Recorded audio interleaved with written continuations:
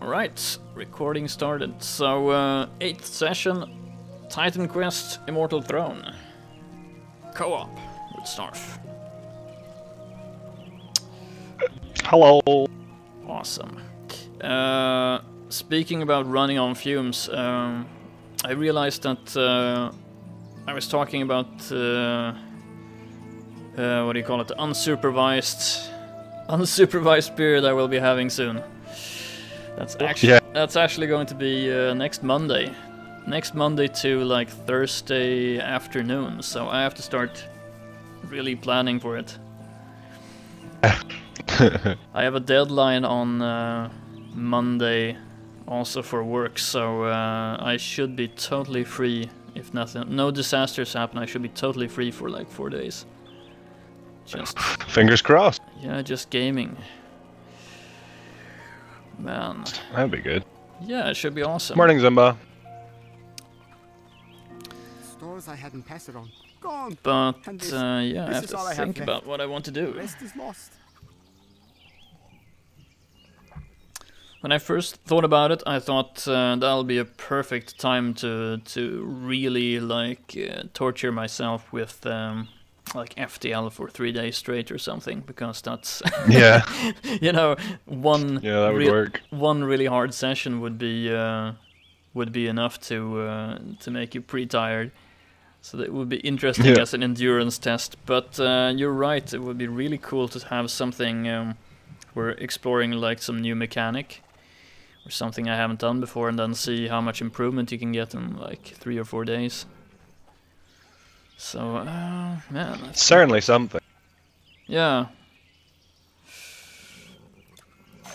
How do you even... I think the main point is that you pick something that you're gonna enjoy. If you're gonna be playing it for 4 days solid and hard, you find something that you're gonna enjoy. When you're marathoning it, it'll really come across if you're not enjoying it.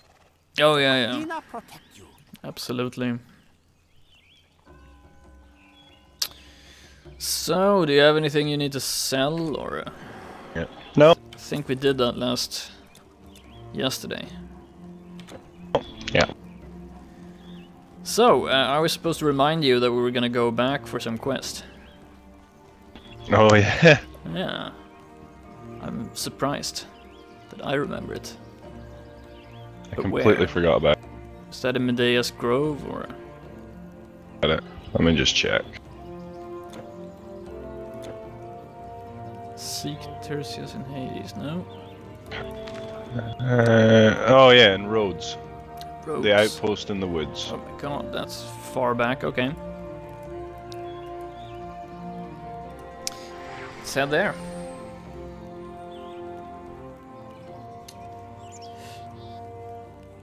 Teleporter's not working, there we go.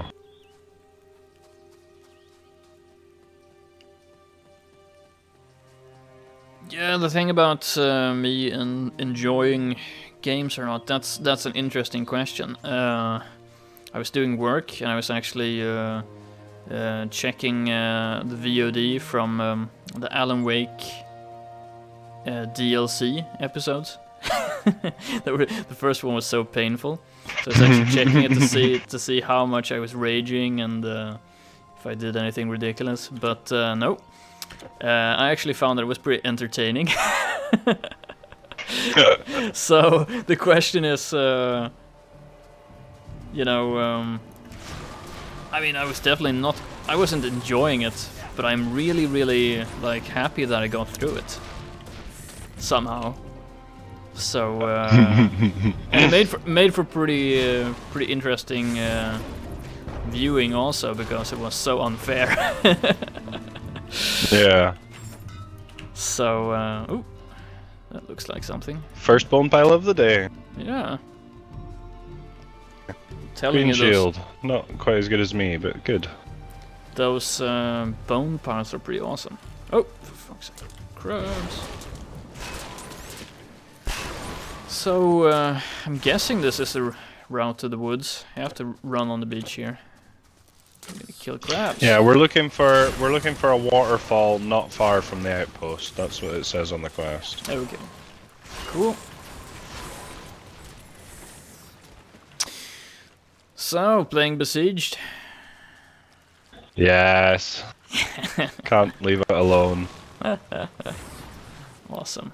I'm trying to make an airplane at the moment, and god damn, there isn't enough bits in that game yet. Okay. But it's still like early access, right? Yeah, it's super early access. I promised myself I was completely done with early access. I've bought far too many early access games and then been completely sick of them by the time they're actually playable. Yeah. But my brother was buying it for himself and he was just like, ah, you can have it or you can't. So fine, I'll have it. Yeah.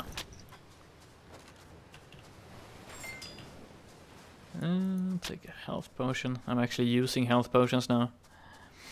Yeah, I'm kind of done with early access. As a almost as a principle. I think we have to stem the tide of early access. I mean, it's certainly not good. Yeah, in a sense, I guess it could be. Have we been in here? Yeah, we have. It's a tiny cave. Yeah, we've. Just had the Yeti on the other side, right? Oh yeah, the giant crab. Wonder if it's back. I want to kill. Oh yeah, the giant crab. I want to kill the giant crab again. Sure thing. I mean, as if you have, I mean, I can imagine certain projects can benefit from having early access and having like a very active community, and you get lots of feedback and so on. But I don't know. I'm probably just being very. I'm just probably being very old school and like elitist or something. But I think if you don't know what you're doing, if you're not confident in what kind of product you're making, if you don't have a good idea about it, probably shouldn't be making it in the first place. But I don't know. It's probably just very old-fashioned. Also, I'm kind of tired of being a little bit burned from early access stuff that doesn't work out. Yeah, I think early access is something that on paper sounds like a solution to a million problems, but in practice it just means that people half-ass their shit because they've already been paid. Yeah, I think it's hard for the majority of developers to keep motivation in such a situation where they already, you know, I've got the money. I know we talked about it, but I think we had a bit opposite experiences from oh, what's it called? Star Drive, right? Yeah, I really liked Star Drive. Yeah, I really liked the idea of Star Drive. I really liked it, like getting into it, the I liked the interface, I liked the music, I liked everything, but it was so broken. It wasn't playable, like there wasn't any balance. Spiny shell. Well, yeah. Well, I haven't played the game like fully to completion. I haven't really pushed what it's got in it.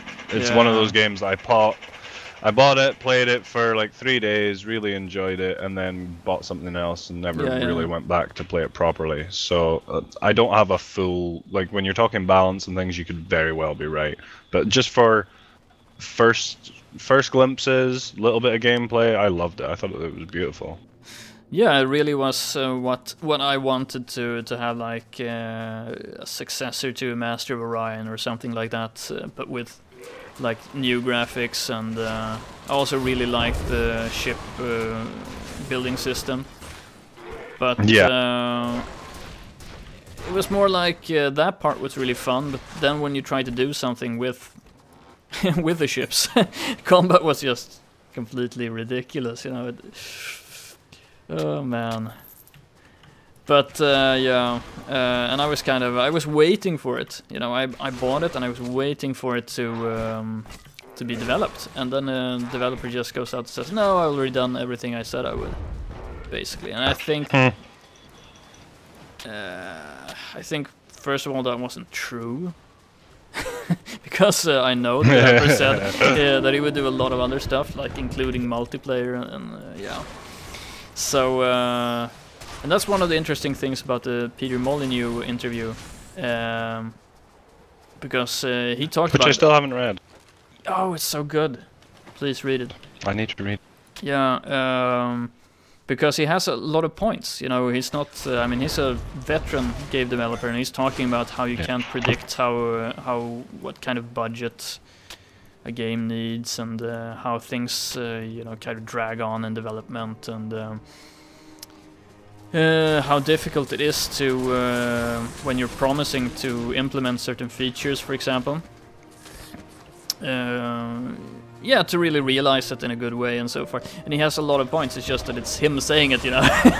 That's not the that's not the problem, you know. That it's difficult to make games. Everybody, I think, realizes that it's really difficult to make games, but he should too, and he maybe shouldn't promise all those stuff, all the things that he does. But yeah, that's the thing. He knows it. He knows it when he says it. Yeah. What he should do is say, "Hey, there's a 30% chance that I can get this in there. Yeah. I'm working on it." Exactly. Yeah, that doesn't expunge him at all. He's a veteran. He knows how that stuff goes down. Yeah. He should know by now to stop making promises. Yes, but he does have a really. I mean, he does know a lot about game development, and he does know. He has a point there, you know. Should we take the fountain or not? Yeah. Maybe.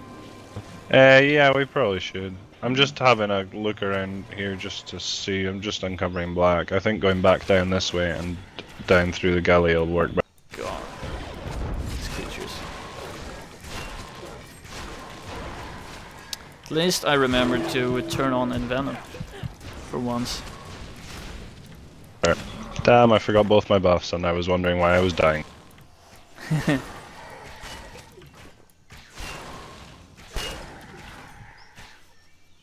Well, you know, we can't both remember our buffs. That's just not gonna happen. Oh, here we go. You found it. There's a gate here and it's sealed by a guardian. So we can't open it. I'm running the wrong way. Overlord's pass it. Sealed by guardian, so we have to find the creature. Yeah. Is there still some black in here? Appears so. Over to your left a bit, I think, maybe. Yeah. Looking. Not really, though. That's the path that's sealed by the Guardian, so we need to find the Guardian before we can get through there.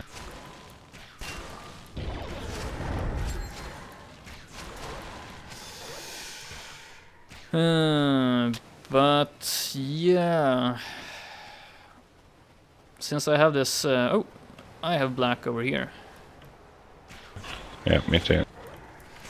Since I have this annoying habit of playing games until I'm done with them, you know, until I finished them.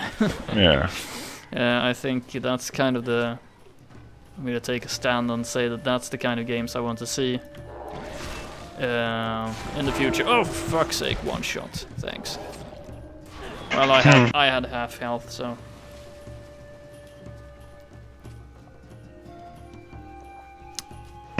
Sorry, my tumble dryer is going mental right now. No, no problem. I put it on early hoping it would be done, but I was wrong. See? Just like game development. Yeah. You were being too optimistic. That's part of the reason I don't like early access. Is like, how many games get to, you know, only a month away from release and are canned, not finished. Yeah. You know, so many. So many. So how can you ask people to buy into your game early on when you just don't know if that's even going to release? You just don't. You can't.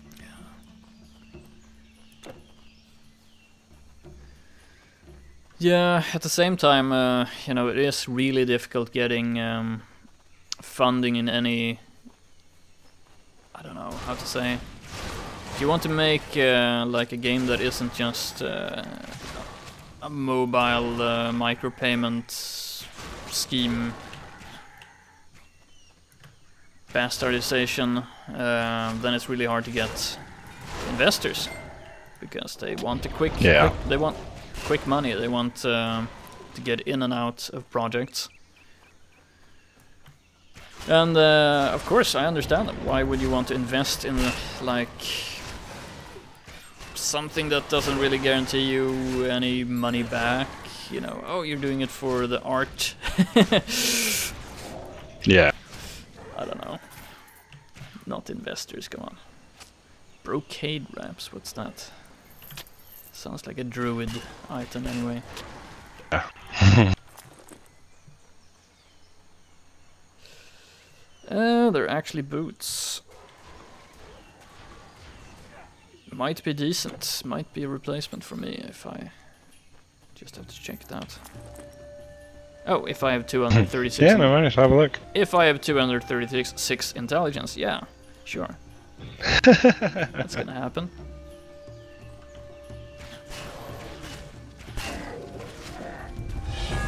Oh, level up.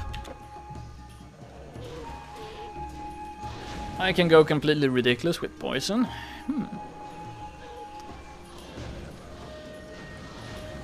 Why not? I died. Oh fuck, I'm gonna put the portal.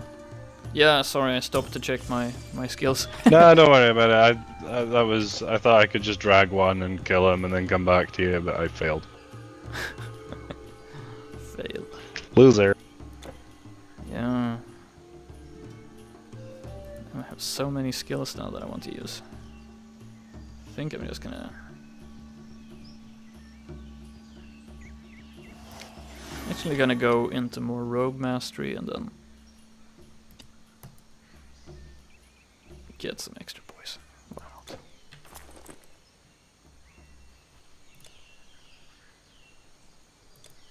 Oh, I've got skills to use as well. Let me do exactly what you did before and run in and get killed. Yeah. It would make me feel better, so please, oblige. Yeah. I think my advantage... Don't forget your XP here, by the way. Yeah. I think my advantage is I can actually attack from range.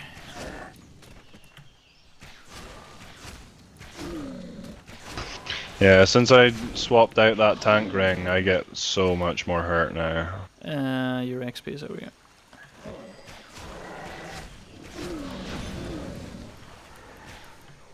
Yeah, it's not so good. It's a really nice ring, and I've had it on for so long. That's a weird thing in Titan Quest, I think. You can find yourself still wearing gear like a whole world later, just parts of it, not the same gear, you know, you do change stuff up often enough. Okay. But I think you can find stuff like wearing, you know, maybe just the boots, like ages and ages later, just because they've got a particular stat. Yeah. I have level 5 bracers. But I mean, they give me +1 to hunting mastery, so I'm not gonna change until I find an item that does the same. They're pretty good. I think they're pretty good. Yeah, I mean 20% pierce damage. Come on. Yeah, that's nice. Yeah. Oh, dead end. Wonder if we'll find our guardian in this cave. We haven't done this game. Yeah, exactly. I thought maybe this is the...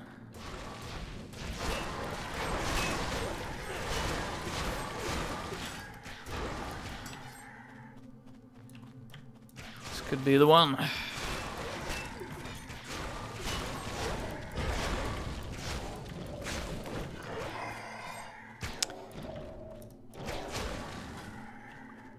Poison!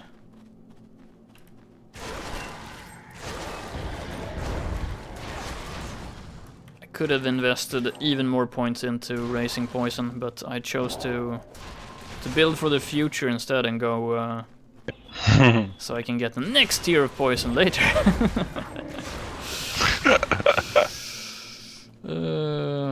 Then the enemies that don't die immediately, they will get like confused and fumble their attacks.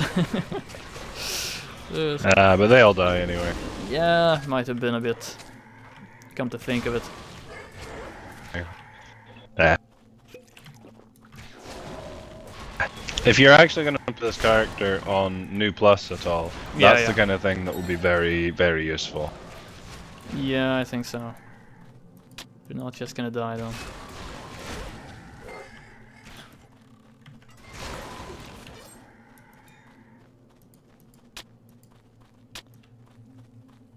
I see a quest.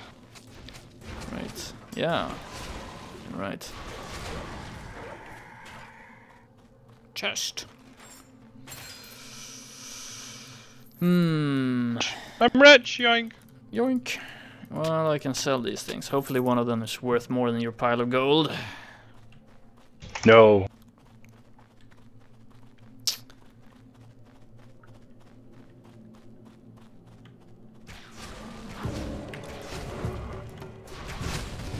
Oh, damn, son. Oh! He fell over. Oh, that was a short fight.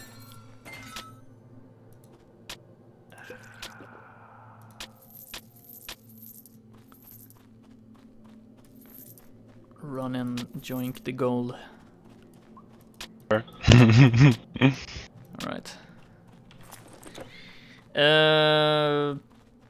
Do you think it opened the path? I don't know. I can go have a look. Den of Antok. Where? Actually, hold on. Antok. Wasn't that a quest? I thought we did all the other side quests. Yeah, we did. Never mind. I'm not sure then. Maybe we'll go have a look. I did get a thing pop up at the bottom, but I don't know if it was just that it was a hero monster was killed, or if it was saying something else. I didn't read it. Yeah, I'm not sure. Whoa, where are we?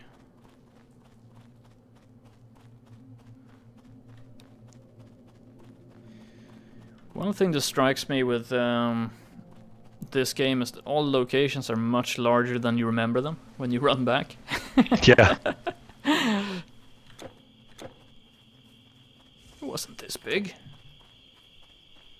Yeah, you're just moving from like mob to mob as you're clearing it, so it feels small. But then once you are free to wander around, it's much bigger. Oh, left some gold. Oh, we got a whole bit over here. Yeah, we should be able to find it over here. It said in the forest. Yeah, you're right. Out camp in the forest, so we're in the forest now, so I guess it's over here somewhere.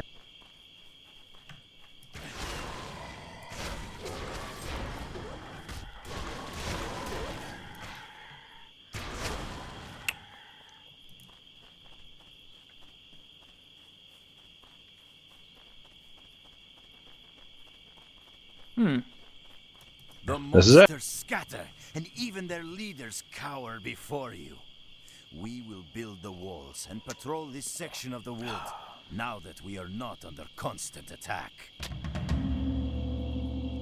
30,000 XP. That was worth doing. Yeah. Whole bar, almost. Let's go see if this gate is open. I'm interested to know. Oh, there's another quest here. That the outpost is truly established, we can It's worth doing it now before we get leveled up too much.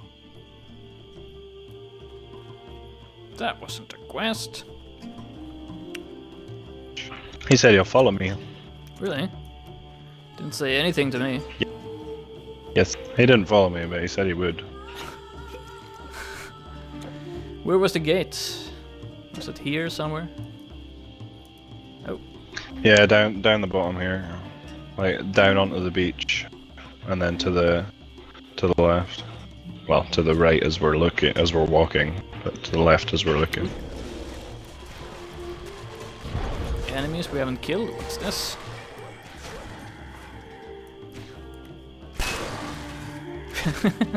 Damn. Catch me if you can! Yeah.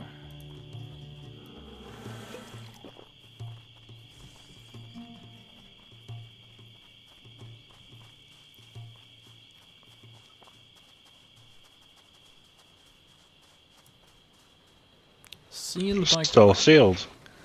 Overlord's Passage. Yeah. Strange. I think we've uncovered everything here. Yeah.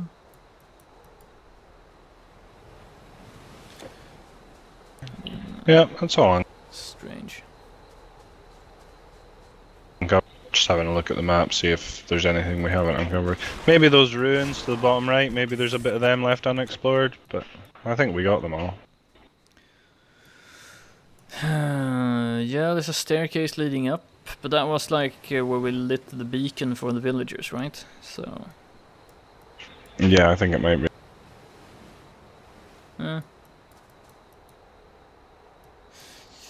So, what do you want to do? Do you want to head back to Hades? Sounds like a wonderful.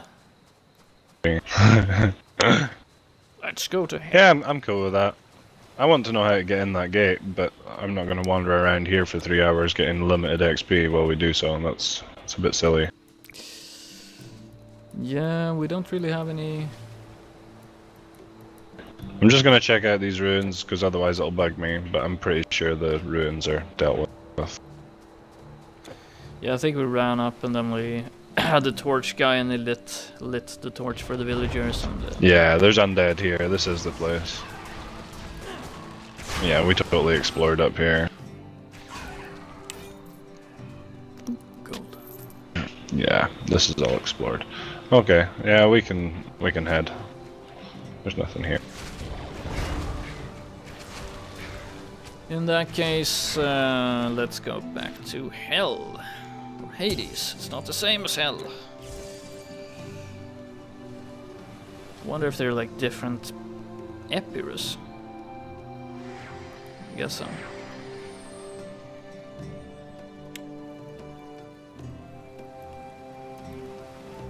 Or we haven't reached Hell yet, I say. Sell stuff. Have you seen them? The Pale Marauders? They sacked our city.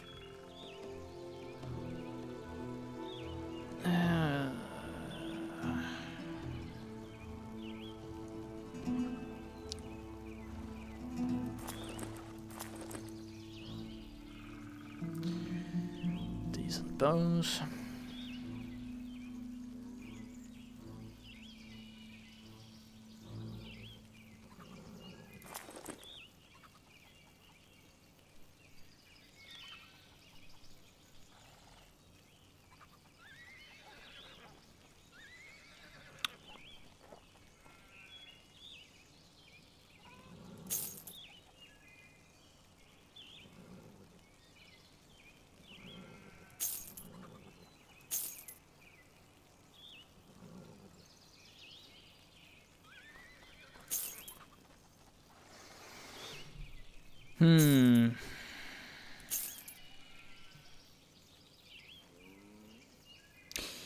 Now to get back to the topic we were discussing before, I think now I'm really...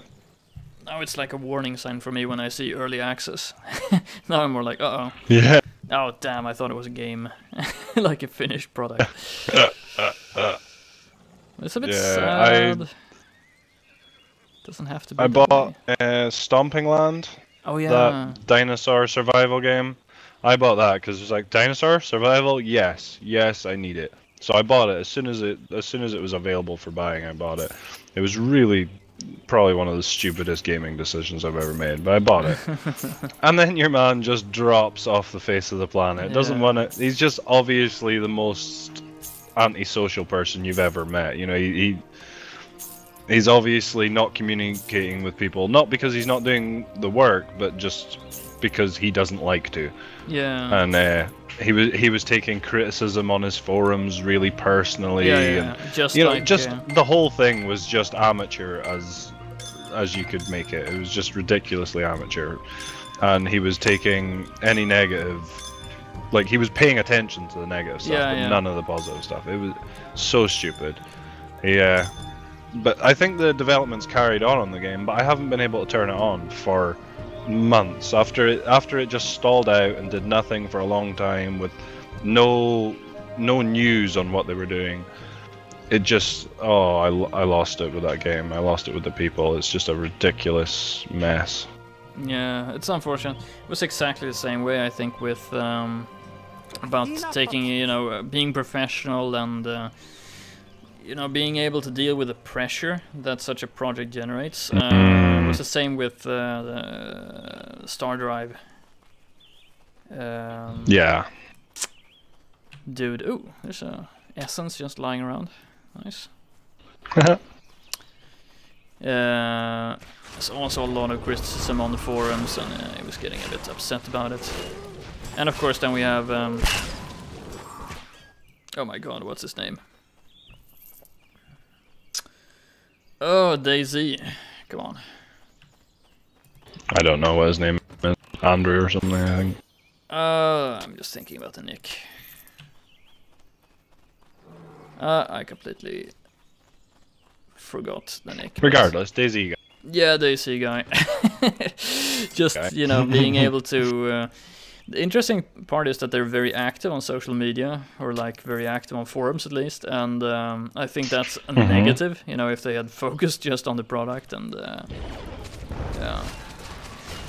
Yeah. But it's also, you know... DayZ standalone has stalled out so hard. I think there's a lot of hardcore DayZ people have lost a bit of faith in it. Yeah, I didn't buy it. That kind of shows, because I really enjoyed the mod, and I thought when this finally becomes a standalone product, it will be so good. I still haven't counted out picking it up, but I'm going to be waiting till it's finished, because I think it probably will be the best zombie survival game when it's done, if it's done. If they finish it, I think it still will be the best one. Yeah. They've got all the good ideas, they've got a little bit more, I don't know, experience, I guess, with the community. So I think they've got the tools, it's just whether they can actually complete it. Yeah.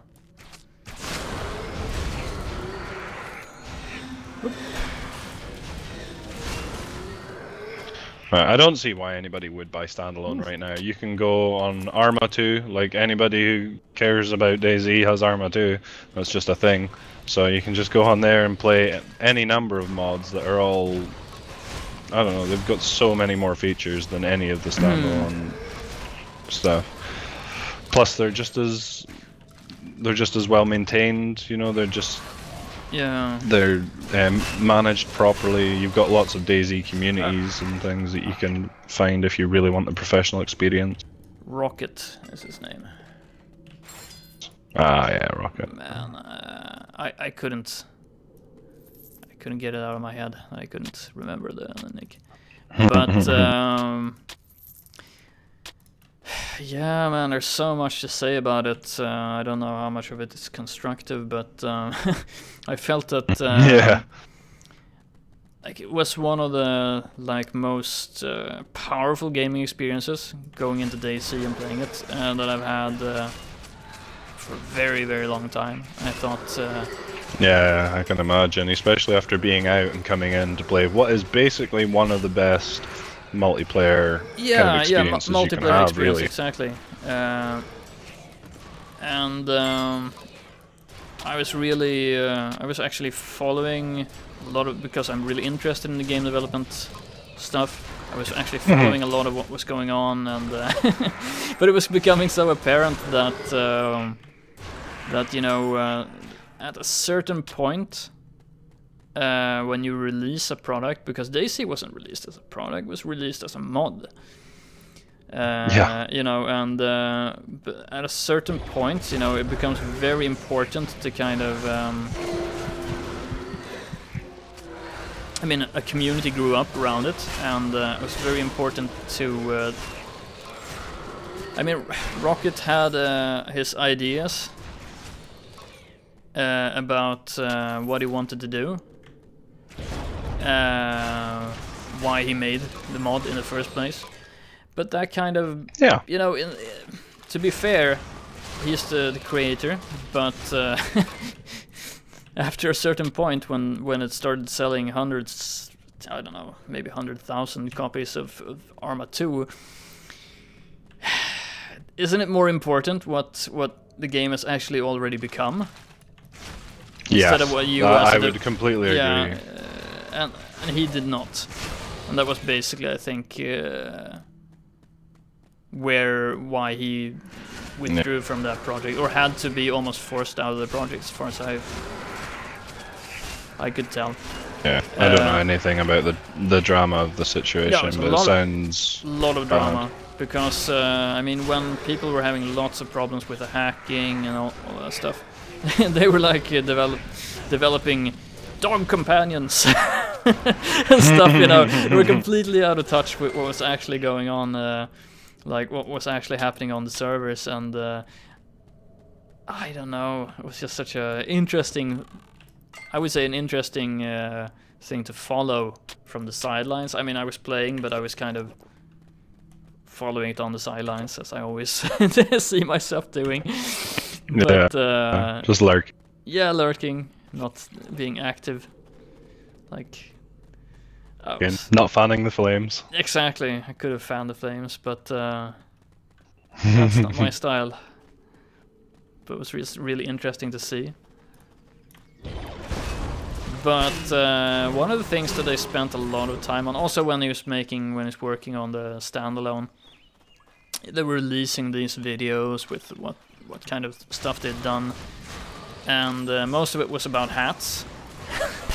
You know, well, now you can wear a fully enclosed like motorcycle helmet. Oh, awesome! That's exactly what's going to make me want to play this game. And I don't know. I mean, it's really difficult being outside the development process to see. You know, I don't know what's going on, but I was very surprised. That's the kind of stuff they chose to show off, like their new gear that you can actually wear layers of clothes and stuff like that. I mean, yeah, that's cool, but yeah, but I have no point in wearing it if some hacker's just going to take it off me immediately. Yeah, I don't know. I mean, I just want to. At that point, I just wanted to a more comprehensive view, maybe. Oh, armor, cool. What the game was going to be about, but. I'd have liked to see DayZ get picked up by a proper studio rather than, you know, the sort of half-assed way that it's gone into its own development. And I'd like to have seen it get picked up by a proper, bigger studio. Maybe even the guys who did Arma, you know? Yeah, like, well, if they'd bought it off of them rather than just sort of supporting it. him. It was? I mean, it was. That's exactly what. They still left it very much in his hand, though, didn't they? Didn't yeah, they yeah. just kind he of was the support lead. it? Yeah, they should have. I think this is gonna sound horrible because it was his product, but I think they should have got him out of the project as soon as it started getting living its own life. You know, then they should have gotten him out of it because he was still pursuing another project, I think. Yeah. But yeah, but of course it's gonna be really hard for them because you know he was selling so many thousands of copies of Arma 2. They swarm over every street and plaza. Yeah. Epigenes may have sent you to help rescue the survivors, but be careful. They're hiding or trapped and may not be easy to find. Bring them to me, and I will see them safely to the camp. Right. Do you think the vast numbers of Arma 2 copies that the mod was selling had a negative impact on getting up to like the standalone? Like, had the mod was good, but it was good for a mod. It was seriously broken if you try and think of it as a game. But people got so hyped about it selling all these copies that, you know, it all got all the backing without maybe people looking at the team that were actually going to be putting together the full game and seeing whether they could do it. I think it was kind of rushed. Yeah, it's really difficult because the Arma, I mean, first of all, Arma, the guys behind Arma, I mean, it's like a military simulator. It's not just any game, you know, it's like a very different type of game, and that's what made the mod so good. Because you had the feeling of realism. Yeah. I had never played Arma before when I found DayZ. So for me, it was a combination of the realism of the combat with like the really gritty. Even the things like I really enjoyed the poor like interface like that. Yeah, I know I told you this. I really enjoyed the backpack. You can mess everything up with the backpack. You know, you could you could destroy your items by putting them in the backpack the wrong way. Everything was clunky, everything was difficult, and it felt like you were actually, when you were in a combat situation, you were actually stressed out about, you know, not misplacing your weapon so it got destroyed, or doing some stupid like thing. I thought that was kind of good because I don't know how to phrase it though. It really added to the tension, you know, and it was really, of course, silly. I mean, as a game mechanic, that's pretty strange. But all of these things with how... It's funny you would say that. Yeah. No, go ahead. My friend and I had a big conversation about that as well, how the backpack was a big part of the game. Just, well, more inventory in general, how when you needed to get something out of the backpack, you had to sit and spend time doing that, and you could get wrecked. It wasn't just menu thing, it was a proper hulking through it kind of thing. It was really good. I thought it actually added more to the game than you would think as well. Yeah, it did add all of these, like the clunky inventory and like some of the... I mean, if everything had been really smooth, if it always had run at like full FPS and there hadn't been these issues, I think the sense of vulnerability hadn't been as high in the game. You felt you were more in control. Yeah.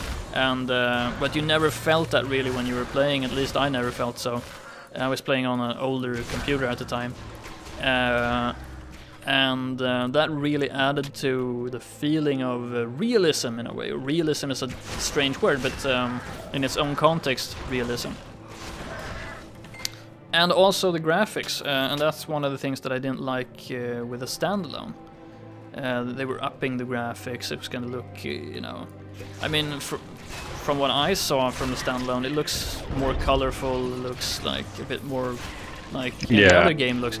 I like the, like, I don't know, the Eastern European look of Arma 2. Yeah. You know, it makes it feel really realistic, or like, not realistic, I don't know, it makes it feel different. I thought I could do it alone. It's immersing, I think. The fiends. Yeah, immersing. They're everywhere. Please, bring them back to the camp. Tell them I tried. Tell them it does not matter, as long as my death is not in vain. Another one of these dudes. It's just, I failed to do what I was supposed to do. Now go and do what I was supposed to do, because I couldn't do it. Damn you. Stratus will be angry. I have taken too long. Yeah, Zimba, I agree. I think there was a lot of... yeah. I don't know, what's the word? I don't know. They weren't... I don't know, mature enough as a studio or as coders. They're not mature enough to really take what is a bad engine to begin with, because let's face it, the ARM engine is a bad engine. Not for what it was supposed to do. They're not good enough. Not for what it was supposed to do, I think. But for even for what it doesn't do it fantastically. Like, even when you... like, I've played a lot of Arma. Yeah. And it doesn't... When you really play a lot of Arma, the flaws become huge. Like game breaking almost. Like even Arma 3 has massive problems that really they really detract from gameplay. And it's nearly all engine based. It's, you know, very few of it is something that they've just done badly. A lot of it is just, well, this is the way the engine handles stuff. Sorry. Yeah, okay, you might be right, but for what I'm not an expert at all on Arma, but from what I've heard, it was more. I mean, they were selling this stuff for like military simulation, and you know, it was more like you know, the reason, for example, hacking was so easy was because it was really easy. There was no checks at all. A client could just tell the server to spawn a tank, and the server spawned a tank. Yeah. Because there was no reason that anyone would be cheating, because it was not meant to be like, you know, your average game. Yeah, it's training software. Yeah. So, so I think it's gone through a development into something that it was not meant to be from the beginning, and they have never really gone back and redone it. And that's kind of what I thought they would be doing with the standalone. They would be like changing the engine and stuff, but I guess that was just too much for them, probably. Yeah, I that's part of my problem with it is DayZ to go from mod to standalone has to be a huge jump in quality. It just does. Otherwise, it has to have as many features as the mod and play better. If you're gonna justify a standalone at all, it has to have as many features and play well, at least as well, if not better. And with them making the standalone for what was a mod, just a glitch-riddled game, it absolutely had to be good. And it's much better for glitch-wise. Like, you don't get killed by a floor and things anymore. Not the same. Yeah, right. Those things are ridiculous. Yeah, but I think it really needed a much more mature studio to take it to what it needed to really justify its own title. And that's one of the interesting things also, to go back to what Peter Molyneux said, that, you know, actually I don't know if he said it, but I thought about it. And it's the fact that, you know, resources are not necessarily everything. You know, because they must have had lots of money. I mean, think about all the copies they sold of Arma 2. And I mean, not just, well, they weren't making money off of that. That's the big thing. But Beth, is it Beth said? Beth? Oh, I can't remember who it is. No. God, I don't remember. I can't remember what their name is. But it begins with a B anyway. Yeah. Oh, but they were making money of that. I mean, I probably missed out on a lot of development, but when they started out with the standalone, wasn't it the same company that made Arma 2 that was going to make the standalone? They must have made a lot of money. Yeah, they were publishing it. Yeah. So yeah, they shouldn't have been a poor studio at all. So they should have had a lot of development money, and also investors, because the hype. I mean, yeah, the hype. A lot of people would have been pretty easily persuaded to invest, I think, because just the amount of social media and stuff, you know, that matters to investors. But I think, you couldn't go anywhere without hearing the name DayZ. No. And I think one of the things that makes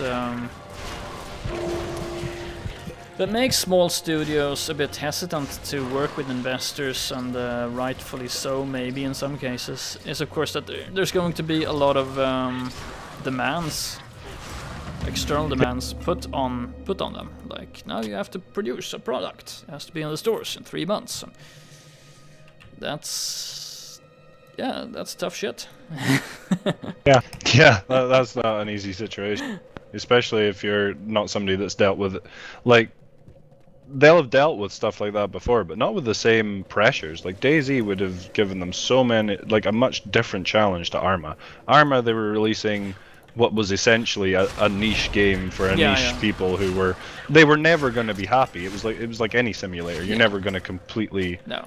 You're never going to appease your group, but you'll give them something that they'll play to death. And it was basically always going to be like an early release situation with that game, because you always could fix it later and, you know, patch in whatever you needed. And if you have a community that's, you know, that's already pre-existing, you can always do that. And that's the thing they could definitely have. I mean, that's what they built kind of with DayZ as well. Yeah. But then they stopped development on the mod to do the standalone. And that's kind of when I think a lot of the hype kind of died off there, because it was kind of divided into two groups. Oh, it's this down to I think there was a bit of I think there was a bit of naivety about how good the standalone was going to be on release. I think a lot of people kind of expected when it came out for it to be, you know, virtually on with the mod, but just better graphics and better running. There were just too many people expecting that. So when it wasn't that, the burn, I think, subsided a lot, the hype burn. Thinking maybe we should do the quests. Sure. Because I think we've finished one quest, we have to turn it in. And then we have 2 more quests in this area. Cool, we'll just do the area, get the quests, get the XP! Sorry Simba, I got carried away, so I never read your post out. But I read it.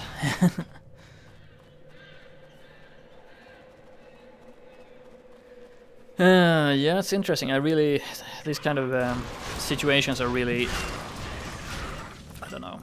I like to analyze it. It's fun. Ice Fire Pike sounds like some cool spear.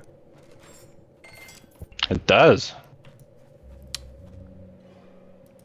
Oh my god, it's so cool. It's got a fiery blade on one end and an icy blade on the other. Oh wow. Plus 10% total damage, that's worth wearing it just for that. Nice. But then it's got 66 burn, 63 frost. Oh my god. Chance of 47 fire, cold damage, reduced freeze duration, and offensive. Man, this is sweet. I should just snatched it up and sold it, so you didn't see it anyway. Yeah. Awesome. It looks so cool, I can't wait to wear it.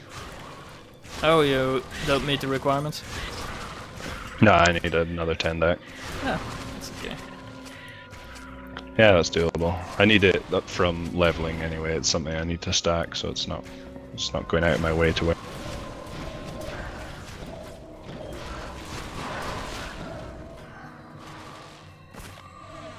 I think I'd probably be wearing it just from a fashion quest point of view.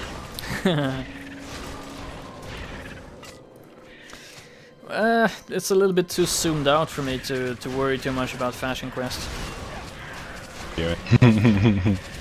But Dark Souls was definitely, you know, Fashion Souls all the way. I was kind of fashion over function. Yeah, I was kind of allergic to some of the equipment that they had also looked. The thing about Dark Souls though was, although equipment was pretty important, if you decided you wanted to wear, you know, anything pretty much from the game, you could get away with doing that. Yeah, definitely. The mechanics were such that if you were good enough, you could wear something that was not as good stat-wise. Yeah, Dark Souls had, I mean, there's a lot of discussion about a lot of hype or misunderstood hype, I would say, around the difficulty of Dark Souls.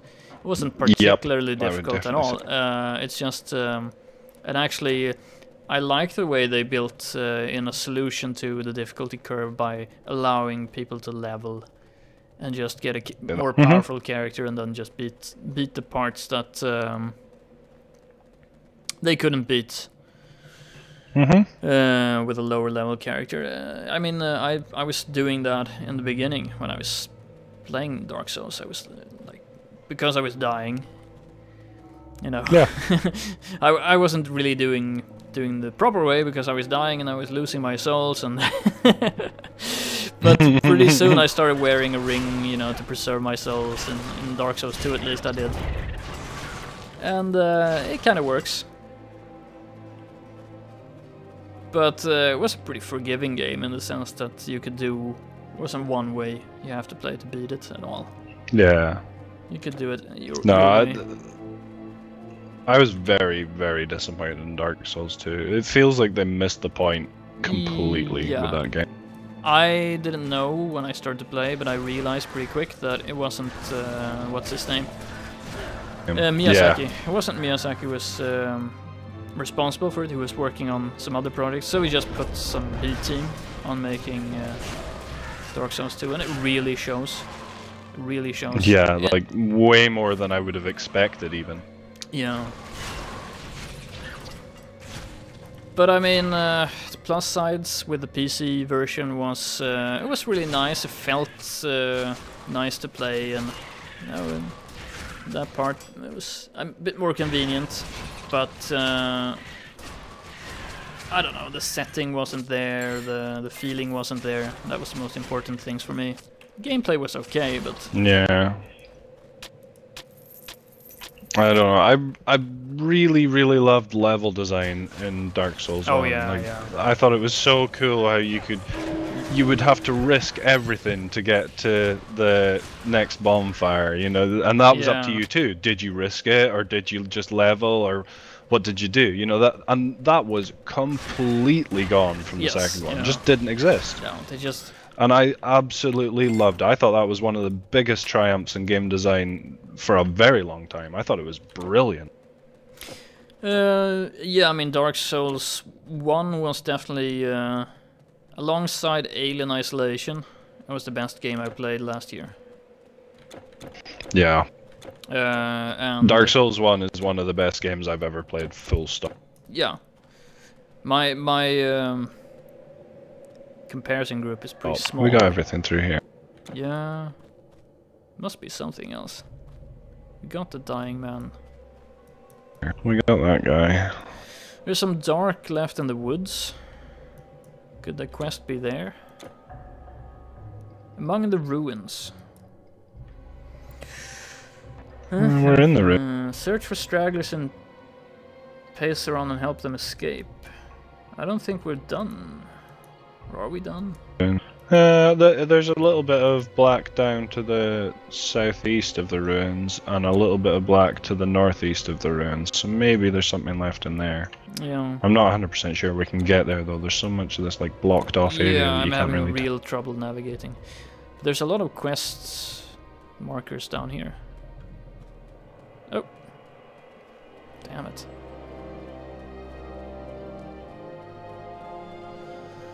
Well, yeah, that's all the quests that we picked up. I wonder if we finished them.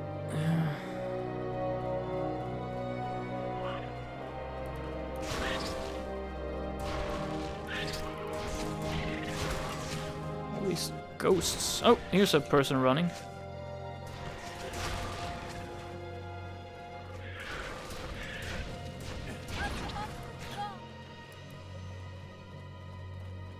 Oh, there we go. They're just running. Yeah, we're saving these people. Running back and forth. Yeah.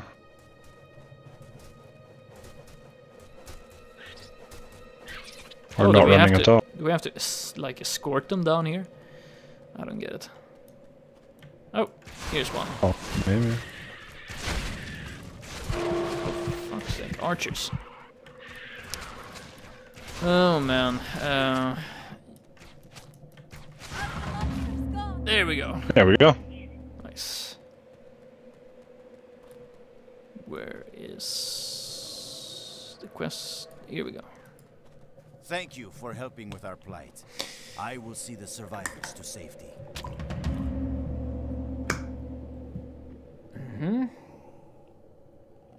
Jewel of survival. I just got some Hormus of survival. I don't even know what that is.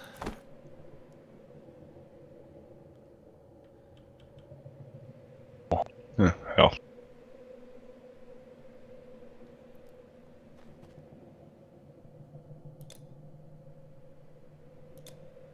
Very well.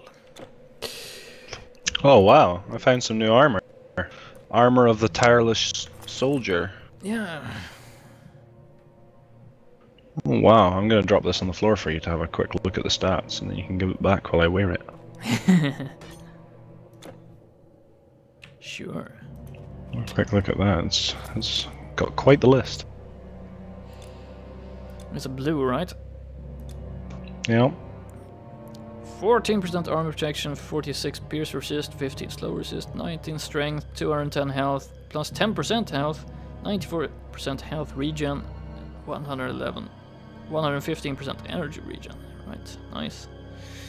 Yeah, so if I can wear that without losing out. I'm gonna put that on then. If I can put that on without losing items, then that'll take care of my loss of tankiness since I changed my ring. Cool. Yeah, we definitely need you to tank.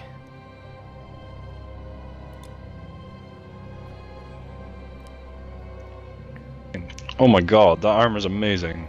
It puts my armor up by what? Fuck, like over 100. Over 100 armor for that. Nice. And I get Yeah, I get like 5 damage as well out of it. So that's a massive upgrade, really. Yeah, it is.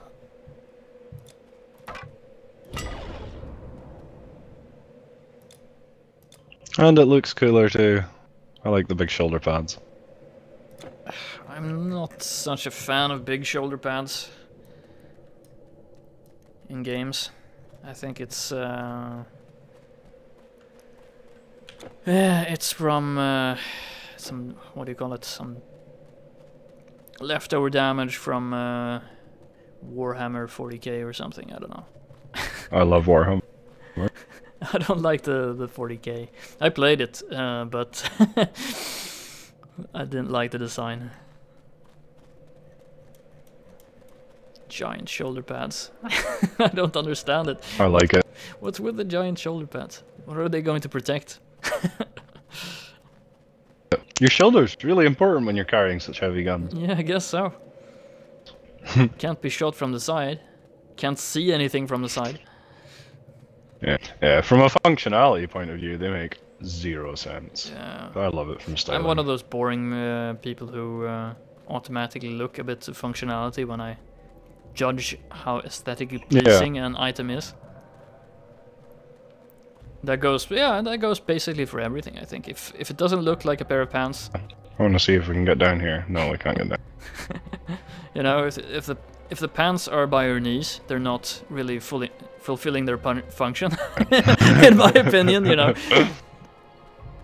I can see how you can have differing views on the function of pants. Like some young people today, I'm gonna sound so old. Some young people today seem to think that the function of pants is showing your underwear, revealing your underwear, while I seem to think that the function of pants is to, do the opposite.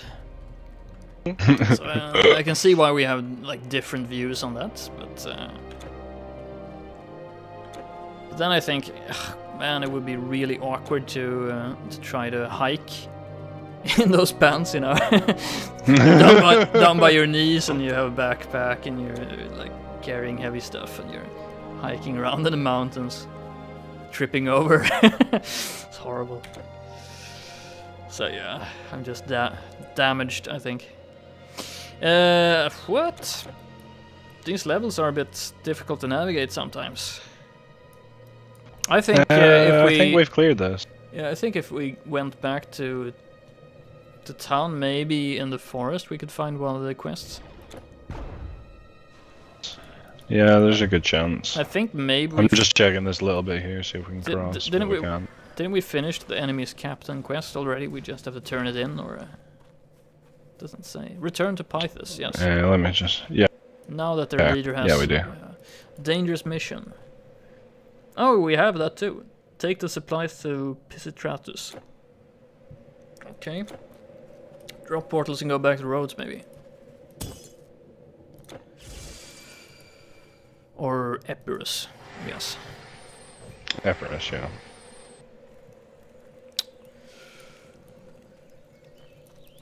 I won't exaggerate. Things are grim.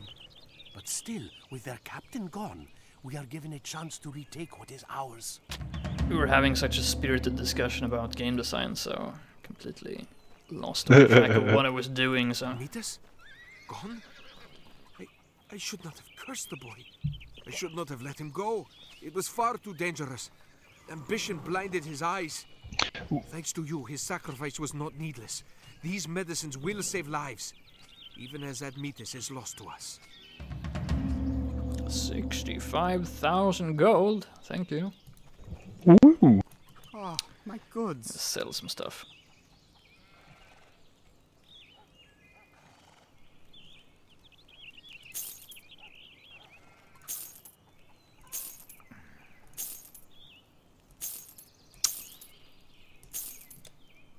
Yeah, see you, Simba.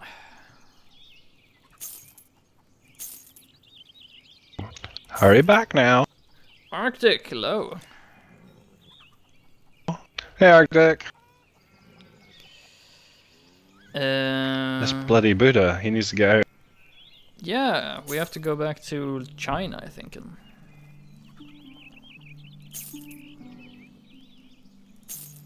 ancient China.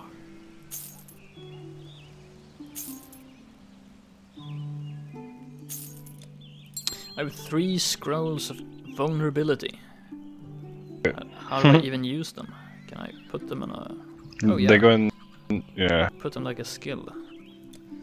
Maybe to make a boss fight ridiculously easy.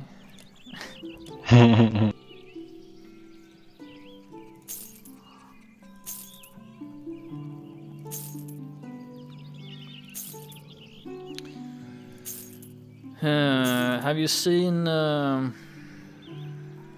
speaking about Kickstarter projects and all the stuff we've been talking about, have you seen Kingdom Come? I have. You have or haven't? I have not. You have not, okay. It's like a medieval... I don't know, like Skyrim without dragons. It's like a medieval game done by, I think, their Czechish studio, I think. I don't remember. Something like that. And a Czech studio. And Kickstarter financed, or mostly Kickstarter financed, or at least half. Actually, I think they have a publisher. Gee. But it's very ambitious. And it's been pretty interesting following it. And they're very, like, professional, I think, in the way that they are transparent with the work, and they are real professionals. They're not just like a group of people. They are game development professionals, all of them. You could check it out. It's pretty interesting. They have a lot of content available. Yeah, I'll have a look. Yeah, exactly, Arctic. We're on the 4th act. I think the last act of the game. Yeah. You see, with all these survival titles everywhere, a big problem in survival games is just stopping random deathmatching happening, because it's too easy to get. You know, that's the easiest way to play any survival game. Yeah. So many people play it that way, and it ruins it, or not ruins it, but it makes it very hard to have the I don't know, those big open player-made sort of fun times. They become much harder when everybody's deathmatching you. Yeah. Like the RP stuff. I'm wondering how they're ever, like, if that can even be solved. Is that a problem that can be solved? Yeah, I don't think so. I don't think so. I'm a bit pessimistic, maybe, but I think that's just gonna be. I mean, it's kind of like, I don't see how. How are you going to solve it? I've thought about it a bit, and also. I mean, one of the things I really liked about, and that's why we were talking about, for example, if I was going to play DayZ again, if I was going to play the standalone, or if I was going to play some base building mod or stuff, I kind of realized that what I enjoyed about DayZ was not the organized PvP, but I enjoyed the survival PvP aspect of it. You know, when you're creeping around and you encounter someone and you kind of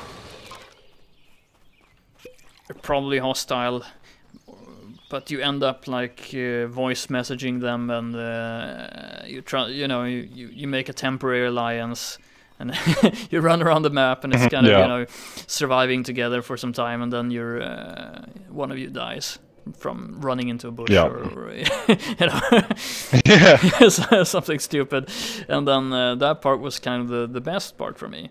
And I think the base building and that kind of stuff, for me, it kind of ruins the feeling of this hostile world, you know.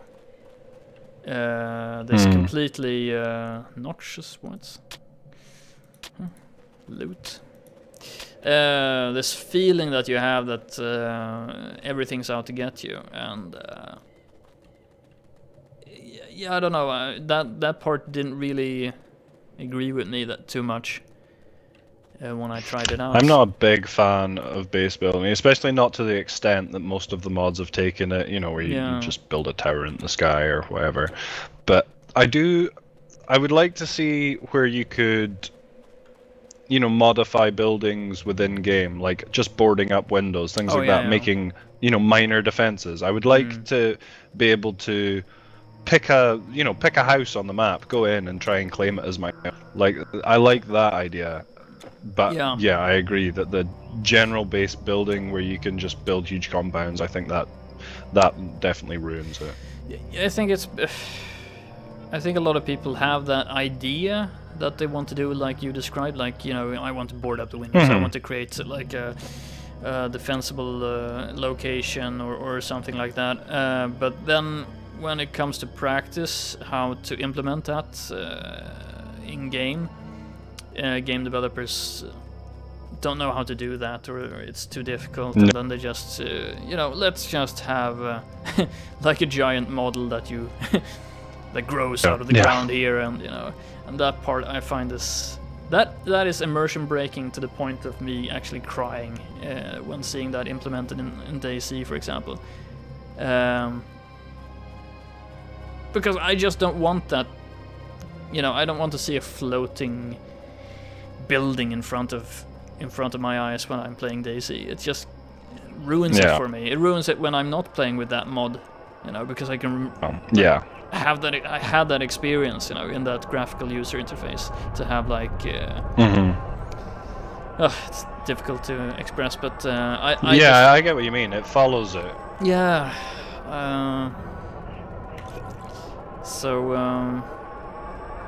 It's really difficult to do those base building stuff in a really good... Oh shit, we're in hell. Well, as soon as you give people the ability to build anything, they want to build something bigger. So it's very hard to keep saying no to your audience, I think. Yeah. I think that's a big part of it. But it's also difficult to do it in a way that feels immersive. You know.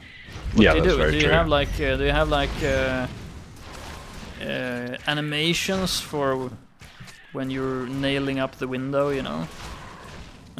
Boarding up the window. In a perfect world, in the game like I would make, it would just look like you were hammering up a nail. You know what I mean? You would have to just sit through the 5 minutes of putting that up, but that's not fun in a game. Yeah, no game developer would do it, and that's why I thought Alien Isolation was such like, from the standpoint of what kind of game it was and what kind of player I am, it was a pretty perfect game.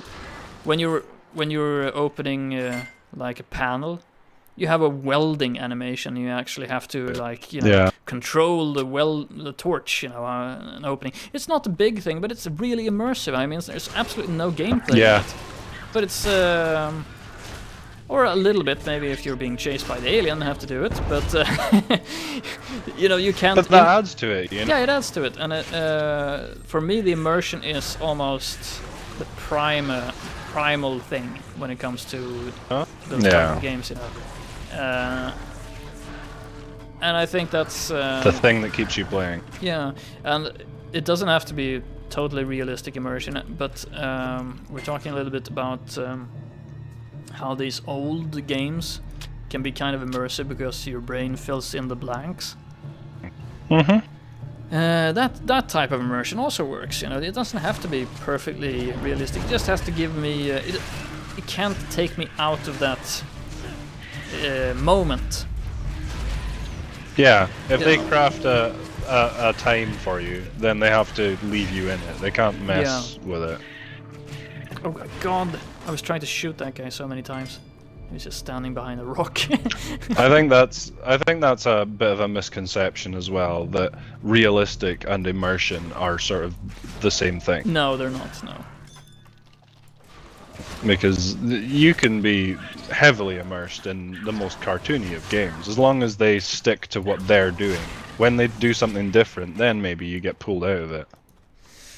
Yep, absolutely. And I mean, Arma 2's graphics is not realistic graphics. It's just that they have an immersion, and also I think it's a little bit of a problem because after playing that, I started associating that graphics with that experience that I had.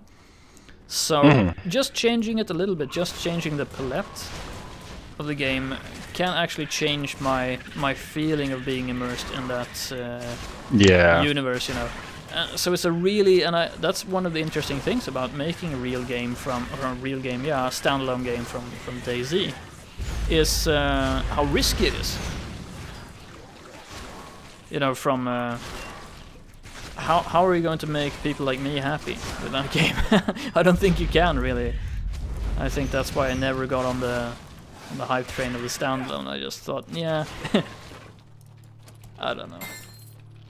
Yeah, I'm not a big fan of the new palette in the standalone either. I don't think it looks bad. I don't think the game looks bad by any means. But if you gave me the choice of sort of the palette from Arma 2 or the palette from the standalone, I would pick the Arma 2 palette personally. Yeah, there's been this thing with I don't know, in graphics, where people have been going for an appealing look. You know, in a lot of games. Yeah. That aren't supposed to have an appealing look, in my opinion.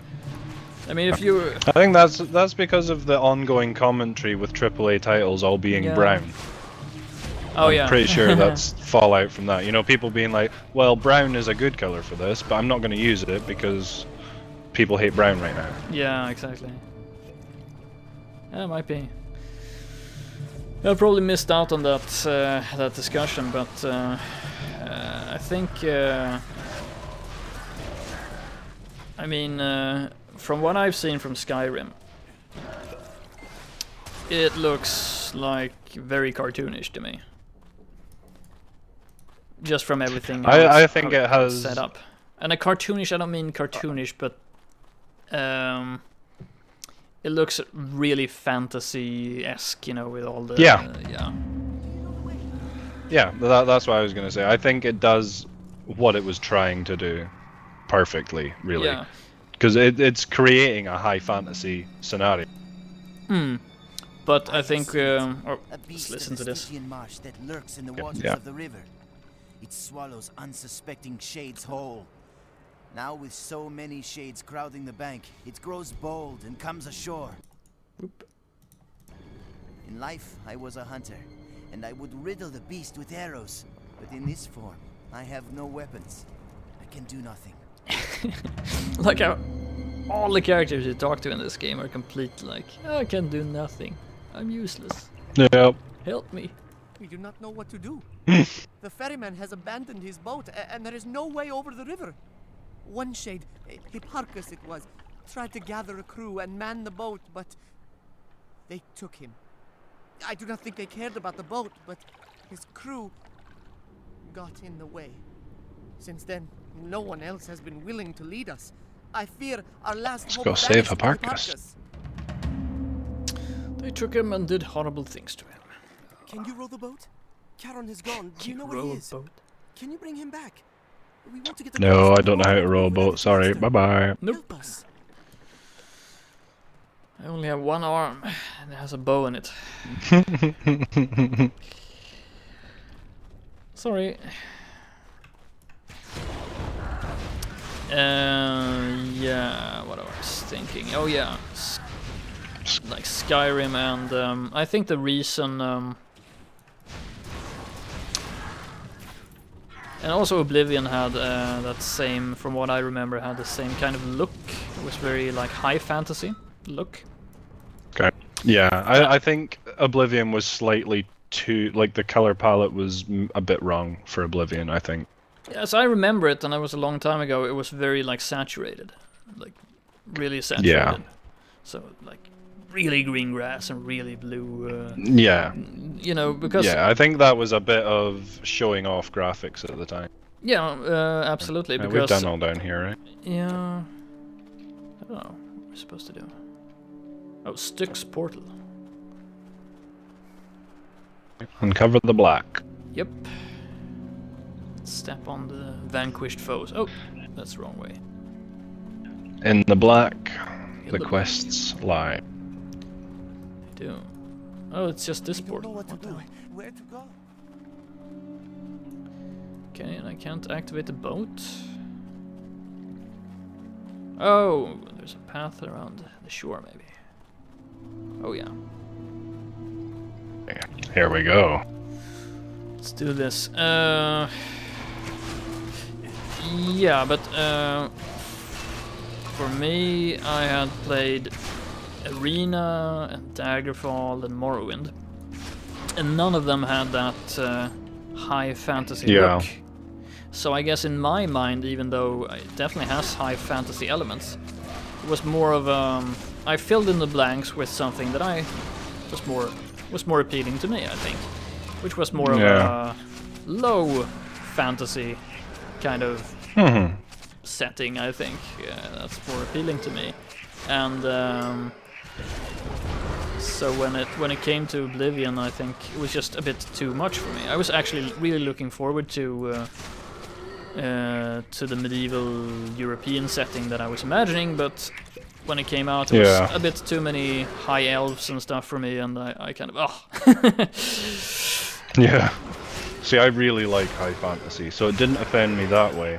No, and exactly. I hadn't played the originals properly, so it didn't offend me that way either. So I was very lucky, I think, and I was one of the 4 or 5 people on the planet that actually really liked Oblivion. No, a lot of people liked Oblivion. I think it wasn't fashion maybe to say that you liked Oblivion, but I think a lot of people really enjoyed Oblivion. So it's one of those things. I think when Morrowind got so much credit from, like, I don't know, the right people, I guess. But I think a lot of people really enjoyed it. So, and I think I will enjoy it when I play it. And I've changed a little bit. I've become a lot more open to trying games further than just my first visual experience of the game or whatever. You know? Yeah. Oh, this isn't my style. I don't want it. You're over that. Oh my god. Woo! Still have to find one more, I think. Yeah, you know, don't judge a book by its cover, I think. A bit. Yeah, we all do to an extent, but you've managed to get past that a bit, I guess. I've done now, but I was very, very sensitive before. Yeah. Very conservative, very sensitive.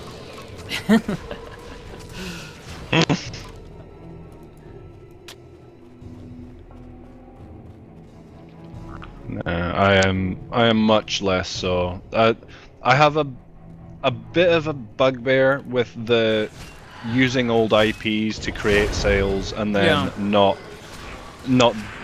you know, treating the IP the way it should be treated. That I think that's an insult to the original makers. I think it's an insult to the game and an insult to the fan base. I think it's a huge problem. It really annoys me. For fuck's sake, but yeah. At the same time, if another studio owns it, then yeah, I guess they can do whatever the hell they like with it. It's their game, and I'll still play it. You know, I'll still try it out. But things like Thief has really annoyed me. Thief 4, and I wasn't even a massive fan of the Thief games, but I think there's so many people that are huge fans of that people just needed, like, when they picked it up and decided they were going to turn it into some money, they needed to be a bit more respectful when they did it. Absolutely. But even if they are, like, respectful, I know I'm probably going to get into a lot of, I don't know, a lot of people will disagree, but and it's a difficult discussion, but I'm going to get into it because I'm going to be playing the UFO series this year, I hope. Yeah. And I'm a huge fan of the original UFO game, or XCOM game, depending on if you're European or American. Yeah. And I was pretty optimistic first when I heard that, oh, Firaxis is picking up. Then I heard, oh, Firaxis is like Sid Meier's cronies. That you know, it's that company, and I don't know. I have a bad history, unfortunately, with like Sid Meier's games. I think they are. I think the fact he puts his name on his games is. It kind of tells you everything. I don't know. There's something about that I hate.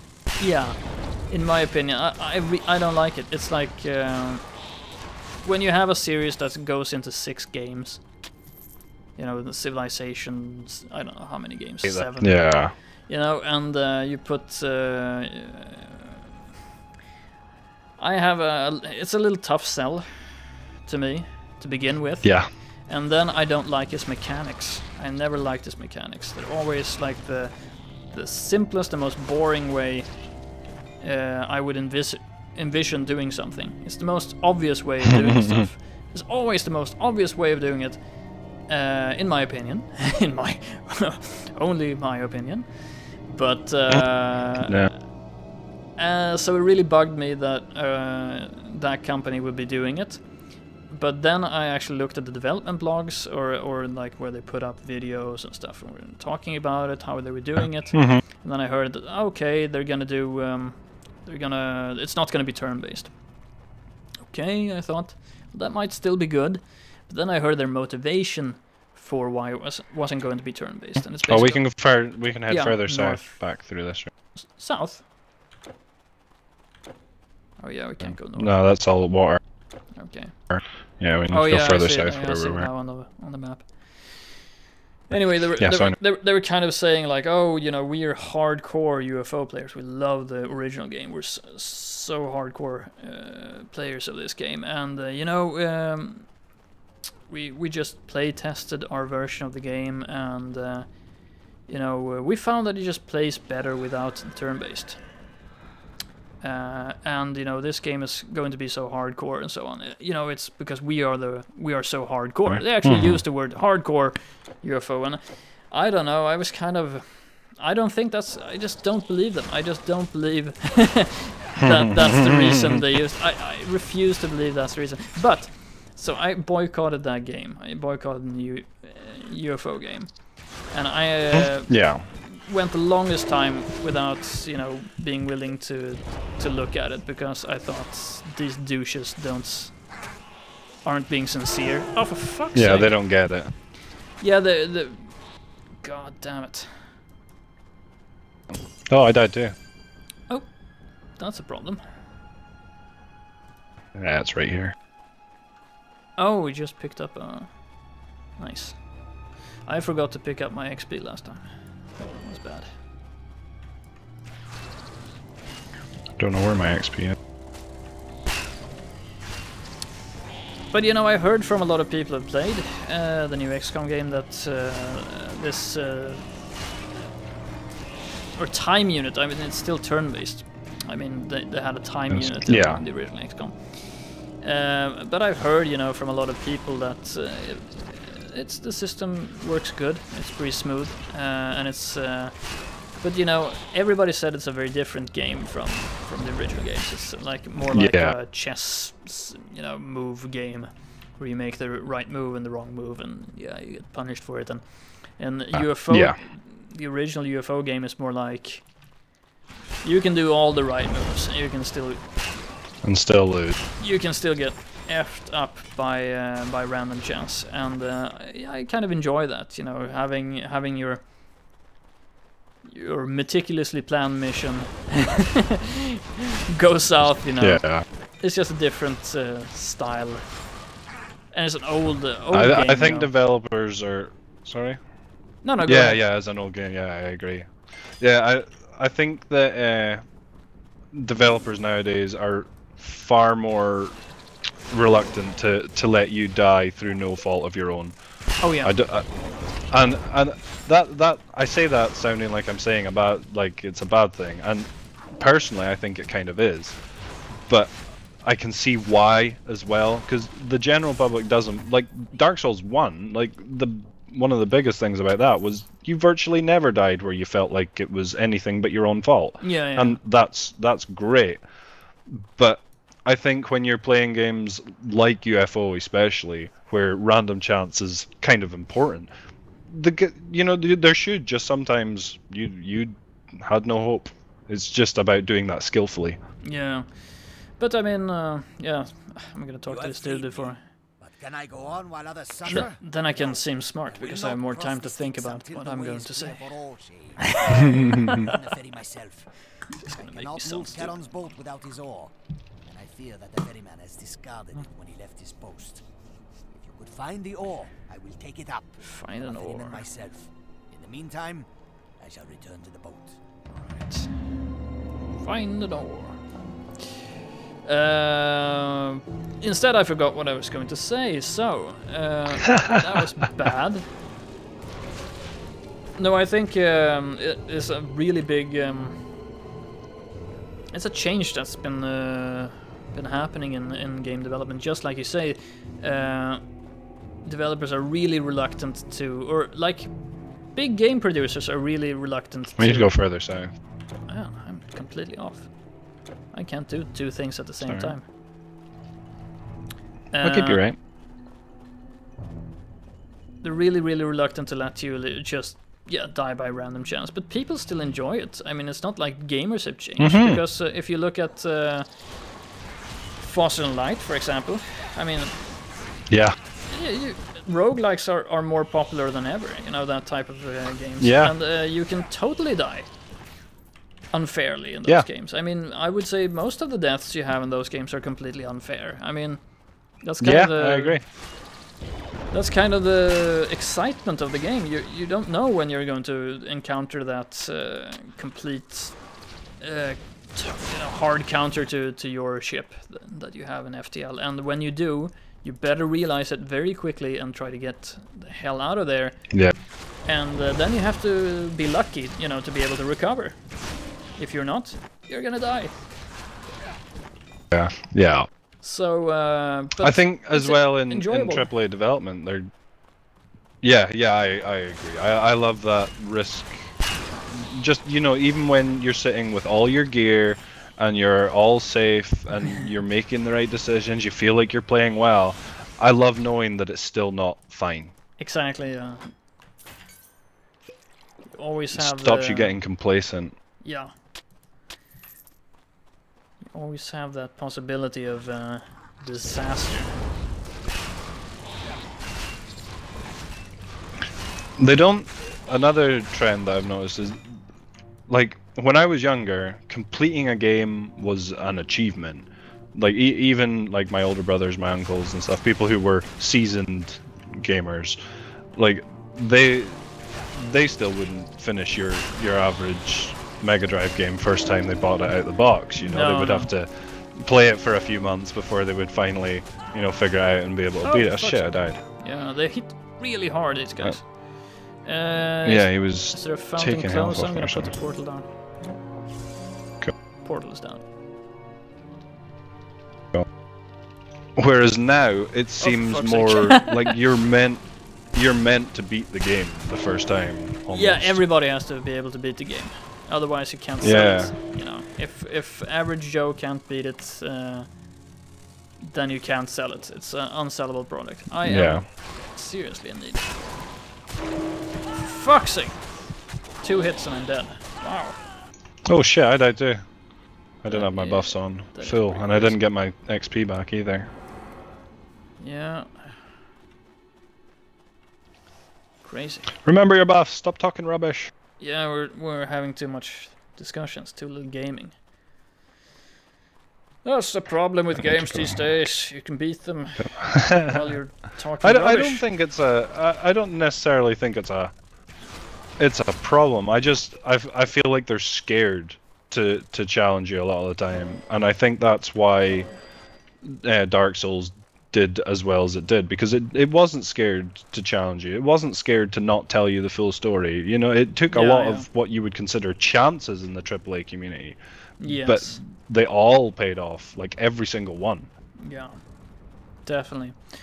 Yeah, I think that's a good, really good analysis. What was happening there? But it's kind of sad that it's only like indie developers and who are taking that risk now, because that was one of the things that really bugged me when I saw just the basic mechanics of the new XCOM game, is that everything was so linear, you know. The weapons did. I haven't played it, so I can't. I might be wrong on some of these points. I'm going to play it, but the weapons had like a linear damage that they did, you know. It did 7 points of damage or 8 points of damage, anyway. So you can basically decide, you know, oh, one shot has a 70% chance of doing 7 damage to this guy. That's going to, you know, you can calculate, and that kind of, I don't know, that should be a good thing. But for me, coming from the old UFO games where, you know, a pistol shot can do 1 damage or 40 damage, it's kind of like the opposite of the Fallout discussion I was having before, you know, with Fallout 2, where it was too random. The new game was just seemed a bit too linear. Yeah, but I don't know how it plays. That's a hard balance to strike. It's really hard, yeah. Because the Fallout games are definitely too random, because the critical hits were just too powerful.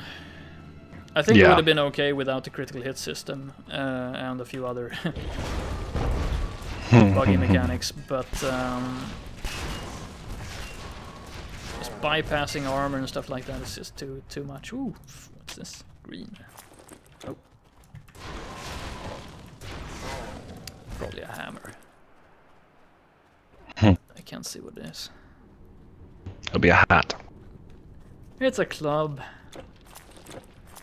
That's no use. Oop. Wanna be in my club? Fun guy. Yeah.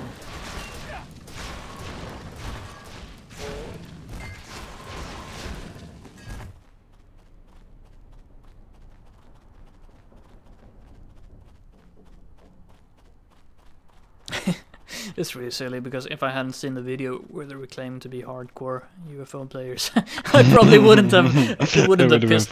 It wouldn't have rubbed me the wrong way like it did. Just like. I've got a buddy that is. He loves XCOM. Like. Yeah. He plays it all the time. It's his game. You know. People adopt a game. That's the game he's adopted.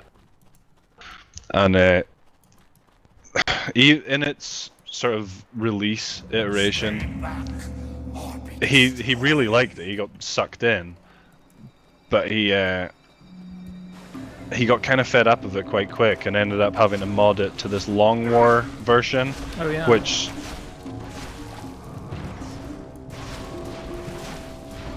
it changes the game up quite significantly. And he made he's been playing it maybe twice the time he'd been playing it previously, with this Long War on it. And I think the Long War I haven't really looked into it properly, but I think it's got a lot more to do with the original game. I think that's made by people who actually were hardcore UFO players. Yeah. I died. That's okay.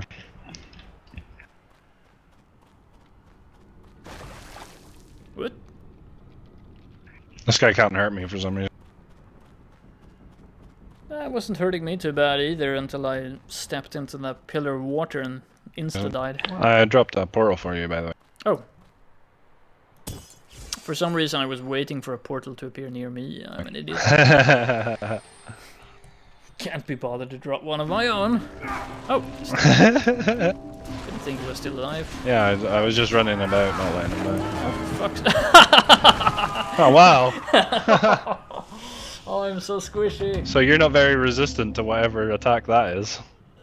I think I am. I bet I have more resistances than you, but just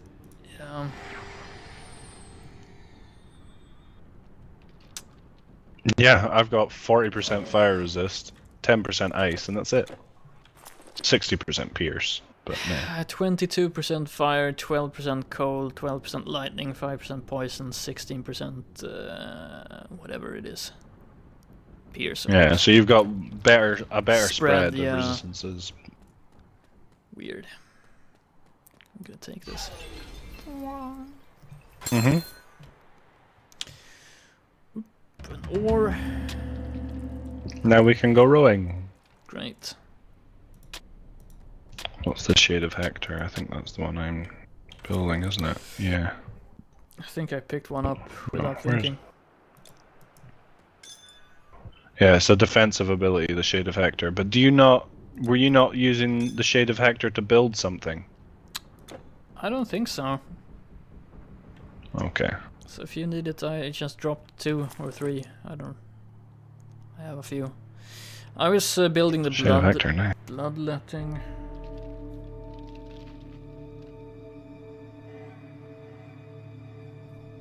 Should definitely go into defensive stats, I think. Or I don't know what I have. I don't have that much defensive stuff. No, armor's really the only thing. Yeah. Armor and resistances.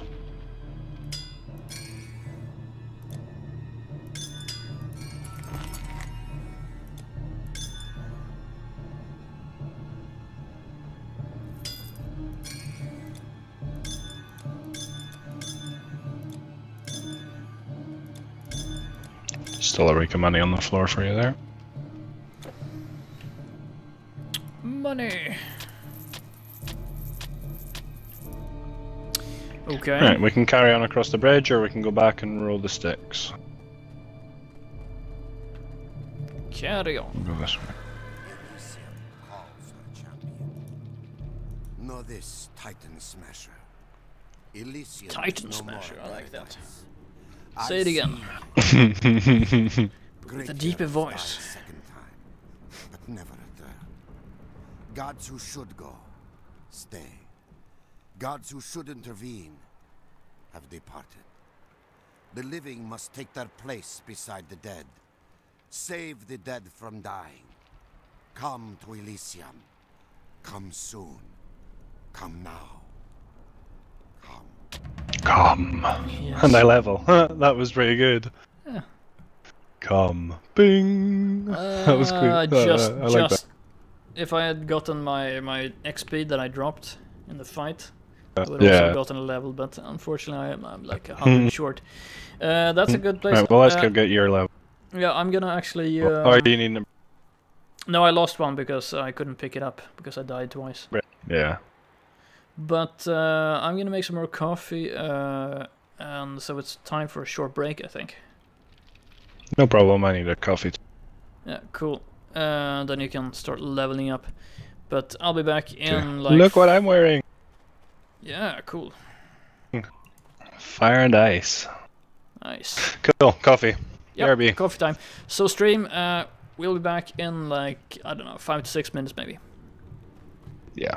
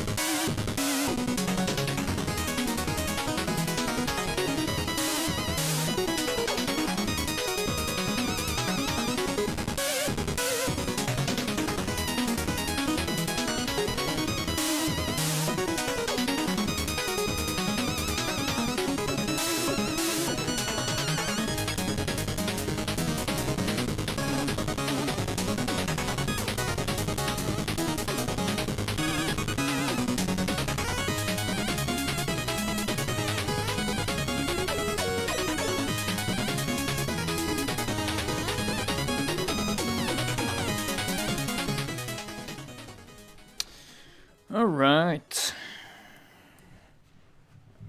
Hello. Hello.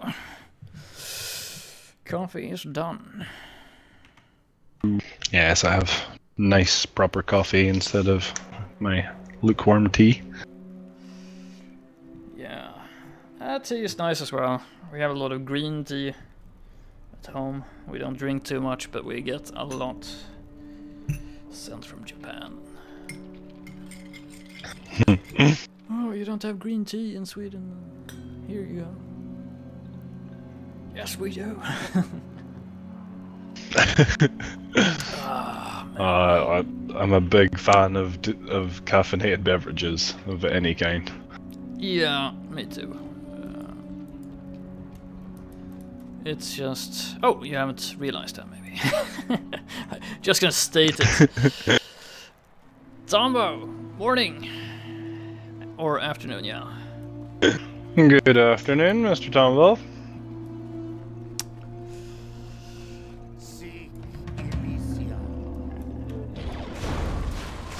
I just need a few XPs. Yay! Level up. Is it a bit laggy for you? Maybe we should restart. I'm getting 0 lag today. It is really? being extremely smooth for me today. Nice. Well, in that case, we're not gonna do anything. It's probably just my computer. For some reason. What do we want to do? Toxin distillation. Maybe we should just... Yeah, that's... Well, saying that, it's actually a bit laggy, like, right now. It's just started. As I'm doing circles around you, it's a little bit chuggy compared to what it has been today. Okay. Yeah... Yeah, if you want to do a restart, I'm not against that. Yeah, there's something going on. Let's do it now.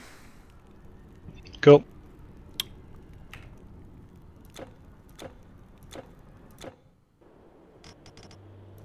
Might as well. When we have this little disruption. Anyway. Back to the hell that spawned you, Tungle.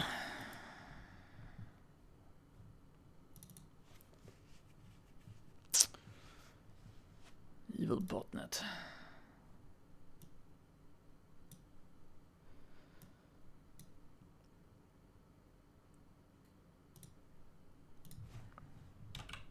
I actually had like 3 or 4 calls I had to make yesterday after the stream, but totally forgot about 2 of them. So I need to make those calls today. Yeah. They're not so urgent though. Stuff piles up. Yeah, I just forgot all about them. Just went off and played Besiege, and then my brother came in, and you know, the night carried on, and it wasn't until it was like 11 o'clock. I'm like, fuck, I didn't make those calls. Yeah, Besiege, man.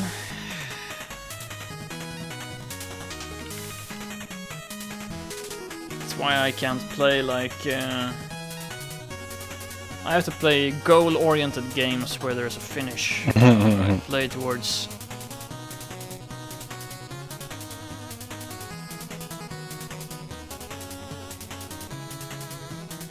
Otherwise, I think the time would just...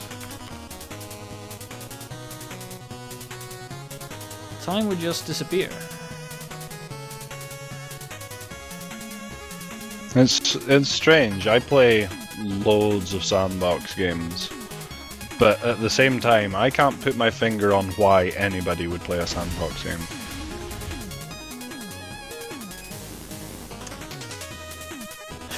Yeah, it's not like I haven't tried a little bit sandboxing.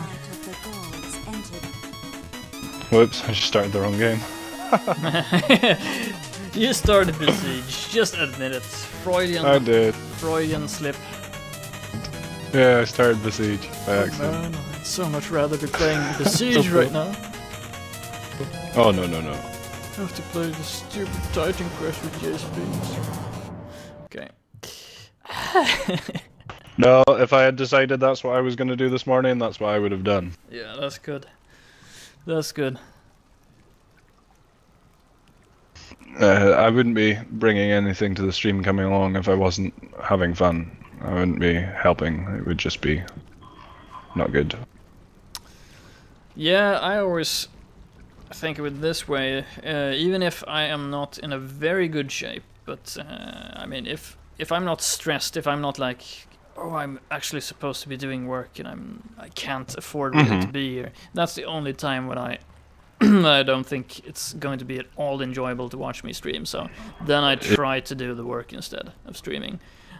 But otherwise, if I'm feeling a little bit down or or mentally, I don't know, if I'm not quite in the zone, usually it ends up being pretty entertaining anyway, I think, because I do stupid shit when my mind is not in it. It's a bit different when it's your own stream, for sure. But when I'm getting invited along to, you know, come and have a little game, the last thing I would want to do is become, I'm not able to connect for some reason. It keeps saying unable to connect. It's trying to load in, but then it unable to connect me. Okay.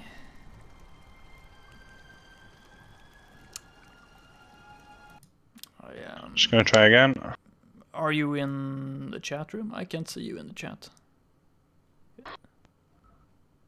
What, in the Tungle? Yeah. Yeah, I must be, because I can see all the lists of games. Alright. I don't see you. I'll try reconnecting, see if it fixes it. I'm at the top of the list. Oh, there you are. Far down. Yeah, I'm here. Huh. Okay. Yeah, always put your own name at the top of the list. I'll restart the server. Maybe I typed something wrong. I'm just gonna restart Tungle and everything just to be sure. Simba wants to know why you couldn't recommend sandbox games. Well, there's no point. That's the thing. Like, I would say that the vast majority of my gaming time, and I'm including race sims in a loose way here as well, I would say that the vast majority of my game time has been spent in sandboxes, because I can't tell you why. I really enjoy completely open-ended play, like just being able to do whatever the hell I want. I enjoy that, but I can't put my finger on why, and I couldn't sell you a sandbox game. You know what I mean? I couldn't find a way to sell that. I understand completely, because Trisox has been trying to sell me on a lot of sandbox games, and I think just the type of, and other people too, but just the type of, like, not the arguments, but the selling points kind of fall pretty flat for me. Yeah, well, when ultimately there's no point, it's hard to sell. Yeah, but it's just I don't know. I think there are definitely different types of gamers. Gamer is such a stupid word, but you know, different types of people who enjoy different things. For me, a lot of these crafting and building and that type of sandbox stuff, I mean, this should be interesting to me. I mean, I played with Legos when I was a kid. I loved Legos. I should be interested in playing with Legos as an adult, but I'm not. You know, it's the same with Besiege. Looks pretty cool, but I don't think it's not a game for me, because I wouldn't really. Yeah. I would enjoy doing it on stream, like a day, because it would be wacky and it would be fun to see what kind of stupid shit my mind would produce, you know.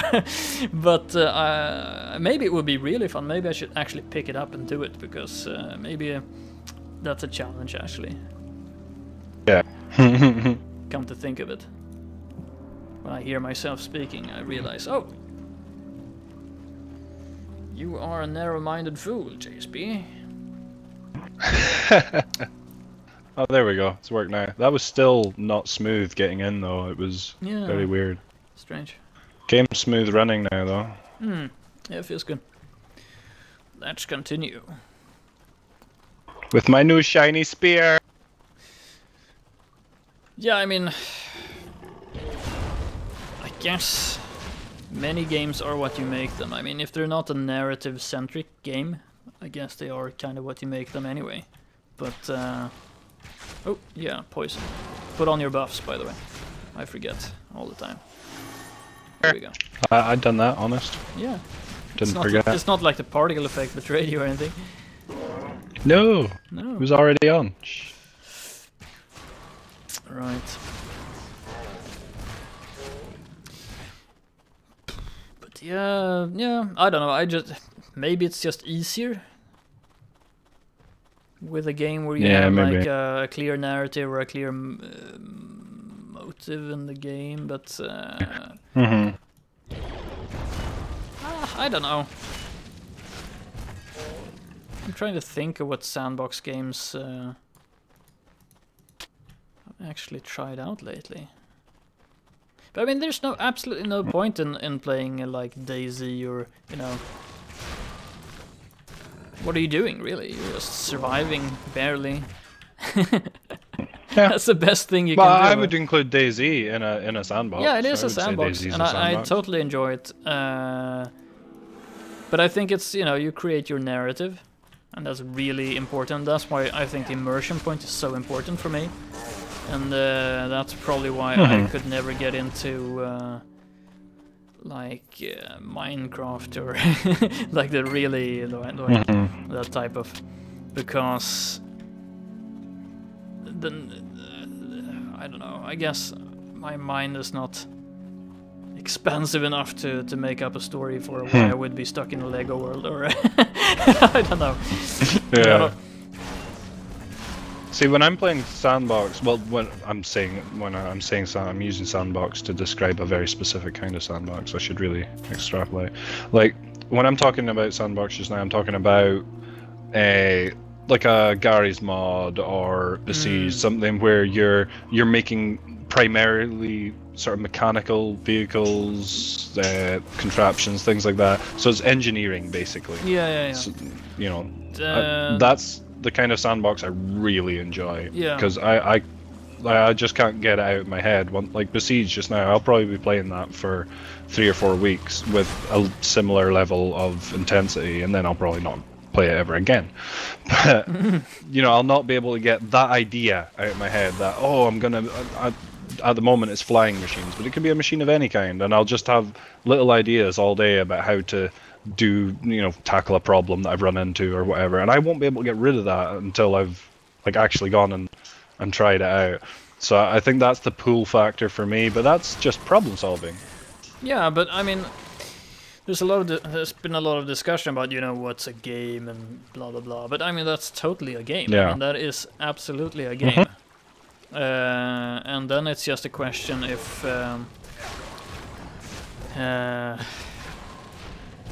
you know, what your favorite type of game is, basically, or what type of games you enjoy, because it's definitely a game.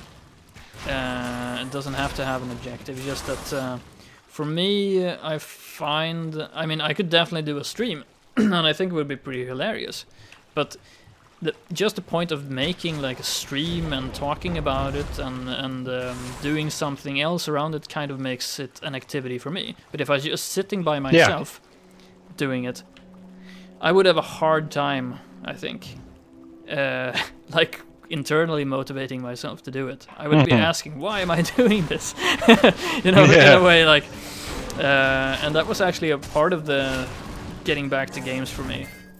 Yes, I had a real problem motivating myself. Why am I playing games? I could be reading a book or something. You have to remember, I was playing a lot of like competitive multiplayer and like practicing. So I was always, I've had like, I don't know, 15 years of having this constant. Okay, why am I doing this? Well, I have an objective. I have to get better at this. So I don't get owned, you know, when I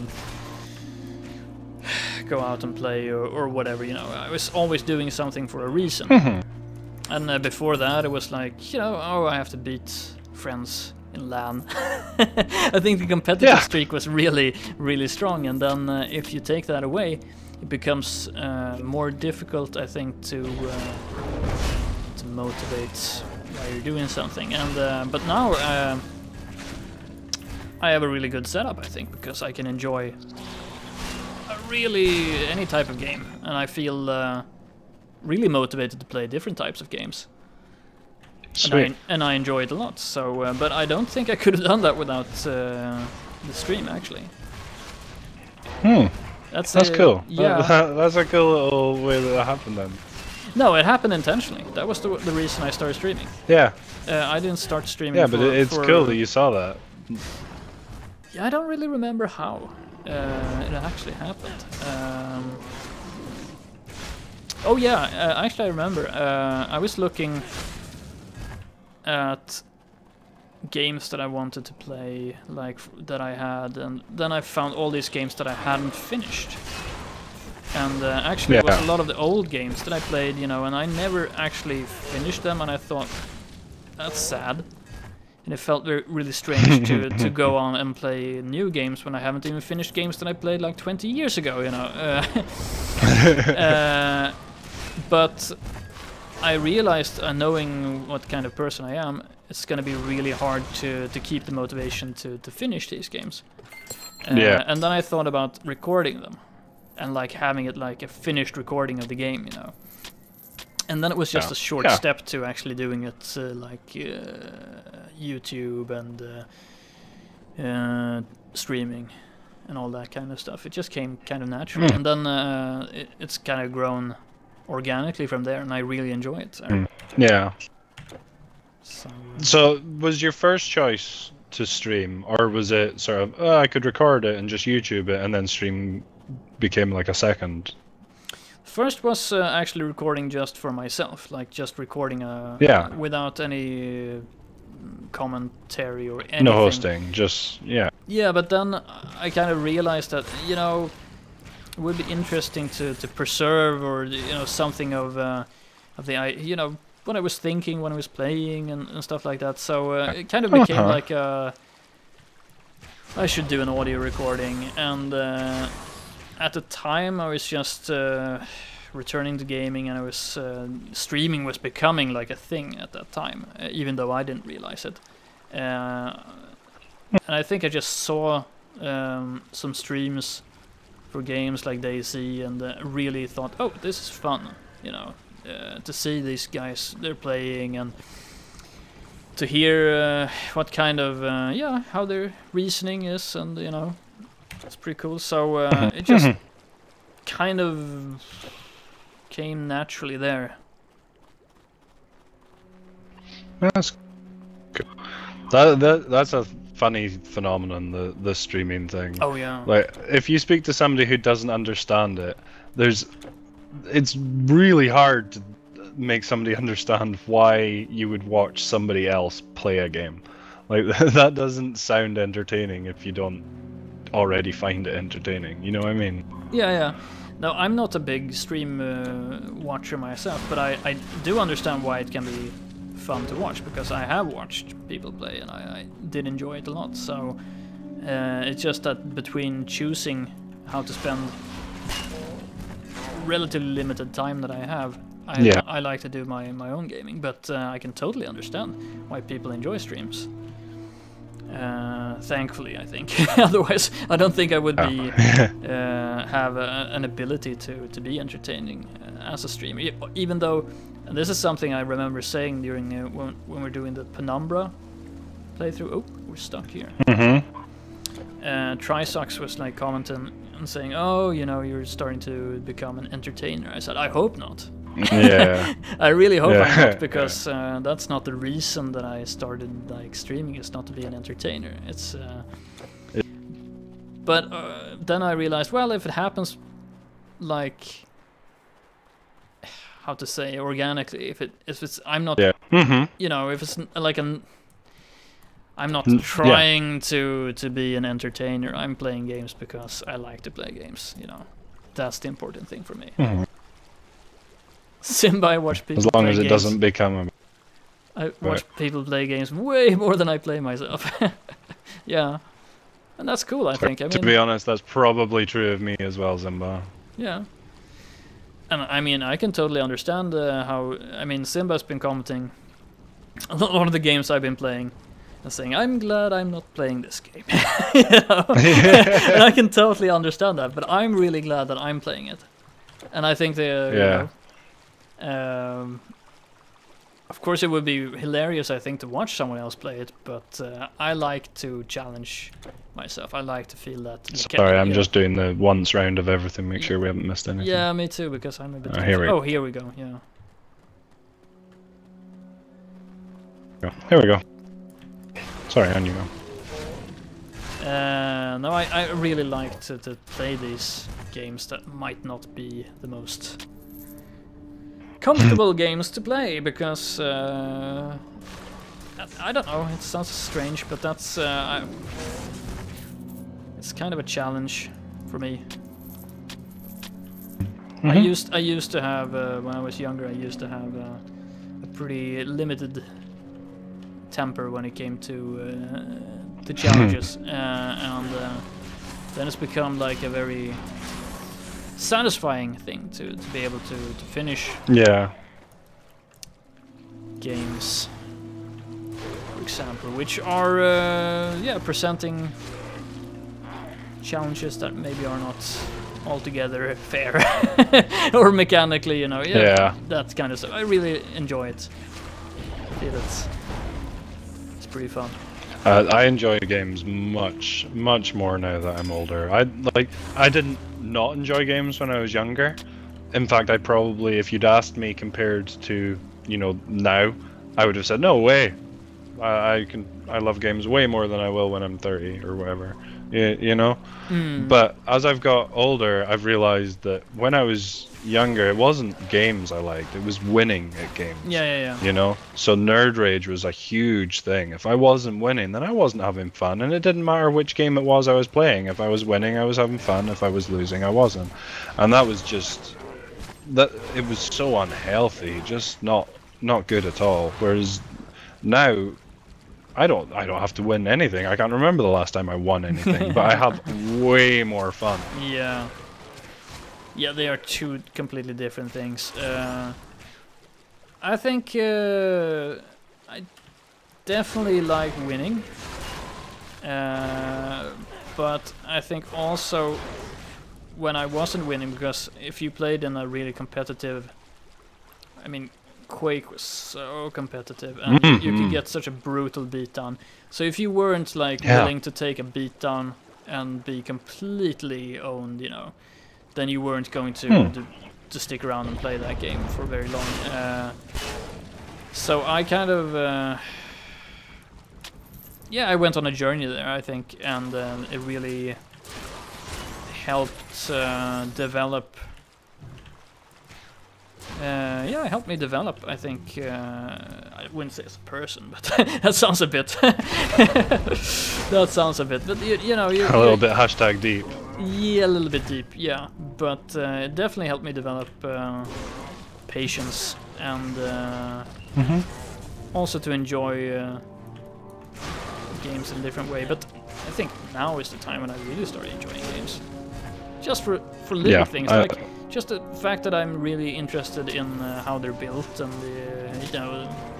the reasoning behind choices, why you put stuff in games and why people play games and things like that. It's just really interesting to play a game and just analyze it while you're playing it, just like I do with movies. You don't have that when you're younger. No.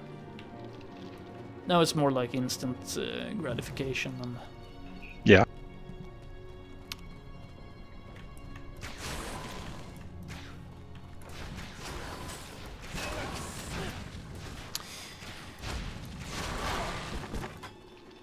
Thing I like about streams is the ability to be playing a game, and then, you know, maybe you've been playing for a couple of hours, you're needing a break. You can then nip off and have a look at somebody else playing the same game as you, and if it's a well-made game, they'll be playing completely different to the way you played it. Even though you could feel like there isn't another way to play it, because you're so naturally in your own sort of groove of gaming, if you know what I mean. So sometimes it can feel like every game plays the same, but really it's just you playing the game. And it's really nice to be able to get that reminder to go off and see somebody live right now playing that game, speak to them about what their experience is with it, and see them play in a completely different style. Maybe learn a whole new way of playing. I really like that. I think it's cool. Absolutely.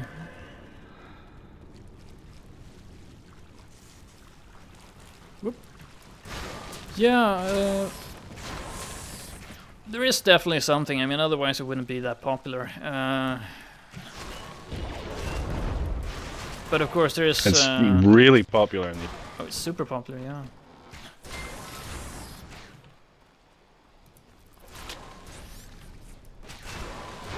But, yeah, I can understand, like, I know... Once again, Trisox talked about it. You know, the really popular streamers. Yeah. And Yawn.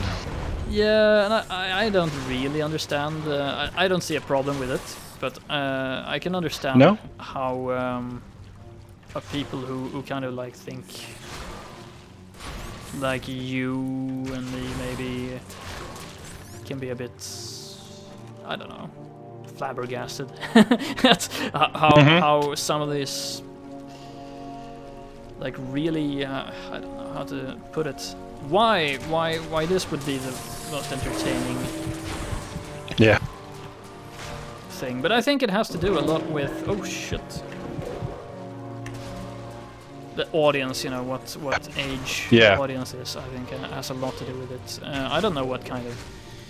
I would probably have been looking at like I do look at some esports, and I would probably been looking a lot at esports when I was young, because I was into the competitive side of it. So that's probably where my outlet would have been. But if I wasn't a competitive gamer at that time, I don't know what kind of streamer I would have been watching. Well, I watch a lot of competitive stuff. I watch a lot of older stuff as well. You know, like, I'll spend a lot of time just looking for games that I've never seen from way back in the day. In fact, that's how I found yourself. I found the stream of what was it called? Planescape Torment. Yeah. Torment. I found that just by looking for games that I hadn't seen or hadn't played from back in the day. So I found this. So I watch a lot of stuff like that, but I also watch so much competitive. I really like the competitive scene. Yeah, it's fun. I watch a lot of StarCraft. Yeah, me too. I've never played it though. I haven't played StarCraft 2, but I did play some Brood War. But that was I didn't play any Brood War either. That was way back when, you know, before we're basically there's a bit in the middle we haven't checked. We're basically just you know, six pooling, and that's basically what it was, you know.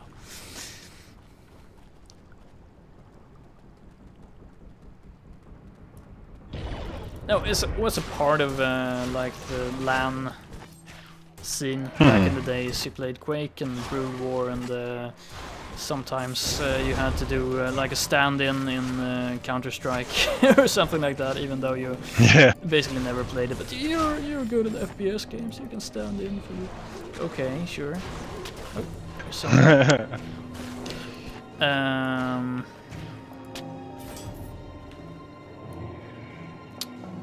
Parzunian. What is a Parzunian? I have to say that. Oh, I can't pick it up because I'm full. You're gonna have to find out what a Parzunian is. Oh no, it's not on this page. It's a knife. No.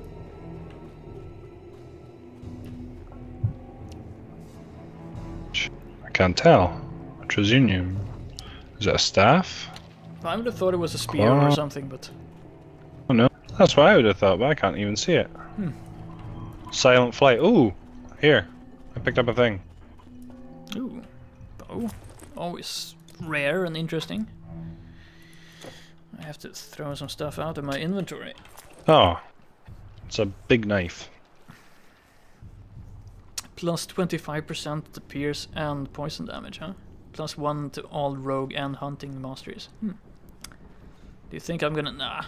Let's sell this, right? Are you fucking kidding me? This bow is ridiculous. +1 to all skills. I don't know how long I've been carrying it. Yeah, you've probably been carrying it all stream. Hoarder! If you had a secondary stream right now, you could have been trolling a lot and like showing in the viewers like, look at this bow, I'm not gonna give it. Yeah. Freaking awesome. Well, I really hope that this internet situation that's going on here sorts itself out and I can fix a new CPU into my PC. I think upgrading my CPU will solve the vast majority of my problems.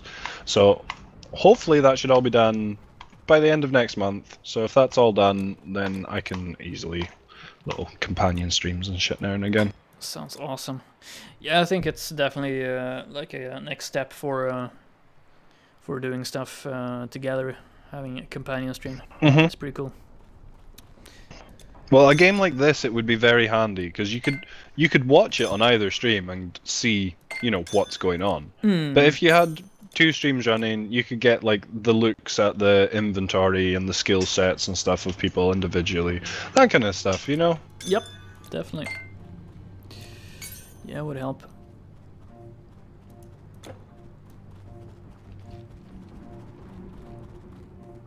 Also, when we're playing FPS and you're killing me from parts of the map unknown, I can watch the stream back. Oh man, I haven't played any competitive FPS in so long. I don't know if it's a route I want to take again, but could be fun.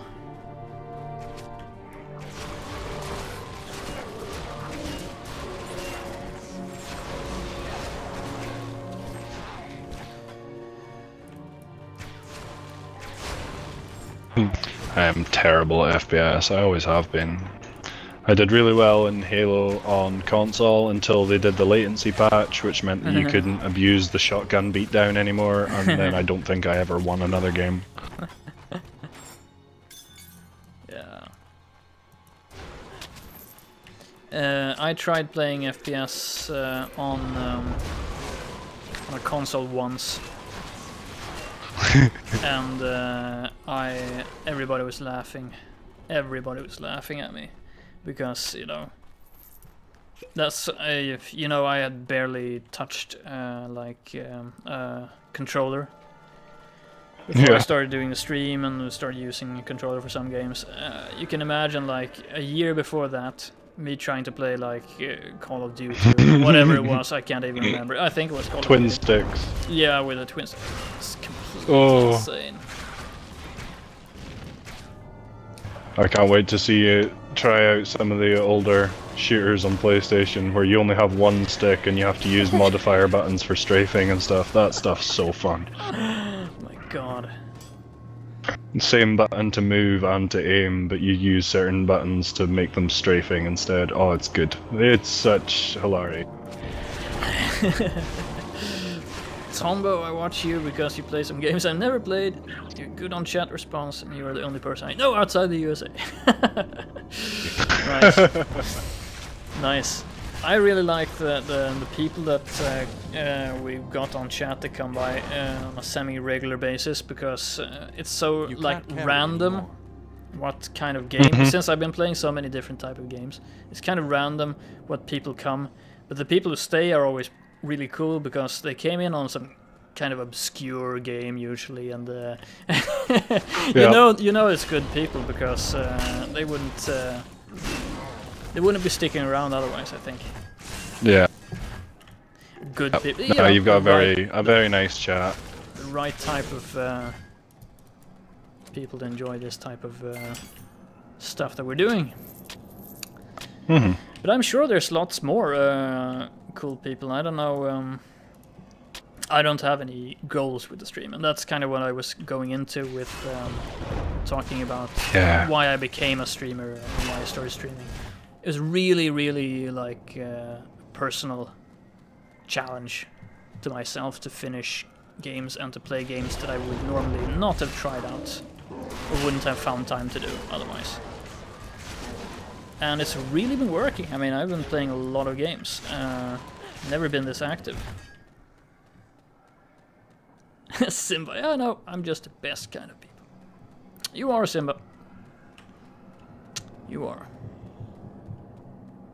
Sorry, telemarketers. I was listening to you though.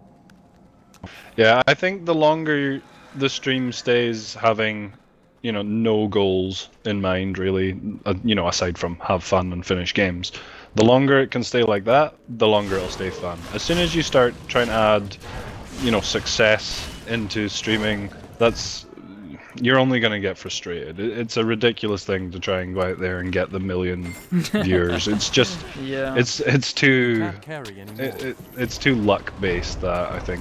Yeah. Also, it's something that I wouldn't want to do. You know, it's like, I don't see the point in it. It's not the goal for me is to play my games and to finish my games. That's. Yeah, you're not trying to make a career out of your games. No. No. No, my career... Far too many people are, though. Yeah, yeah. And I can understand that to a certain degree, but... Yeah, well, everybody wants their pastime to be their game, doesn't it? Their money earner, don't they? Yeah, I don't know. It's a bit of a naive goal, but it's one that a lot of people share.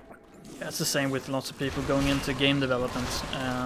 You know, yeah. Because they go into game development because they like to play games. Wrong. Yeah. You know. Yeah. Yep. Stay home and play games if you like to play games. Not the same thing. But you know, some people are suitable for it anyway. Some people have the right ideas, and I think it's important to. Pretty important to play games if you want to be relevant as a game developer. So. Oh yeah, I don't think it's possible to be. I don't think you could call yourself a proper developer if you're not playing, even if it's just for research purposes. You have to be playing the new things that come out, even if it's only a few hours just to see how people are doing stuff. You have to be interested. You have to. Yeah, no, but you know, sure, streaming takes time. Takes you know, you have to be able to. Oh shit! Get stun locked.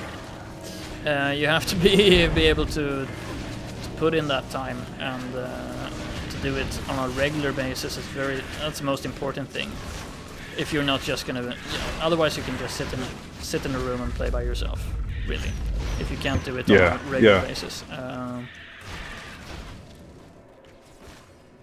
And for that's me, an extremely important thing to streaming. Yeah, and for me, I just happen to be lucky there, I guess, because I have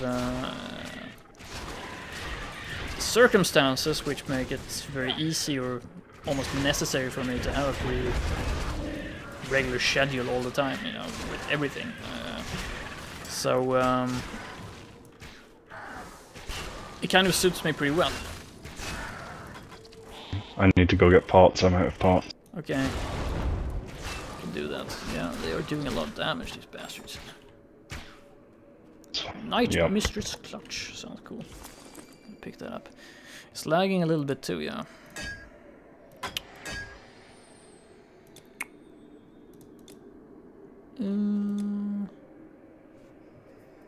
I want to pick up this blue item. Screw it. Pick it up when we come back. I'm glad you checked us out too, Dombo. Yeah, Tombo, I started watching you when I bought Fallout Tactics Brotherhood of Steel. I wanted to see how it was like, and nobody was streaming but you. Yep. That's the thing. Get a lot of... I like this chance encounter thing, you know? Yeah. Oh wait, I went to the wrong place. Epirus is the place we're supposed to go.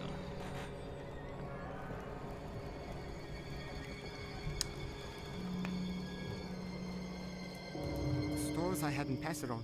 Gone! And this is all I have left. The rest is lost.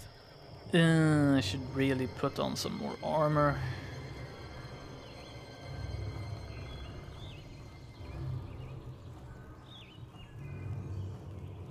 Simba, you'd be surprised how many people who work with games, but don't really play games themselves. The S in games is important there. Yeah. Yeah. Yeah, I kind of know Simba because, as you might know, I don't know, But I've been studying on your island in the institution where I suppose that you are kind of I don't know, at least you know about it. I got the impression that you're doing game stuff, so probably know exactly what I'm talking about. Splint Grieves of Journeying. So I know quite a lot of game development people in Sweden. At least on a surface level. Know about them.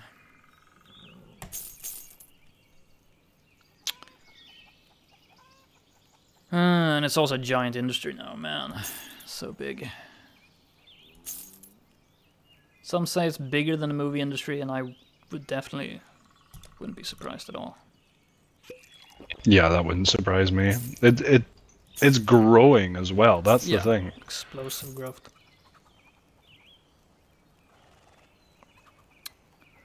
And streaming, man, that is gonna. If games weren't growing before, the way that streaming's happening, that's gonna increase it so much faster too. Yeah, yeah.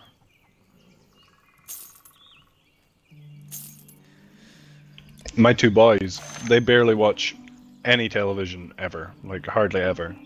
But if they are gonna sit and watch anything, it's generally streaming. And that's something that I've seen a lot more, not just with my kids, you know, being a parent, you see a lot of other parents and kids. But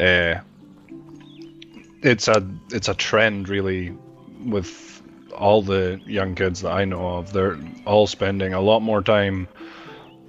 If it's not streaming, although it is quite often streaming, it's YouTube. You know, they're sitting there getting their entertainment that way far more often than you would maybe expect. Yeah, it's definitely become huge. Well, I wonder what that means for later on. Because if you've got all these kids sitting around thinking, you know, like for us, streaming's kind of a new thing. It's kind of a new form of entertainment. Whereas for them, it's entertainment. So it makes me wonder what they're going to do with the industry, like when it comes around to them, because it's just normal for them. So how are they going to push the envelope? You know what I mean? I think it's an interesting question. It is interesting, and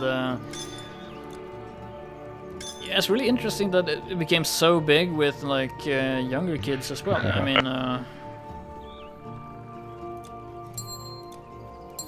because the stuff that we're doing right now might not be that interesting for for the younger kids. You know, talking about game development and oh god, these old granddaddies who play the game for the lols. Yeah. Why didn't you YOLO that thing? Yeah. But yeah, it's become a huge marketing thing also, of course.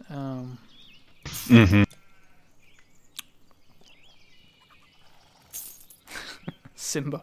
Wow, Sweden just got smaller. It's not so big. It's not so big.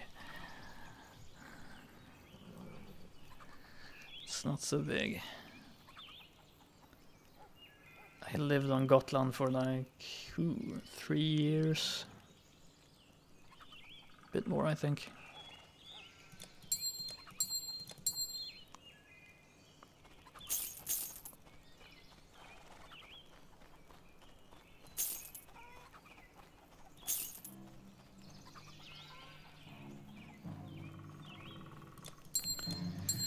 It's my island. No. Not quite, but I'm trying to figure out if I should switch my boots or not. I probably should.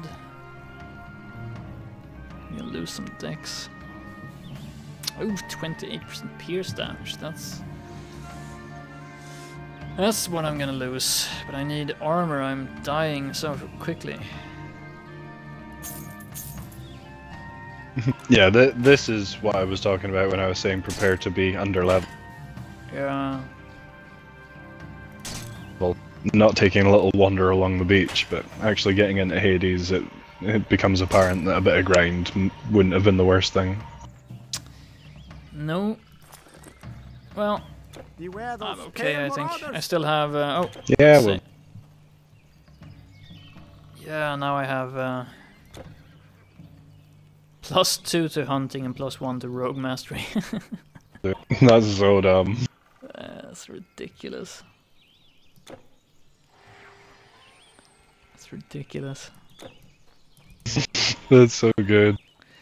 I wonder how long I was wondering about with that in my pack. It's a nice looking bow too. Giant bow. Yeah. Actually, I should put some... no, you know what? I'm gonna really think about this before I put anything on this bow, because this bow is gonna last, so...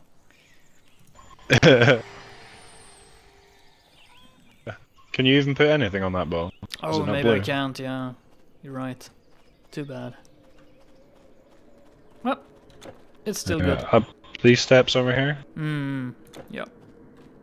Oh wait, there was an item I left here that I wanted. Oh, you took it? Oh, yeah, I got it. Oh my god! Order! Let's pick up the leftover loot here. Yes. You pick up the leftovers, I'll have all the greens. I'll do it. Pick it up.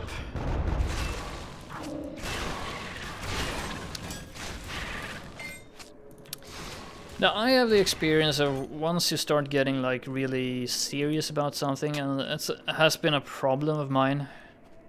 With, like all the different things that I've been doing, like I've been doing just for like a hobby or something I enjoy doing. Once you start doing it like professionally, it becomes really boring, or like it kind of sucks the life out of it.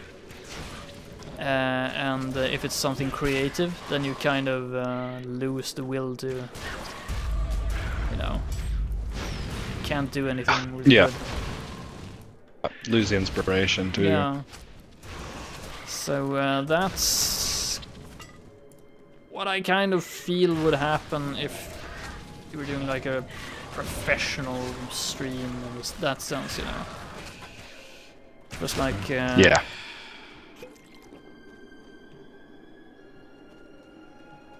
Then you're just there for the money. Yeah, I don't doubt it. And that's why I did the like the mock introduction that I did, even though like new viewers would never understand, or I don't know, never understand, but good. Yeah. You're setting up an in-joke for new guys. Hopefully.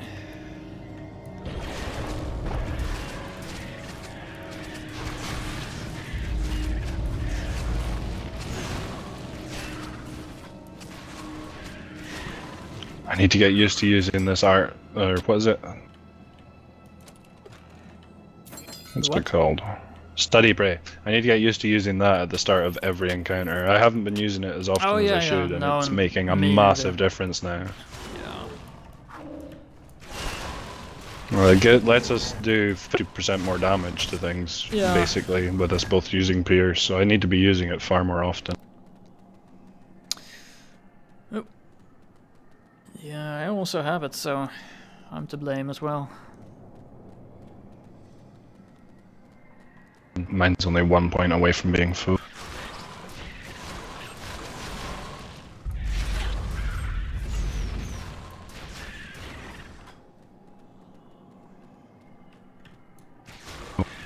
Loads of doors. Yeah.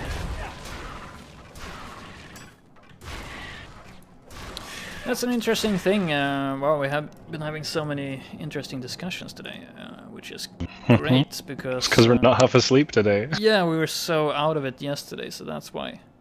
Like compensating today, I think. Yeah. But I've been thinking about it because naturally people will kind of, you know, compare you to other streamers and stuff like that, and so you start thinking about it a little bit, you know, do I have to do anything to, you know, what is the draw, or what is the entertainment that I'm providing, because And that's kind of what I didn't want to be thinking about at the time we were doing the Penumbra. You know, I don't want to view myself as an entertainer. I just... Yeah. And I think it would have actually been a really big problem if we had... I don't know how I would react if we had a really sizable audience. It would be really difficult to talk to people. It would be really difficult to... Yeah, that part, you know, the social interaction part, which I think is really important. I mean, that's one of the big benefits for me. I'm playing. It's really fun to talk to people and to be able to, you know, follow... I mean, if you have 100 people, how are you going to remember all of them, you know, in a meaningful way? Yeah. Yeah. If you well, you're not going to be. That's the deal. Yeah. Then you're an entertainer and not just, you know, a buddy streamer, I guess. Yeah, exactly. So, none of that, please. Put a viewer count on the channel. Only 30 viewers at any one time. Yeah, max. Like, you have to be in line. I don't think it's going to be a problem, but, you know, it's first exclusive stream. Yeah, have to like what do you fill a donation incentive, and then you get like an invite to the Wednesday stream. Oh man, it doesn't cost you anything, but just add your credit card details so that if you feel the urge, it's easy. Yeah. And it's really interesting because in Japan they have these. In Sweden. We're pretty... I don't know. No, let's start in Japan where it's strange. In Japan, they have, you know, everybody works long hours.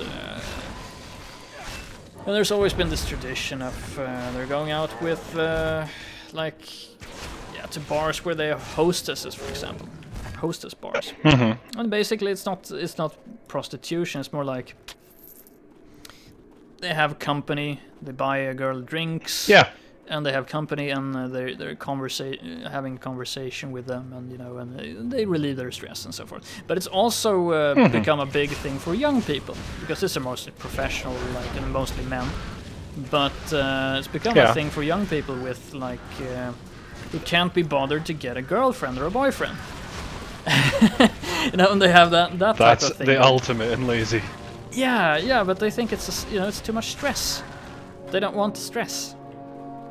It's too much. Very strange. It's too much of a hassle, you know, because you know, the boyfriend or girlfriend can have a bad day, and you know, if you have a relationship and you only want the positives of the relationship, so it's become pretty. But you're not getting any of the positives of a relationship when it's just the conversation with a random person. Yeah, I would argue that as well, but for someone who hasn't had a relationship, maybe you know, there's nothing to compare with. So that's what I hope that this thing will not become for the next generation. That it will become like streamers, like I don't know, a friend for hire, or you know. That would be pretty freaking sad. Yeah. I think that could happen though, especially with the kind of audience that it's got. Yeah. I've been thinking about that. I'm sure it probably happens already to an extent. Oh yeah, I think definitely a lot of people have it, like a substitute thing going on. But I think it's okay as long as it's not like for money. When it's for money, you know, then it starts to become pretty devious in a way. Or I don't know. I wouldn't want to be a part of that. No. That would be...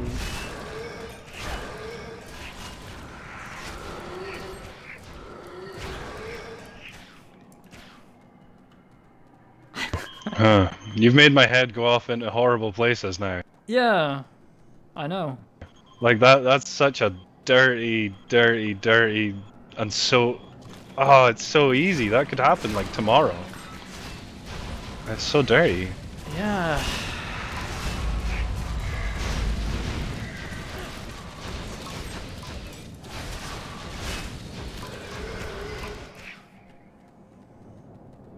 Man, you got me wondering just how much that's actually got a foothold now. Yeah, I think it actually. I think that's much bigger than I had realized. It has to exist, but since everything is being done on a pretty industrial scale, when you have it's a mass media, when you can broadcast to anyone who wants to watch. But what we're talking about feels like a little bit more like an intimate thing, almost. So I would gather that it would take some time before it becomes. It's like a niche. How to say? Version. Yeah. But yeah, I think it's just a matter of time because everything is being commercialized. So why not? Well, yeah, Simba. We were talking about. The stream went down just when we were starting talking about. We were talking about to what extent streamers are going to. There's another door up here before we go back. Yeah. To what extent streamers who are in it for the money are going to start exploiting the friendship aspect or the buddy aspect of streaming. Kind of. For a buck. Yeah. We'll call it the hostess effect. Yeah, the host or hostess effect of streaming. And it's something that I thought about when I was in Japan because it's such a big deal there with both host and hostess bars. And people basically renting boyfriends and girlfriends. Not for... It's important to say it's not about the sexual aspect of it, though. Some of it is for the sexual aspect, but not all of it. Yeah, but it's not. Yeah. It's like if you just want the sexual aspect, you just go to a prostitute. It's a different thing. Yeah, but there is a market for everything in between, also, and the whole thing. But yeah, basically that was what we were discussing. So you probably lost your train of thought now. No, well, what I was wondering was, how in StarCraft coaching is a big thing, and you can buy coaching. Yep. Well, some of the bigger guys, it has to be that a bunch of those guys pay coach people who just want to play video games with these guys for an hour and are willing to pay it, whether they're at a standard where they require coaching or not. That's very much what you're talking about. Yeah, I got wrecked with that poison too. Yeah. I think that's very much the really nasty side of it that you're talking about. Yeah. Damn. Yeah, because I mean, some of these people are kind of well known as well. They're kind of like superstars or in their world at least, so I can understand. And I think, some streamers have to have that, I mean,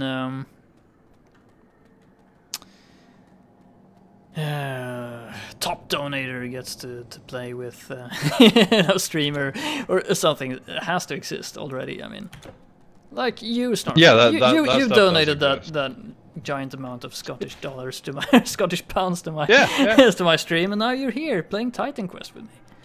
I donated that awesome game, remember, that nobody wanted or could play? Yeah, nobody even wanted it. What was it? I can't even remember what it was. Saints Row. Oh, yeah. Saints Row, yeah. Nobody wanted it. Yeah, you're welcome. Must have felt very... It's gonna be in the next giveaway. I could care less. I just picked it up just to be able to give something. I had a couple of extra quid. It's no problem. But I hate that stuff that because it's getting pre-commercialized. All the rest of us are going to have to start, second guessing ourselves as well. And that's. Well, it's all about whether you want to avoid falling into that trap or you want to deliberately go there. We went this way, didn't we? We went down this door, so we need to go get our XP. Yeah, even if it's not about thinking about it to exploit it, you have to think about it to make sure you're not falling into the trap. Yeah, it's definitely something that people have to think about. Especially since there's can be such a great age discrepancy between buffs. Audience. Oh yeah, buffs. Right. Between streamers and viewers and so forth. I'm gonna try to get my XP here.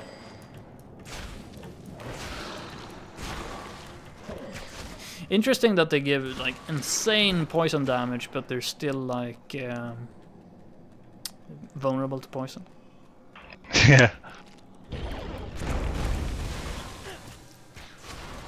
It's a different venom to what you produce. I guess so. There you go. That's my suspension of disbelief. Yeah. It works. I'm still immersed. Good. In the world of high fantasy. Ancient high fantasy. That's okay with me. Yeah. It has an authentic like ring to it since it's ancient.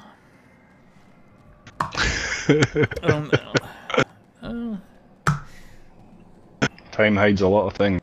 Yeah. Oh, I ran into a wall because I was pouring coffee. Wow. Multitasking. Derp derp.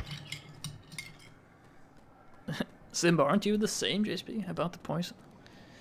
Maybe, but yeah, I have a. Yeah, I'm not an organic being. Where did you go? I'm not producing the poison. Oh, sorry. I thought the next place we went was down that way. No, I think so, you're right. I just.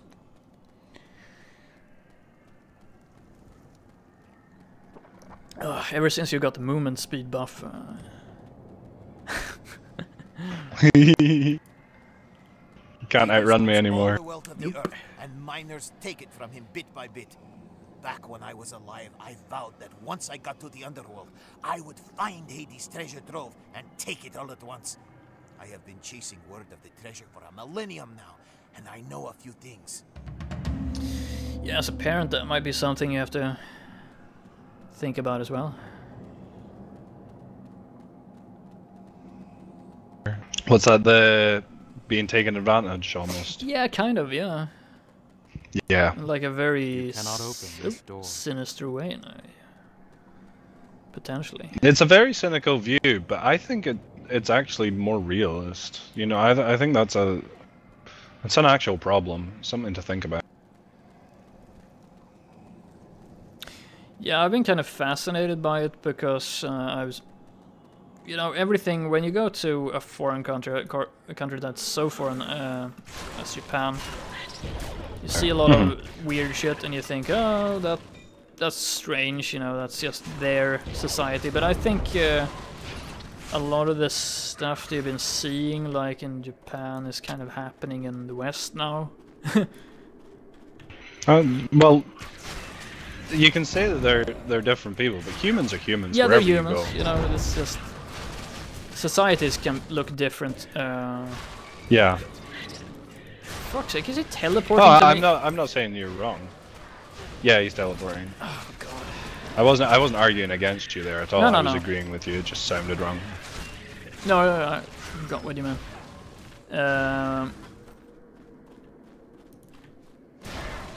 It's just, I think some of those issues or some of those things you're gonna be seeing a lot more of them in the West. That's I associate a lot of that like the dating simulators and all that crap that they have in Japan that's so big. Yeah. With a kind of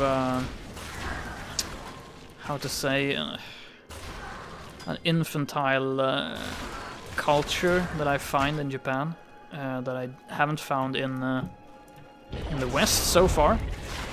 So that's why I'm not so happy when I see all these dating sim games now on the Steam front page. I think, oh my god, am I gonna go down that way? Because that makes for a lot of miserable people.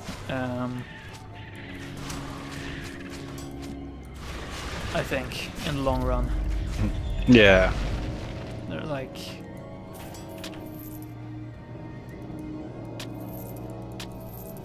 But, you know, it might just be prejudice, I don't know.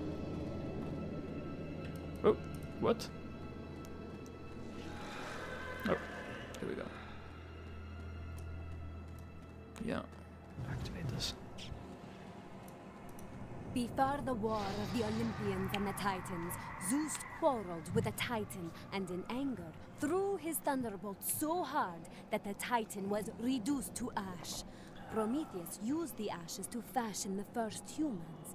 He put the few remaining ashes into a sacred urn, which now rests here in the underworld, watched over by a fearsome guardian. I am versed in the Eleusinian rites and could prepare the dust if I had it. Prepared, it would grant some of the power of the original Titan. The original Titan, you say? Oh, you noticed I have like a bug armor on now, or scale armor on. I look like a freak. Let me see, Oh, that's pretty cool. I quite like that. It looks quite elfy. Yeah, exactly. Freak. Woodland. Yes. I think that's cool. Suits your helmet too. I'd have maybe not worn pink under it though. Fashion Quest's expert has. Yeah.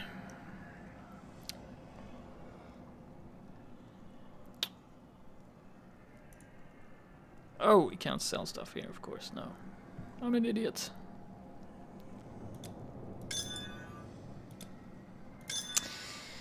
Do I want to put bleeding on this? Oh yeah, I can't put stuff on this bow. It's so good, so I don't care. Whoa, wait. Shadow Veil I found. An arcane formula that I didn't check out. Ooh. Needs Death Rattle, Chaos Cube, and Scroll of Frailty.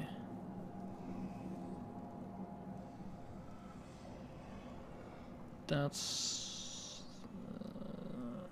problem.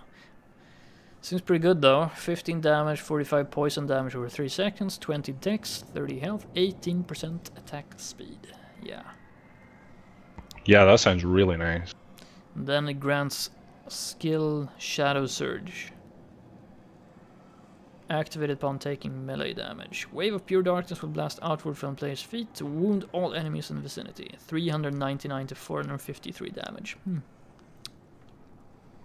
Yeah.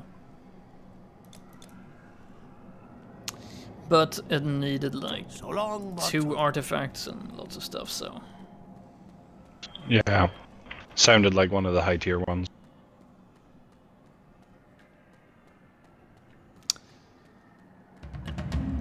Lots of quests. I have tried to go to the Elysian fields. Yep. And I cannot. No shade can go on, for judgment has been withheld, and with it reward.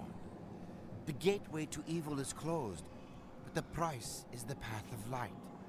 Only the 3 judges who pass sentence can open the fields of Elysium. And then, only to those who are worthy. Psst. You, mortal. Some of us around here may not be heroes, but it takes more than heroes to win a war. We lay low and pop up where they least expect us, and when they start to fight back, we just fade away. There is a caravan not far from here, out on the salt flats.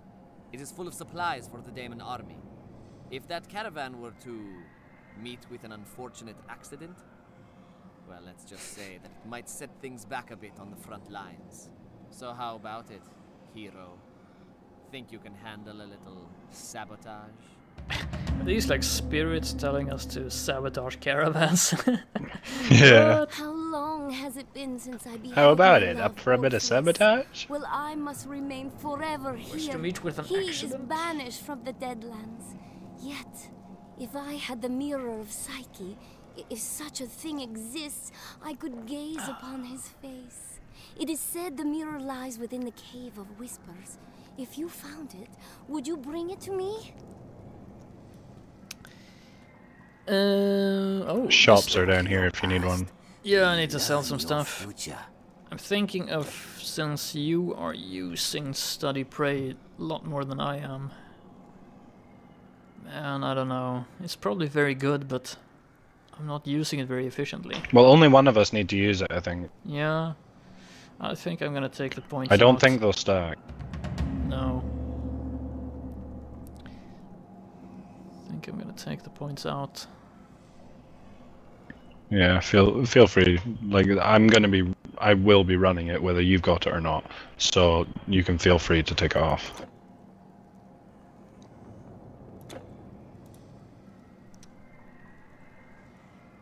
Oh yeah, I have to remove my modifiers first.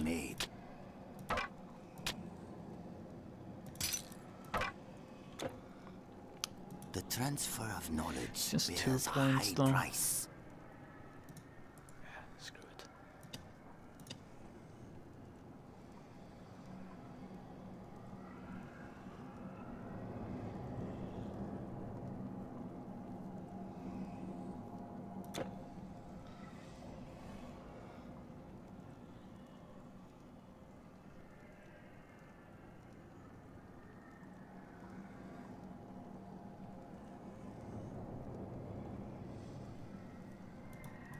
It is decided.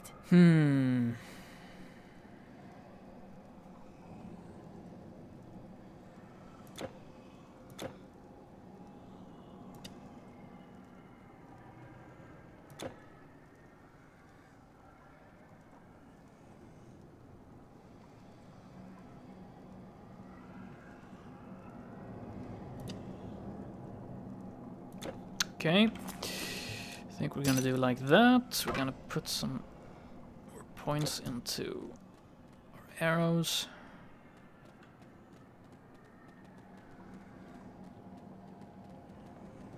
Then we're gonna sell some stuff. And now immortal, is that it? First these demons, strange news, now the living come traipsing through our land. He's complaining that I'm alive. Ugh, now we have mortals in our country. Oh my god. What's it come to? State of this place, do you see?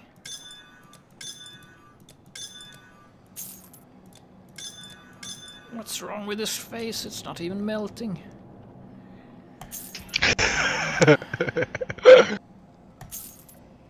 Horrible.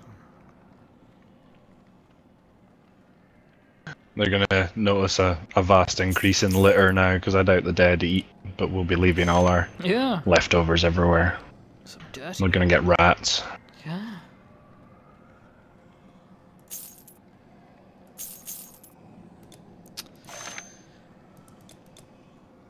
Goodbye, mortal. Alright. Let's go. I'm ready when you are. I think we're done. Was there a quest down there? No. Yep. Yeah, I picked up a quest in here. We tried to tell the living what was happening in the underworld. But the first place the demons captured was a necromantia. It is our oracle, our only way of communicating with our descendants. The demons muddy it. Oh my god. They threw most of us in their cages. Necronomical. Now the lands of the living will have no warning of their impending doom. Book of the Dead. I love the Evil Dead movies. So good. Yeah, really good. What's his name? The lead guy in Evil Dead? Oh, doesn't really matter what his name is, but I find him extremely entertaining. I think he's really funny. Yeah, he is.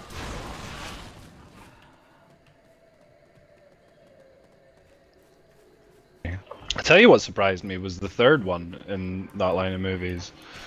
It was certainly not as strong as any of the previous, but it was really good for a third, like, attempt. Ooh, I can't remember it. I'm pretty... Oh, what's this? I'm pretty sure I've seen it. The one where he goes back to the medieval time. Oh, that... Yeah, okay, that's the third one? Yeah. Really? Yeah. Yeah, it's really good. By all rights, by the laws of movie making, it should have been terrible. Yeah. I didn't think so. By the laws of movie making. Yeah.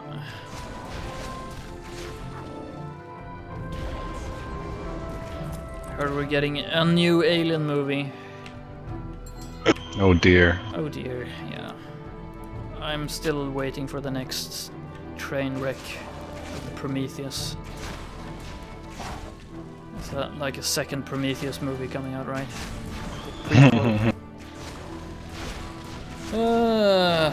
I definitely should not be talking a lot about movies because because yeah, I'm pretty obnoxious, I think, when it comes to movies. But man, Prometheus was such a train wreck.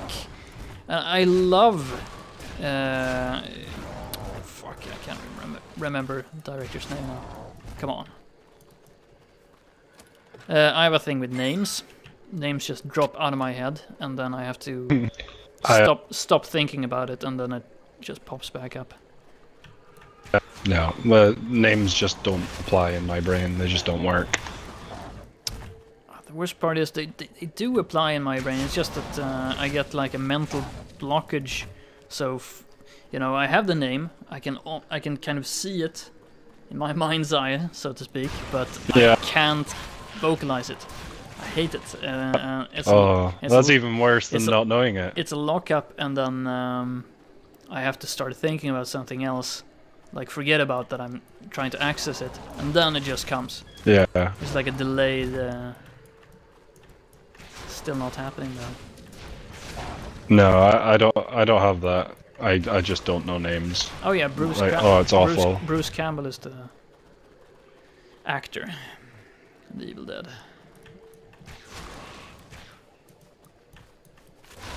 But it's terrible whenever I'm working, like, well, previous to Shona being working. Thank you. Yeah. Wow. Just came. When I started thinking about Bruce Campbell, then Ridley Scott just popped back in. It's horrible. Hey. No, my girlfriend had a child with her boyfriend before I could remember what his name was.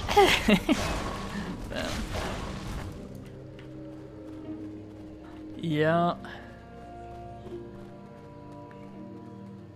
It is difficult. Names. Names are weird too, because we don't, like, you don't tag things with names. You tag things with images in your brain. You know, I'd imagine everybody has a slightly different way of remembering things, but as the way the brain works, it uses images, doesn't it? So names are difficult. Faces. The largest part of the largest network in the entire brain, if you look at what areas activated, is actually for recognizing faces. That's like what we use largest single system in our brain for. It's like recognize. That's why we can see faces in like anything, you know. Yeah. That's why we only need like a smiley to make a perfectly good emoticon, you know. It's like, oh yeah, that's a face, you know. No, it's not. But we see it. That's something I find fascinating, the way that our eyes trick us. Yeah, but it's the eyes are telling us the truth, but the brain is like finding connections where there's absolutely none, you know. So yeah, I guess we store like images of people's faces very well. I mean, most people can recognize faces unless you have some brain damage. Yeah, that's something I don't have a problem with. Yeah. I'll know your face, but I won't know who you are. Yeah, but names are definitely stored elsewhere.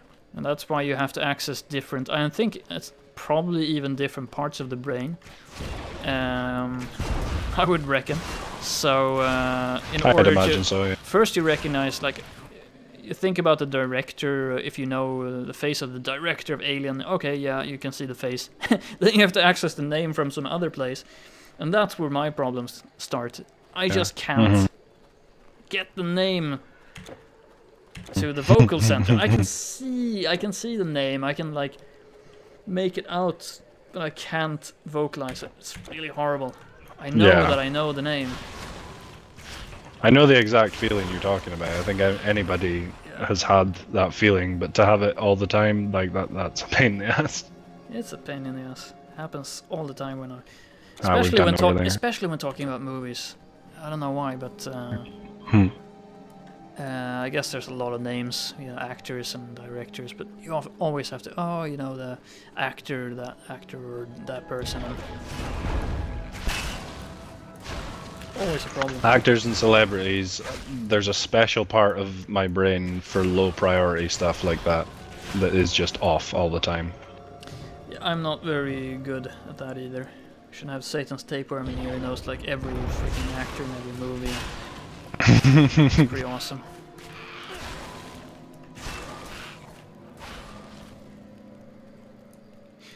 That's definitely not my strength, but you know, Ridley Scott, I know, pretty big director. Yeah.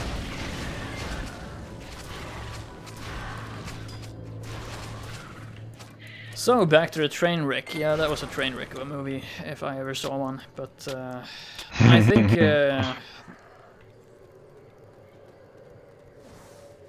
depends kind of, I guess, on your outlook. But I can't see any merit to that movie whatsoever, unfortunately. Oh man. So I think I need to rewatch it because although I didn't particularly enjoy it, I certainly didn't see it for the massive fail that everybody, like literally everyone I've spoken to about that movie, there's not one person I know that liked it properly, you know. They could see, you know, you'd have the conversation, but they would always be qualifying, you know. Oh, this was okay in it, I guess. You know, you're always just, anybody I speak to is just qualifying the experience as being a bad one, but, you know, whatever. No, I have and I definitely didn't get that from it, so I think I need to rewatch it. I know a few people who said they think it was good, and mostly they thought it was like, you know, a good science fiction, it looked good, and I think I don't think they saw the problems that I saw with it. Yeah, I think that's the same problem I've got. I look for the narrative quality and like the cohesion of a movie. If it's like as a, I mean, if there's a scene in the movie, I want it to have some kind of point of being in the movie, preferably. You know, so if you're showing me. So you were the kind of guy that was really mad when the big cliff appeared in Jurassic Park. The big cliff appeared in Jurassic Park. Yeah, I can't believe you don't know about that. No, I don't know. Where the car gets chucked into the tree, and then all of a sudden it's like a 200-foot drop for the car to fall down. When previous it's just the same height as the rest of the ground. Oh, you mean continuity? Yeah. That continuity doesn't bother me as much. Actually, that's more of a technical thing. No, I'm more into like narrative continuity. Okay. It's a lot more important to me. If the story is told correctly, you can make a lot of mistakes, and I'll probably see a lot of them, like the editing and stuff, but I don't really care about that part. The technical quality doesn't bother me that much as the narrative quality. If you're presenting a character in the movie, like they did in Prometheus, for example, they introduced a few characters, and they're being like really paranoid and cautious, and then in the next scene you have them like leaning in closely to check out some alien embryo, or you know, that kind of stuff really makes me furious. Or if you're presenting a character as a deeply religious character and there isn't a point, you know, there's no reason, you know, it's just like in one scene this is like a flavor, you know, of the character, but it doesn't really you're painting it out like it has some kind of significance, but it really doesn't. That kind of makes me go insane. And Prometheus was just full of that stuff. It was full of it. Even showing like scenes like the alien in the waterfall, and what was that supposed to signify? I don't understand. You know, I don't think the scriptwriter understood that either. So yeah, I was a bit shocked actually. Well, it's very hard to tell a proper story in like an hour and a half or 2 hours. It's very difficult. Yep. So if you've got time to waste on an alien in a waterfall for no reason, then you're not telling the story correctly, right? Yeah, you're not telling the story correctly if you can't, in the end, after watching the movie, you still can't connect the dots at all, you know. And I am trained as a scriptwriter. I should be able to connect the dots. Because I look for cues. I look for the plant. I look for those kind of stuff. And when I see a scene like that, it's obviously of some significance. But otherwise, they wouldn't have given it a prominent feature like that. They're starting their story with a scene. You know, it has to have significance.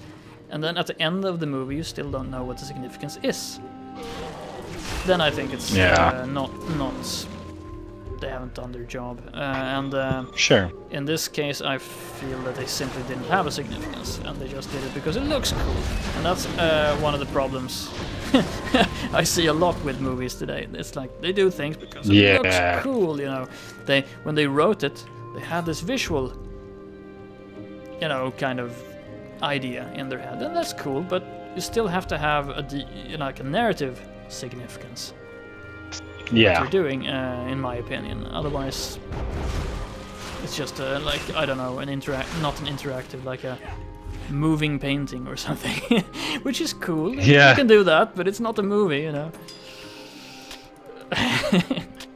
Man. That's a huge thing now, though, isn't it?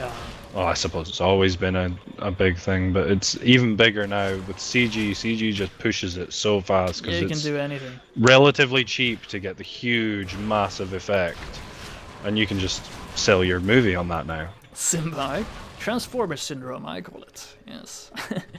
Yes. Lots of explosions and like visuals. Yeah. Spider-Man. The Bay effect. Unfortunately, I haven't seen, fortunately, I haven't seen any Spider-Man movies or Transformers movies, so I can't really comment on it. Have you not? Well done.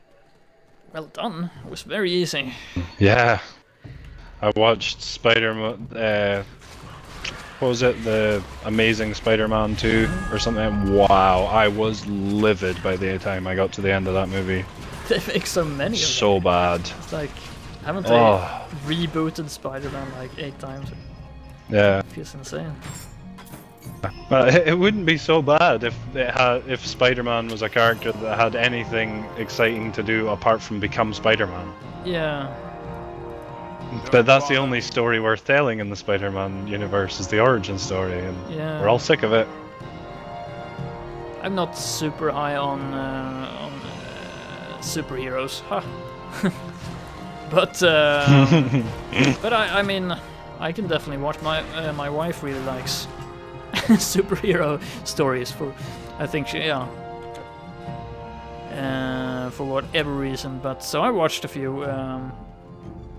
She really liked the X-Men movies and kind of enjoyed the Batman movies, the new ones. Although I only found the second movie to be good, but. I can watch it, but it still has to have a script. You know, it has to make sense in the end. Which was the good part about the second Batman movie. Actually had a lot of sense. Made a lot of sense. Batman for me is one of the least interesting superheroes, but I think that his movies are the best. Yeah. I think a lot of people say that, you know, Batman's such a non-character. But then his movies, the movies about the Batman character tend to just do so much better. I don't know whether it's because of the slightly darker kind of side that maybe it just... I don't know. But it's, you know, it's got a little bit more of a serious kind of vibe than a lot of the superhero movies. Serious is maybe the wrong word, but you know, like a darker vibe to it. Yeah. But I'm not sure. There's definitely something going on though. Yeah, I haven't read like any of the comics, but or I did when I was really little, but yeah, I kind of thought the new movies were pretty good. Or, like, the second one was good. The other ones, I could watch.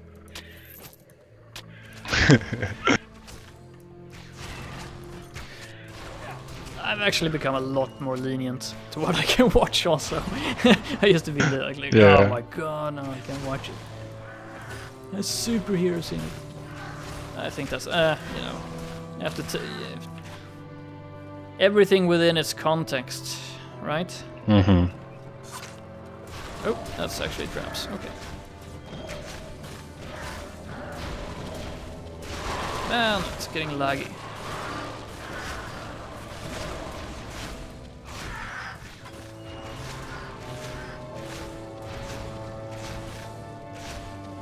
Tombo, the villains made the Batman movies better, I think, you know? Froststone. Good chance of that, actually. It definitely has the most interesting villains. The villains are... I like how the vast majority of the villains, you can track them back to, you know, just being a normal civilian, and how, you know, somehow their life was almost ruined by Batman, thus they're a villain. Yeah. I like that. I like that about the Batman series. Yeah, if you... oh my god. Now with the names again. I'm just gonna start a conversation that I can't finish because I'm not gonna remember the names. But I don't know if you saw the Watchmen movie. Not yet, no. Read the comics.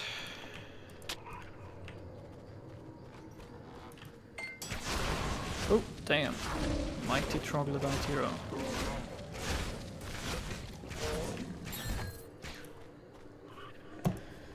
Because that is, like, I think it's really, really good. And it's probably because it was like made as like an anti, like how to say, like a rebuke almost to the American superhero story, you know. I came here to rescue these shades, but was captured myself. I failed at every heroic act I ever tried. I can see why that would be refreshing. I never see the great fields of Elysium, but this war has given me another chance. The Tower of Judgment is overrun by daemons and fiends. I cannot get near, and I certainly have not done enough to be judged a hero.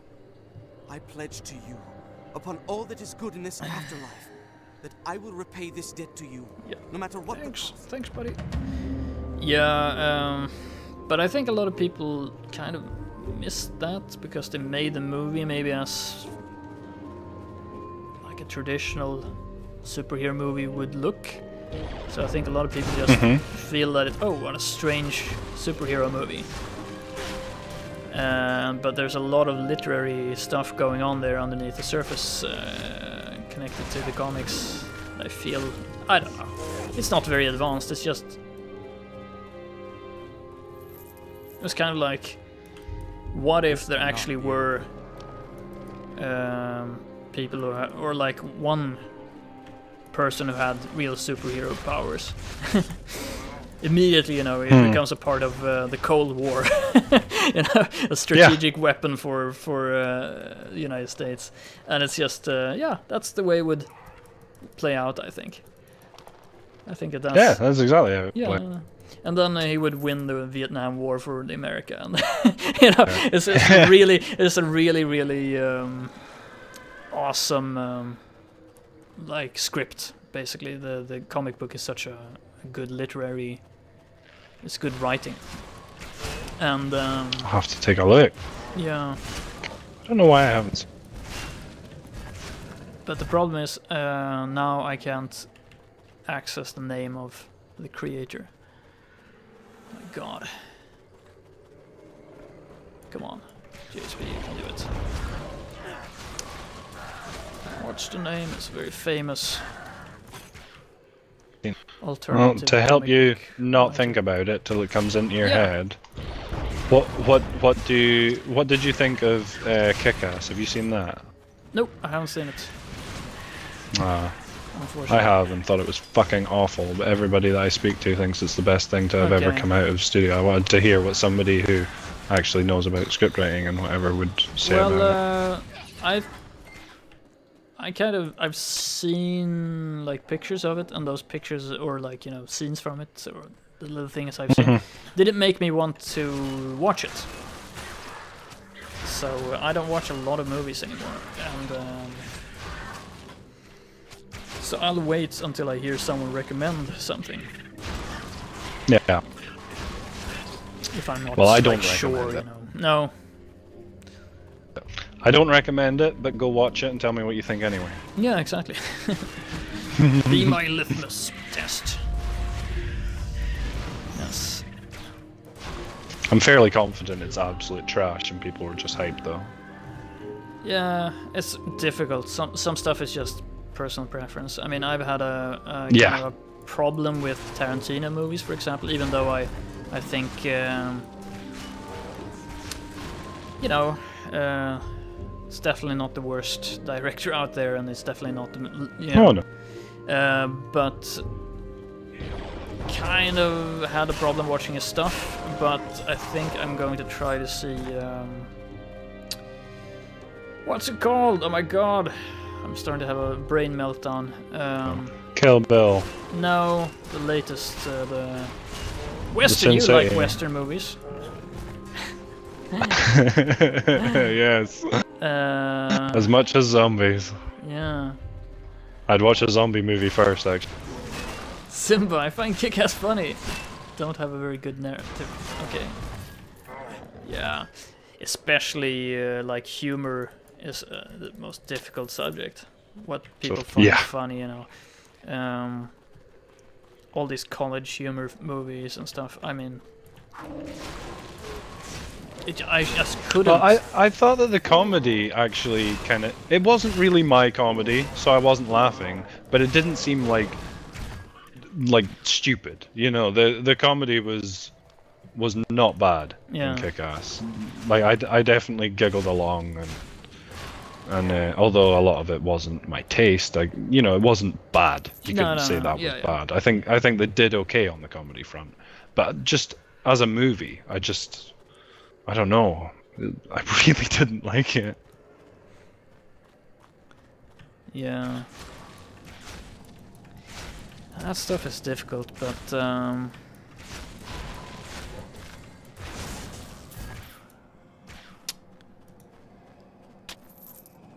joink.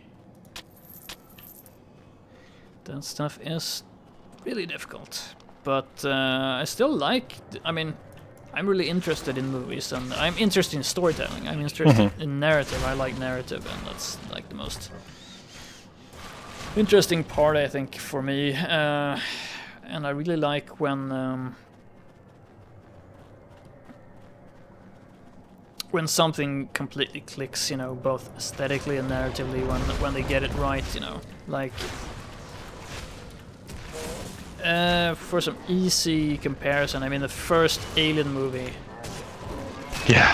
is such a freaking good combination of narrative structure and aesthetics.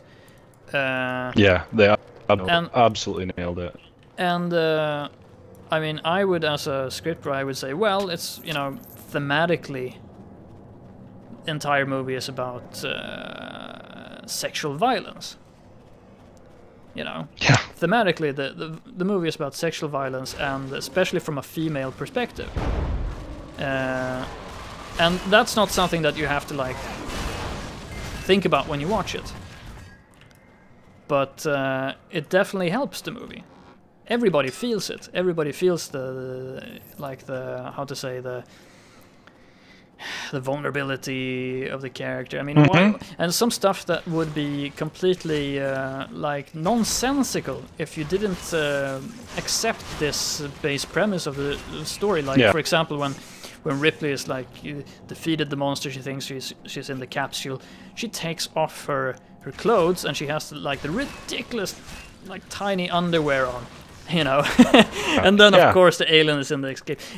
The reason that scene doesn't feel completely off when you watch it, and I would argue, for me at least, it doesn't. I'm pretty sensitive about, like, if something has like gratuitous nudity in it or something like that, and there's no reason for it, that's gonna put me off a bit. I'm gonna be like, oh, come on, HBO, for fuck's sake.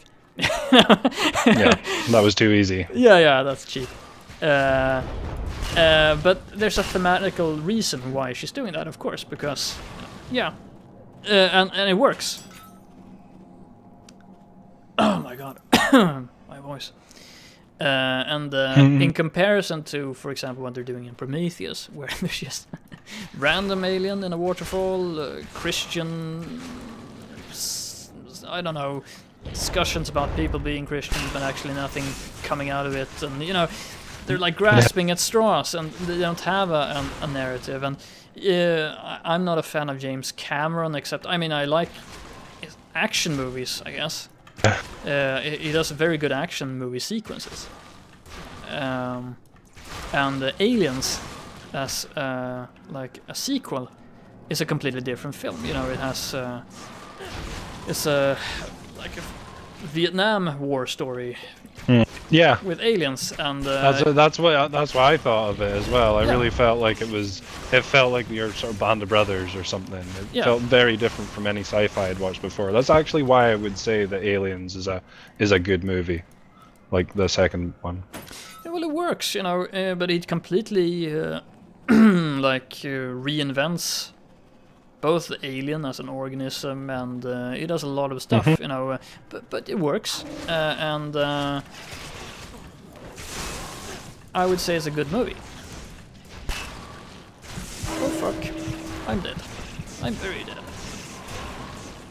Oh shit, he decided to hit me.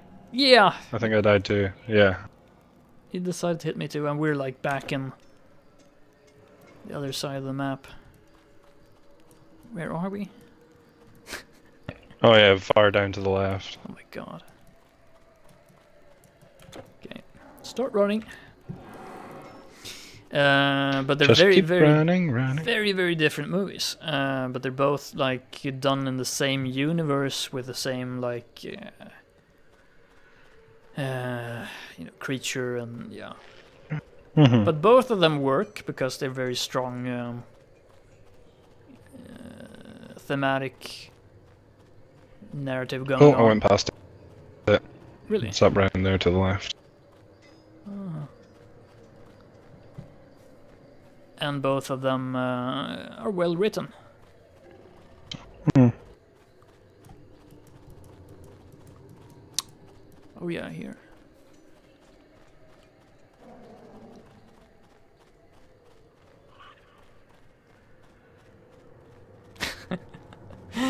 Oh man. Zoom. I remember someone arguing a bit about like the sexual violence thing about aliens and saying, no, you know, there's no, you're just putting themes like Freudian themes or something, you know, in this. And I said, okay, so why does Bilbo try to like strangle or like choke Ripley with a rolled up pornographic magazine? Why does he choose that as a weapon, you know, if that's not like obvious enough for you? I don't know what is. Like as a porno magazine. Well, the movie's full of the sort of exploitation part as well. It's all, I think partly it fits, it gives that labor worker kind of feel to these people. It's supposed to be a bit of a, you know, it's not spacefaring romantic job, it's just a laborific job, so it gives a feel of the right setting, but you can really see that degradation of women throughout the whole thing. Yeah, I don't know if it's just the degradation of women, it's just the sexual violence part, which is kind of it's like I tried to run away and got lagged. I am having real problems with, because he's netting me and then he's just killing me, so I ran away and managed to survive. Well, he's not getting away with this. Oh, hell no. I have a scroll of weakness I'm going to use if he's going to continue like this.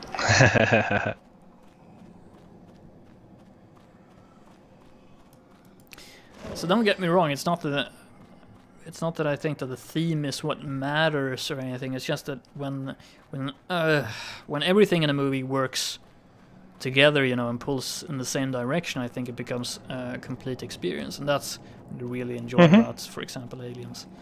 Remember that movie came out the same time as Star Wars. Yeah. That's pretty amazing. Space Samurai. Yeah, the small alien gets men pregnant as well, yeah.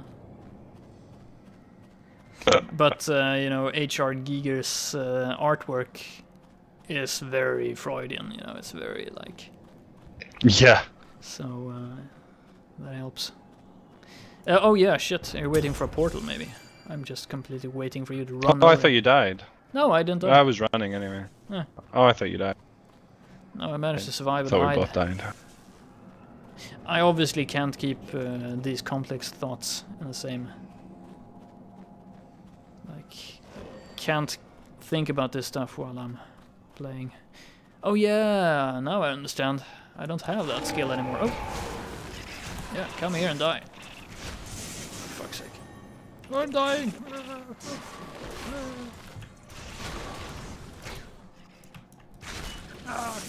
No, don't do it. I'm not tasty. Oh, he teleported you there. Yeah.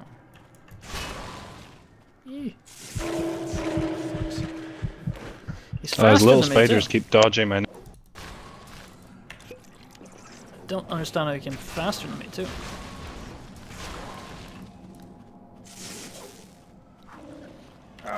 Stop it! Oh, for fuck's sake! Insane! I got the teleport down. Yeah, I guess I put my own teleport. Oh yeah, I have to use my own. So. God.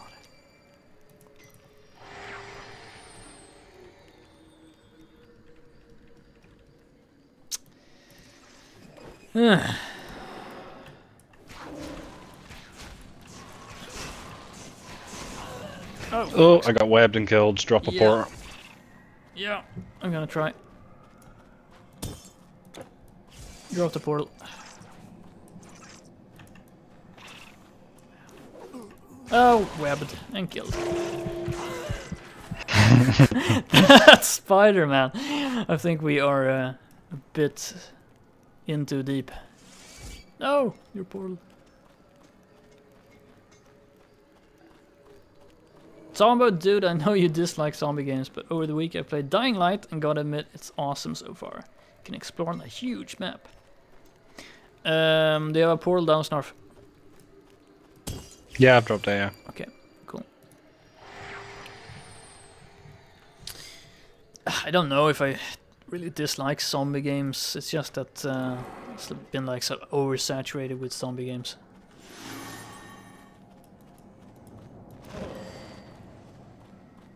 I just don't think zombies are a good monster. How did he web us both? How is that even possible? Okay, let's just DPS him Didn't down. web me. Oh really? Looked like he webbed you. I webbed him. Oh, nice. Yes, that's one of the best lines from Watchmen. You're not trapped in here. I'm not trapped in here with you. You're trapped in here with me. You should watch that. That's a character. It's awesome. Rorschach. Just the fact that they have a like a superhero. All the superheroes except the real superhero. All the other superheroes except for Dr. Manhattan in that movie or in the series comics is like vigilantes. They don't actually have superpowers. Yeah. They're just vigilantes. So they're pretty messed up. Mm. They're all effed up. I love it. That's really cool as well. You see it a bit in Sin City if you've watched that. No, the sort of anti-hero heroes. Mm. Oh, I'm surprised you haven't watched it, even with it being Tarantino. I think it's a really nice looking movie. Yeah, I didn't like the graphical look, so that's probably why I didn't watch it. Really? So yeah, but See, at the it's time, very gimmicky, I'll give you that. Yeah, at the time. So I don't know how I would react to it. How I would react to it now, actually. Like I said, Experience Shrine, but nobody to use it on. Yeah, everything's dead. I'm a lot more open to that kind of stuff now. But it's the same thing with you're talking about computer graphics in animation and stuff. I couldn't even try watching it before. I couldn't. It's just, oh my god, why? And then my eyes were like bleeding. Yeah, I understand what you're talking about when you say. Now I'm a bit more open to it, so I can kind of see beyond that. Try to see the movie. Yeah, my wife watches some crap on TV and like so many shows where, you know, they're pseudo reality shit. So it's like, I don't know, these guys are building a house, say, Right? I'm going to build a house, and it's presented as if these people are making all these decisions themselves, and they're just building their house, and there's a camera crew following around. But that's lies. Like half the stuff that they run into is going to be just made up for a script because we needed a thing to do this episode. And as soon as I smell that happening, I can't be near your show. I just I can't. It has to go off, or I sit there just pulling it apart whilst she loses the head with me, you know, like, that's my show, I'm watching that, and you're just like, this is wrong, that's wrong, this is bad, look how bad this is, and, you know, no, that's not good for anyone, no one's having a good time. No, exactly, I mean, oops, bow that does cold damage, no thanks,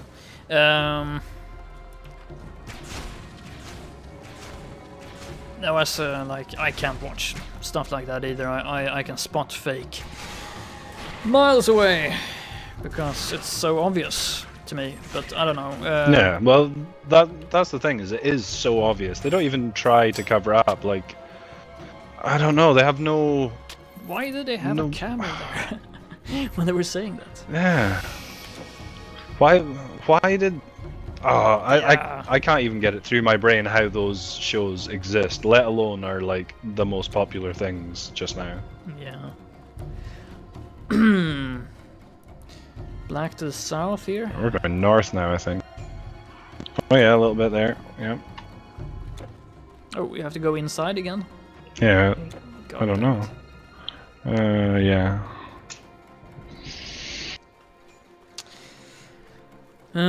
Yeah, I definitely prefer, like, reality.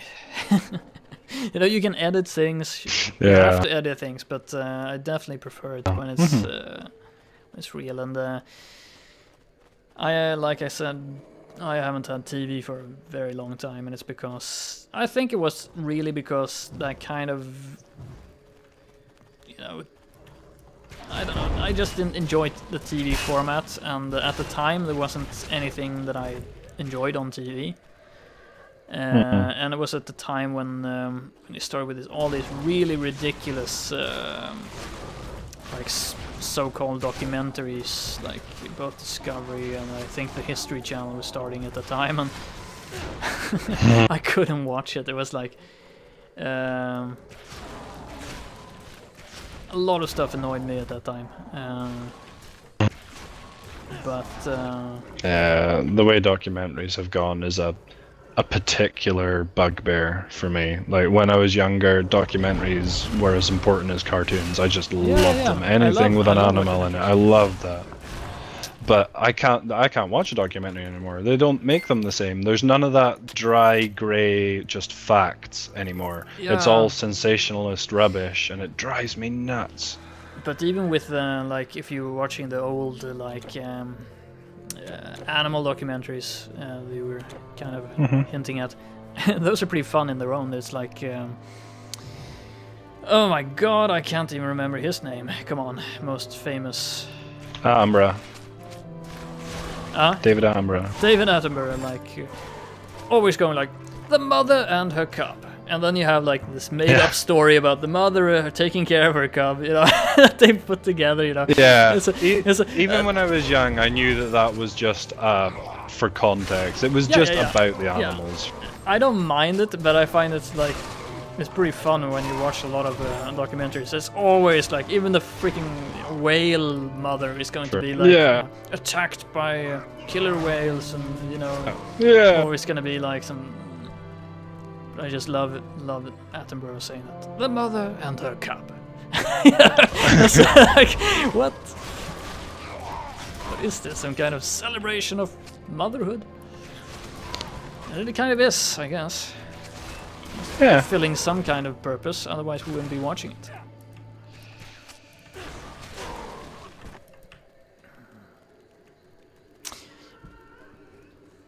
I tried to watch a show on old weaponry recently. Holy I've never been so mad when I turned the TV off. I was so annoyed. I was like, old weaponry. It was supposed to be sort of like the evolution of like what got us to rifles. I think was the point. But Jesus, it was just pictures of Marines running around the whole time, with AKs and stuff. It's just like, what? This has got nothing to do with it. But it was really just, you know, dramatizations of lies. You know, oh, this happened in Afghanistan when our troops went over and saved 50 orphanages. Are you serious? I'm not here to be pro-America or anti-Islam. I just want to know about weaponry, the facts about it. I wasn't here looking for propaganda, buddy. Yeah. Too much of that. Just I was so pissed. I even watched like way more of it than I normally would have, just for how completely off point it was. I wish I could remember the name, I would tell you. I watched so much of it, just like, what the hell? This is just a propaganda movie. Like, it's all it was. Yeah. Oh, it was so bad.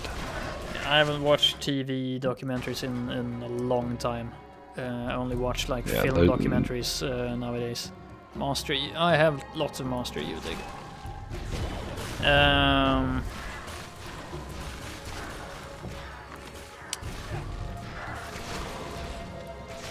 And yeah, I'm kind of interested in especially like filmmakers who kind of make a point of discussing the medium or the narrative in itself. I find that extremely interesting. So some of my favorite documentary makers are like filmmakers in general, I guess, are like Werner Herzog and Errol Morris. I don't know if you've seen it. Werner Herzog is a German filmmaker who's made a lot of strange stuff, but he made a documentary that was actually kind of widely broad, like went to cinema release, and it's like one of those dividing. I think a lot of people didn't like it, and a lot of people loved it. That was called Grizzly Man. And it's where the guy gets eaten by the bear. Yeah, exactly. And yeah, I haven't seen it. Oh, it's really good. But a lot of people thought, oh, this is not a very good documentary because it's got all this nice, you know, video like that he took of these bears and stuff. But then the documentary filmmaker is like kind of ripping on him, like he's not presenting a very nice picture of this guy. And it really is a bit strange. It's kind of like... That's okay, though. It's kind of where you have to like know the filmmaker in order to really understand what he's getting at. But in my opinion, he does such a good job to get underneath the skin of this guy, Timothy Treadwell, who went to live with bears. Yeah, I haven't seen the full documentary, but I've seen little parts, and he is... From what I've seen, he was very... he just kept pointing out what a stupid thing it was to do, to go off and live with bears. Is that the same thing? Just like how risky and sketchy it was? No, the thing is, Werner Herzog is not interested in bears. He doesn't give two shits about bears. Yeah, he likes people. Yeah, he's interested in people, yeah, exactly. He really doesn't care about bears. And that's, I think, the interesting point. About you know, why did he make this documentary, you know? And but I think it's because it's a really interesting person story. He really likes extreme people who do really extreme things or weird stuff. Have interesting interesting lives, you could say. That's what he's out. They're not doing it normally. No, and why they do it and that kind of thing. Tombo, there's a good documentary about Chernobyl and places throughout the world that are deserted on Netflix. Yeah, I really like this post-apocalyptic documentary genre is pretty interesting also. Chernobyl. I've never watched anything on Chernobyl, really. Never got all the way through anything. Every time I try to watch anything about it, it just becomes so sensational. After, you know, just a few minutes that I can't do it. I think it was PBS, maybe, had a documentary that was called like Radioactive Wolves of Chernobyl or something. It was actually yeah. The name might be a bit strange, but it's actually pretty good. And basically what it's good. Yeah, I think it was pretty good. I remember, you know, they go in there, they get some nice footage, and then they follow the wildlife around Chernobyl, which is like, it's the most like biodiverse area of Europe right now because it's been left alone, you know. It's like lots of wolves and wildlife and everything's like recovered, and they have marshes with lots of birds and yeah. Huh. See, I know the documentary, but I've never watched it because it was called Radioactive Wolves in Chernobyl or whatever. I was just like, whatever, you're not gonna scaremonger me about radiation. No, me neither. Yeah, Seba, we were talking about Grizzly Man. I really like Werner Herzog, so talking about like that type of documentary film.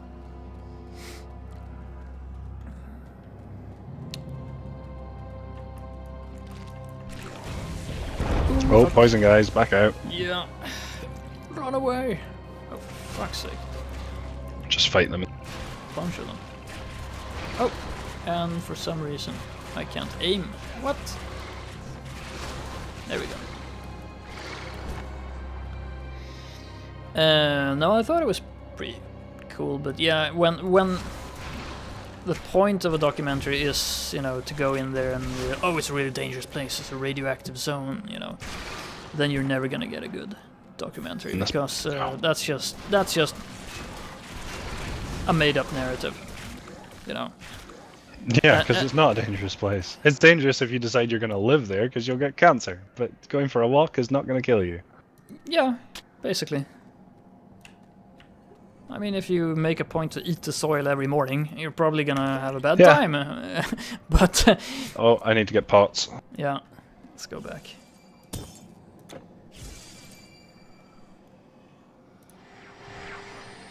No, I think that's one of the dangers with.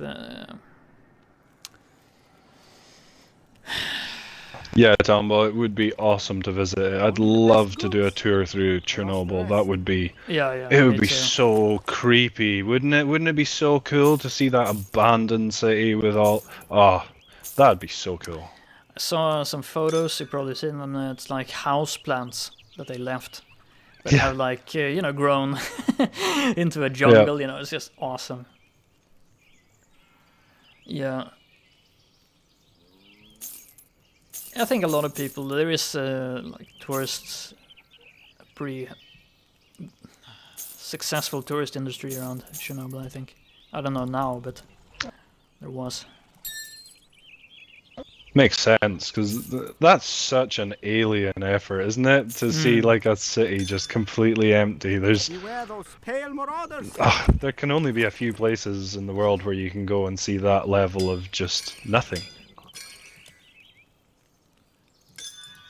Yeah, I like those kind of places. That's one of the things I really like with going trekking in northern parts of Sweden also. If you go there, you know, it's just a vast expanse of wilderness and there's really nothing there. And that's just makes, yeah, you can't help but think like a world without humans, you know. It's just...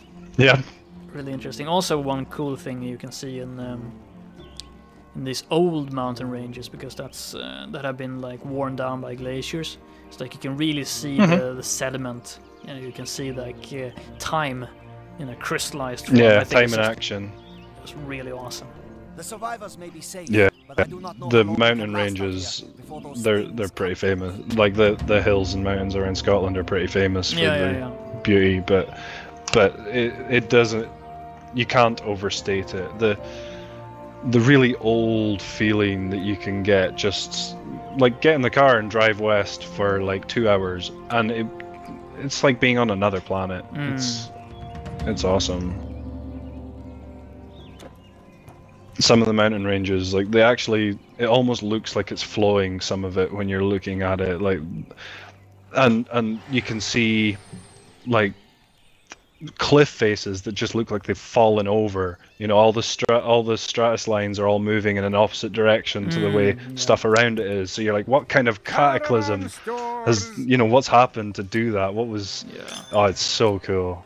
The power that's going on there is, and over the time period that we just can't comprehend. It's so cool. I think that's just super impressive. Yeah, I think it's the limits of human comprehension is pretty interesting. Yeah. Like time, we really can't comprehend time at all. It's just impossible for us. And in a way, no. Well, we can't even explain what it is. No, I guess not. To us, time is a place. It's where we were and where we're going. But that's not it at all. Well, time is kind of a place. That's actually more accurate, I would say, than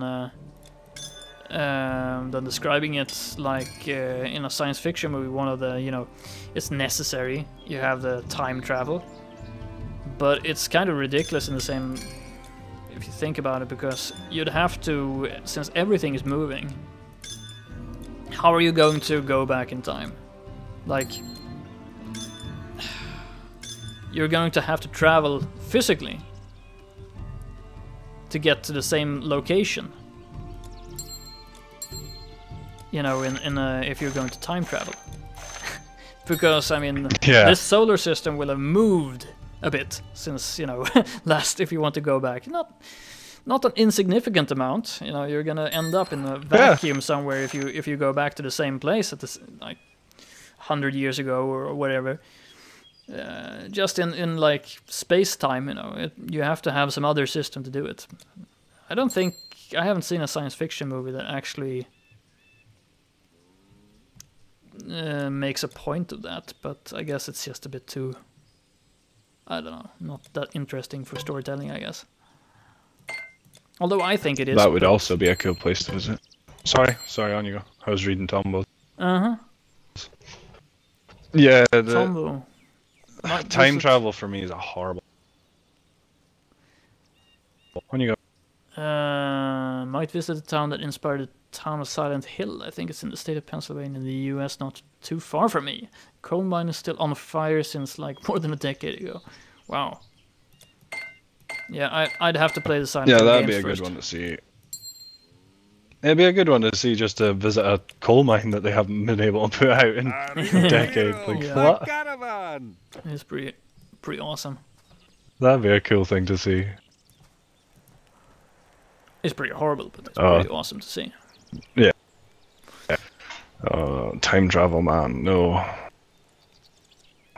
I don't get time travel. It's an interesting concept, but it's never done right, is it?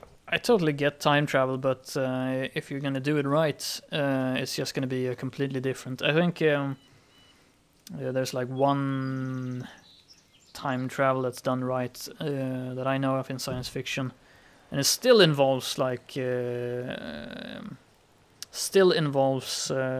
hypothetical advances in science to be able to create basically artificial gravity.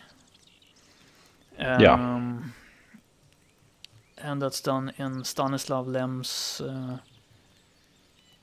book Fiasco, where they actually do time travel in order to contact an alien civilization and get back to Earth within a reasonable amount of time for an expedition. I think it's that's pretty done according to good physical laws. Tombo, the original Time Machine movie, was awesome though. Yeah. That's pretty cool. Yeah. I'm trying to remember the name of a movie that I watched, but it's a name, thus it's not in there. It's a time travel movie. It's... I don't know. I as a rule, I don't really like time travel in movies. It's always done so badly. But this movie, the time travel wasn't done very particularly well, but I thought the movie was really strong regardless. Damn, I'll have to find the name of it, see if somebody a bit more learned in movies agrees. What's it about? The movie? What's the story? I can't remember what the name of it was. I'm trying to half-ass the plot, but just it wouldn't help. Damn, I can't. It's a group of guys working in their garage, and they basically make time travel as a group. But it's sort of two of them make a jump in the technology ahead of the rest of them, and it's sort of them trying to decide whether they tell the rest of the group. And you know, it's a little bit more about the dynamic of this kind of independent group of people working together, and it's pretty cool. Just the story of these people sort of trying to decide how to work it out between them, and do they go public with it, or you know, it's pretty cool. I really like it. Yeah, time travel as a gimmick in storytelling is, I think you can make some interesting stuff happen with it, but it's never going to be like really cohesive, because you're always going to have all these apparent logical flaws. Yeah, that you can't really get out of. I think it's not going to be possible. Yeah. If you make like a hard science fiction movie where you, by the laws of physics that are a little bit altered, allow time travel, then it's not going to be a problem, because it's going to be like, yeah, you have to have a spaceship, you have to go really close to the speed of light, or you're going to have to go through a wormhole, you know, and then you can time travel. Yeah. But it's not really going to be that big of a problem, because you're still not going to be able to travel back in time. Traveling back in time is simply impossible. You can time travel in the sense that you can go to places where you otherwise couldn't have gone in the span of, you know, like instantaneous travel type deal. Yeah, you know, you can go to another galaxy and then you can come back without everyone being 200,000 years older, or another galaxy, another star, you know. And Tom, but Back to the Future was awesome. Really hope someone can invent a hoverboard. Yeah, hoverboard. Man, it was so. Everybody who's ever seen a hoverboard wants one. Yeah. Which reminds me of Transformers the movie, right? Doesn't he have a hoverboard there? It's pretty awesome. He does, and it's so cool. And he falls off of it very quickly. Yeah, it's one of the best scenes in the movie. It's got some of the best music in the movie, I think. Part where he's bombing along. What's his name? Steve Bush. And the hot rod's chasing him. Oh yeah. Yeah, I have to. Stanbush. Stanbush, yeah. I have to watch that again. It was so. It was some time ago since I saw it. Yeah. I have it on DVD. I watch it probably once a month.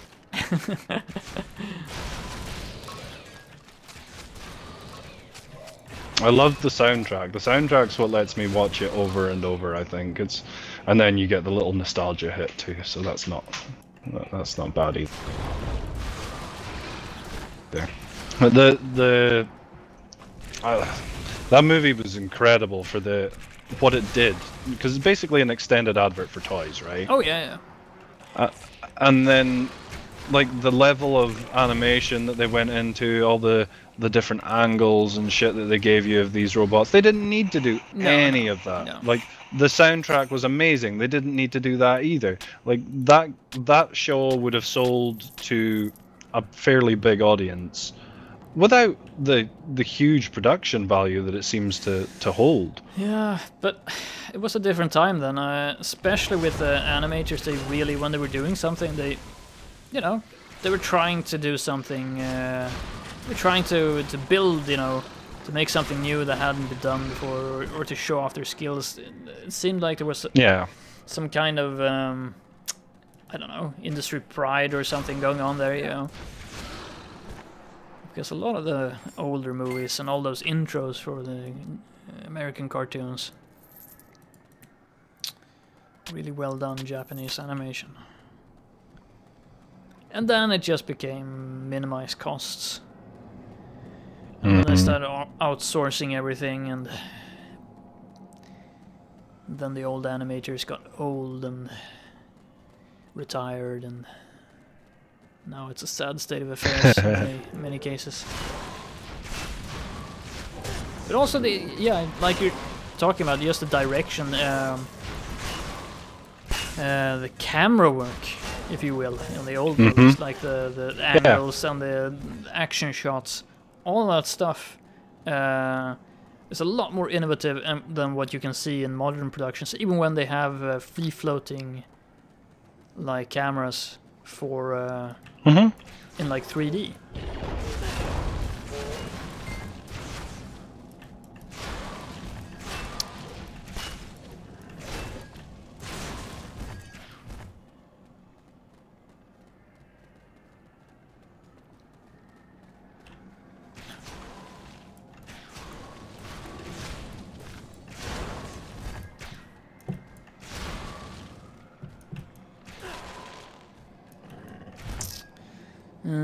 Okay.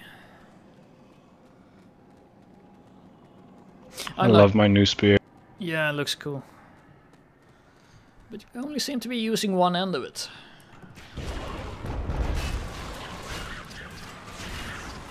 Yeah. Be nice if we would spin it around sometimes and leather them with the other side. Like the spear has a chance to do fire or cold damage, so it'd be really cool if, you know, when the chance procs, you got the different animation. That'd be cool.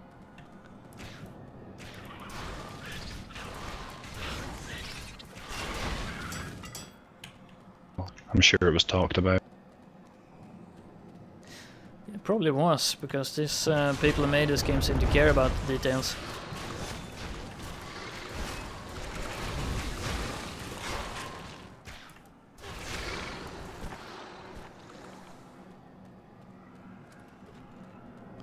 I must be like the only person I know who hasn't done skateboarding. I did skating for a very long time. I skated for a shop near us. It was really good times. Yeah. Can't do it anymore though, it hurts too much.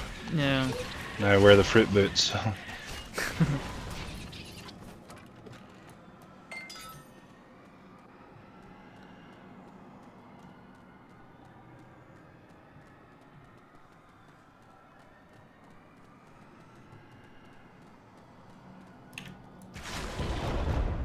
I'll be like the last generation on Earth who can like complain about skateboarding on the sidewalks. Damn kids, skateboarding on the sidewalk. I'm looking forward to that. Well,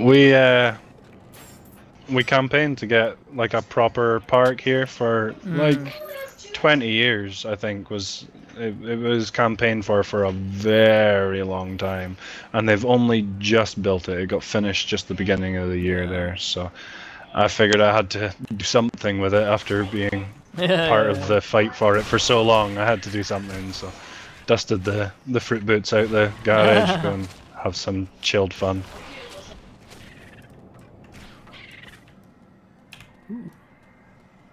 Arcane formula. Did you not say you needed a Blood Rage formula? No, I had... I don't remember. It was so long ago. Yeah, this is just bleed damage anywhere. 2 artifacts I needed. Yeah. Oh, store. Hello. Well. This rebirth frighten's cool. I swear I haven't sold a thing to those demons. It's been arming our enemies. Selling to the demons.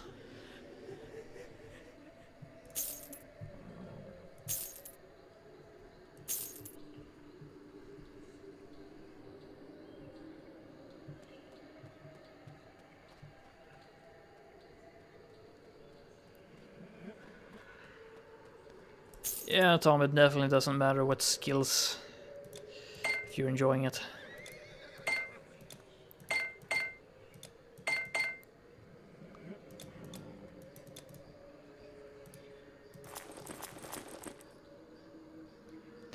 Yeah, that is one of the most important and also one of the most destructive things I saw in the skating community, because I skated before the Tony Hawk's thing happened, and then when that happened, it was so obvious the amount of fresh blood that came in, which was brilliant. It was so good to have so many people to skate with, but so many of them were skating to be pro, and that's, if you do anything to be pro, you're not really doing it right in a lot of cases, I think. Yeah. I don't know, I mean, if you're really doing it to be pro, okay, I can get it, but a lot of people aren't really doing it to be pro, they're just doing it, you know, to be, I don't know, better than other people, I guess, so they can hierarchy and whatever. Yeah, well, that's sort of what I meant by pro. Rather than trying to turn it into your profession, it's just trying to be better. I'm just going to be the best. Skateboarding in particular doesn't. You don't benefit from that. Hey, don't forget to get this teleport up here before we go. Skateboarding in particular didn't benefit from that kind of, I don't know, headset. It doesn't. I'm just gonna pop for a really quick bathroom break and I'll be right back. No problem.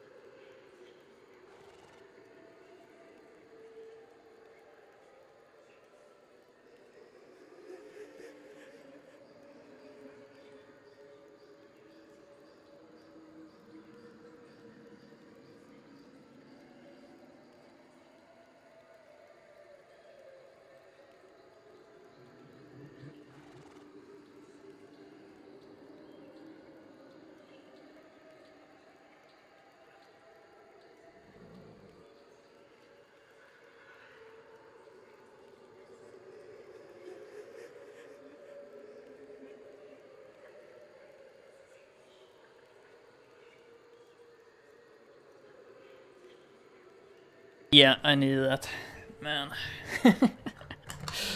2 thermoses of coffee. Crazy.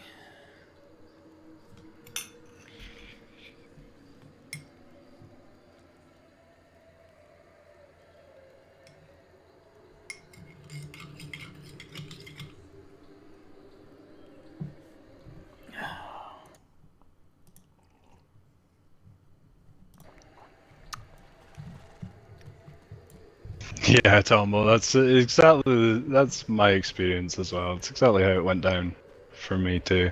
Just, oh, it's gonna be this wonderful dream, but you quickly realize that's not how it goes.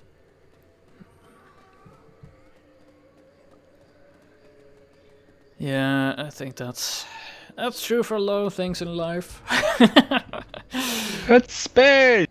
Ooh, damn. Bitter old men. Weren't we supposed to have some gaming like network? We can call it bitter old men. Okay. Bitter vets. I sometimes worry about how cynical I am. I have to. No, you have to sort of check yourself. You're cynical at all. But the thing is, I'm very cynical, but I deliberately check myself like so often.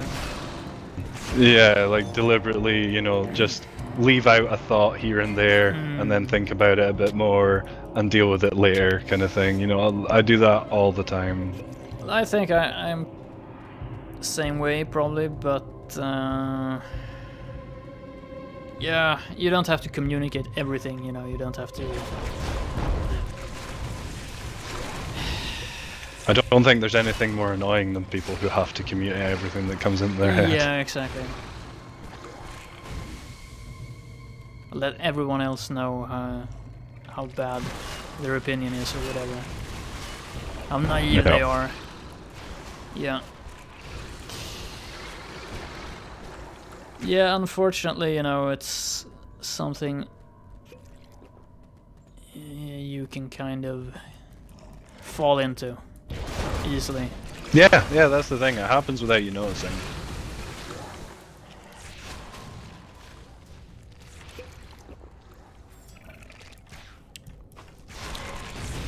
Die, demon! I'm having like real lag spikes. Not you. Just do the circle test. That was fine. It's a little jumpy, but I'm not getting spiky. I'll keep an eye out for it though. I had like a real big teleport there. I've had a couple of big teleports today, but overall it's been much smoother than it has been previously for us. I guess my my client is like prioritizing your connection.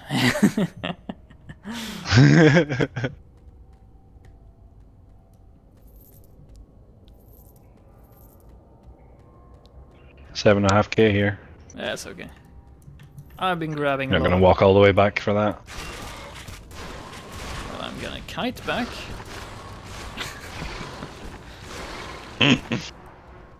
Now it's gone. What?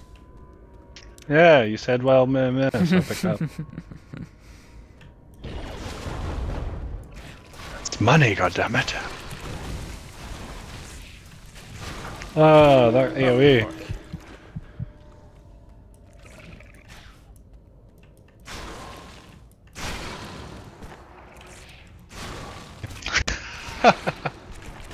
Man, I'm back by the chest again.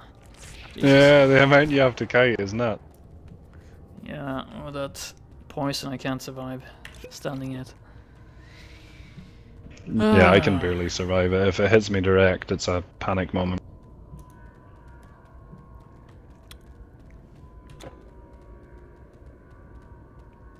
Well, wait.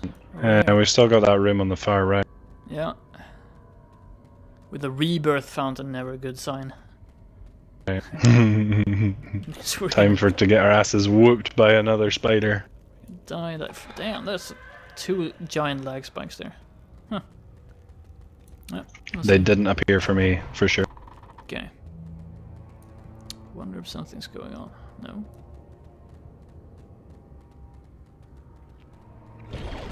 Yep. It's gonna be one of these guys who's like huge and throws giant poison bombs.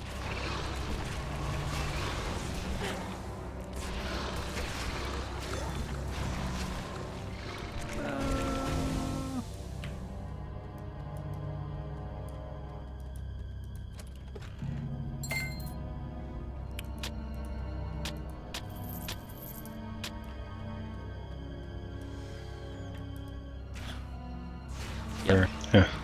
Big spike. Strange.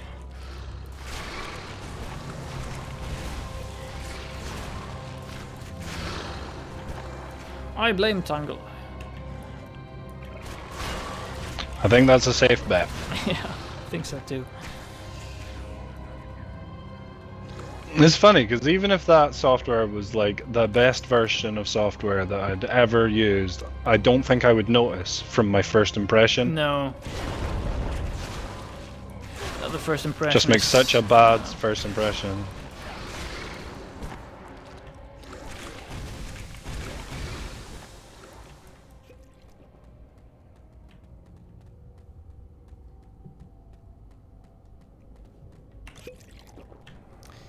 Yeah, if that's the future of free software, I don't want it.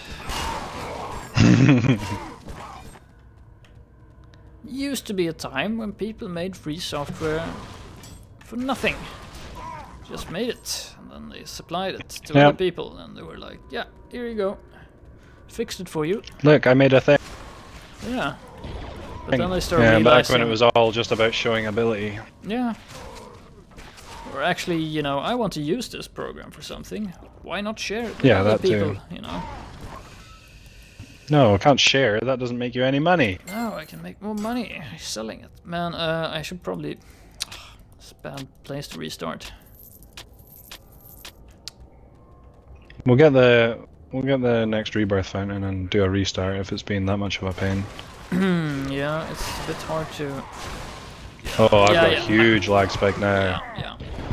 Yeah, that was massive. It was only because I noticed it was lagging that I didn't die there. Yeah, screw this. If that's what you're getting all the time, this is unplayable. I'm getting it now and then. Yeah, I just got wrecked. I just got like 3 of them in a row. What's going on? I can't see anything else. We'll just do a restart here. Yeah, it must be Tungle.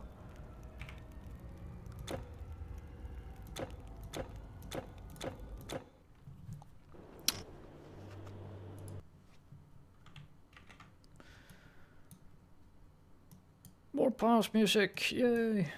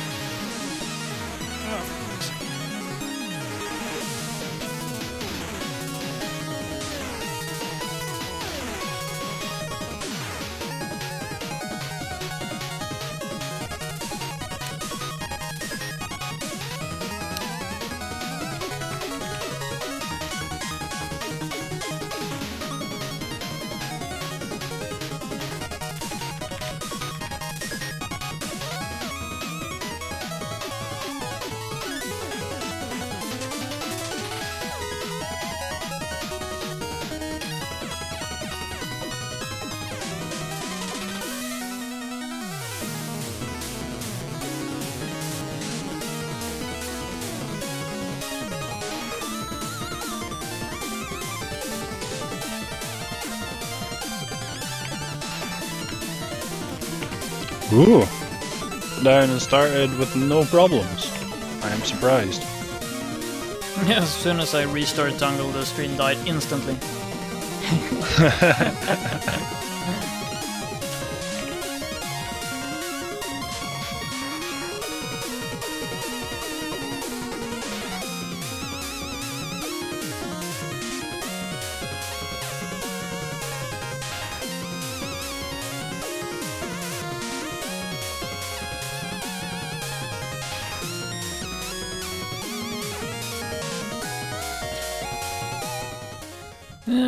Okay.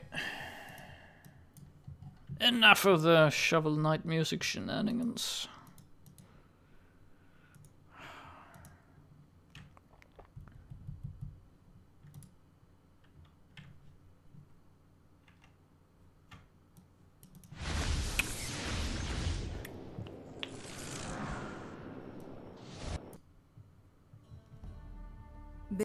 I'm just looking down the server list here, and some of these characters are properly funny looking. You can see the characters. Yeah, if you click on a server, it shows a spinning version of the characters next, and you can click through and see all the different characters in the game. It's pretty cool. It's a cool little server list, actually. Now that I look at it. Oop. I get attacked on the spawn. Wow.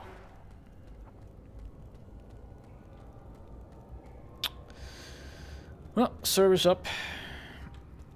Yep. Needed to put the password in twice there. Yeah, it's a difficult one. Oh, it is when you're trying to type nevertheless.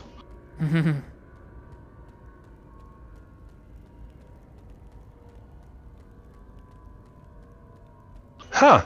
Unable to connect again. Strange.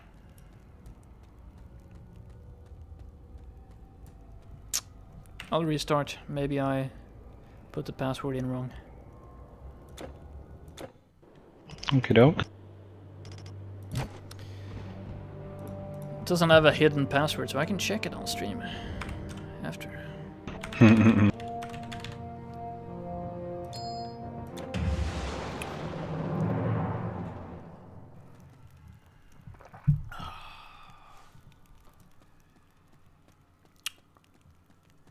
Back up.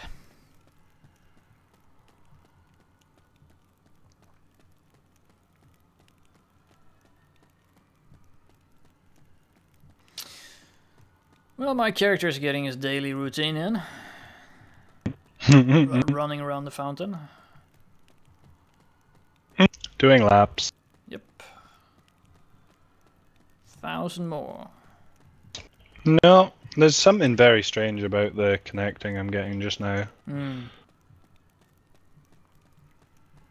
Just gonna restart the game this time and see if that fixes it, and then I'll restart Tungle if that doesn't fix it. That way I know what's going on.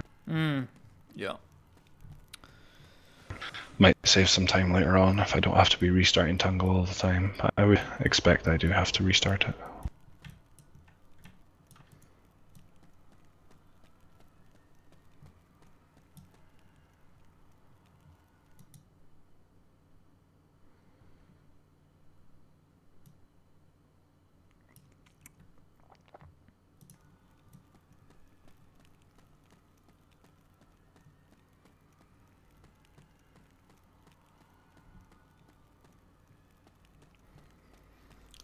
$501, $502. Man, I Just love keep those, running, boy. love those games that have like you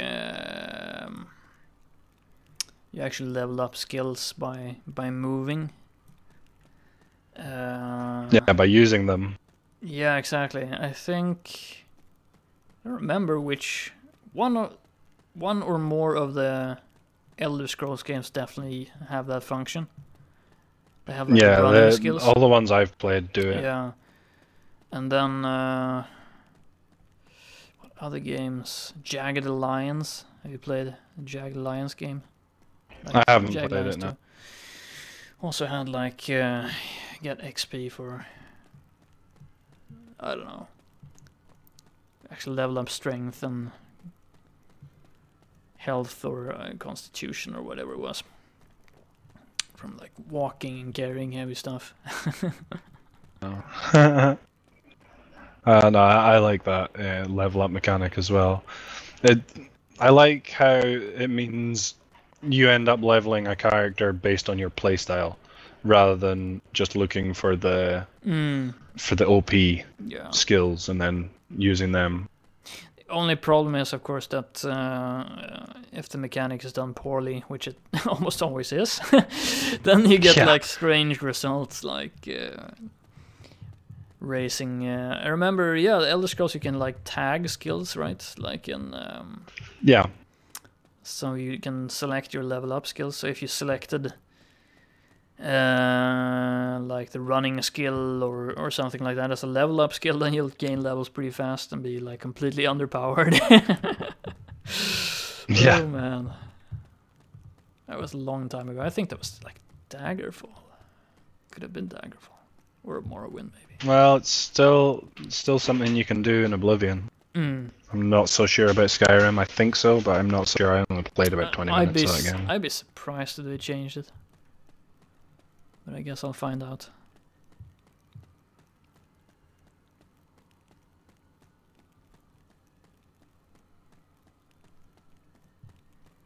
Oh, I got my character to level 30 something or in Skyrim, and it was underwhelming. Yeah, like I said, I'm probably gonna do a narrative playthrough. I'm gonna try to do it a bit different.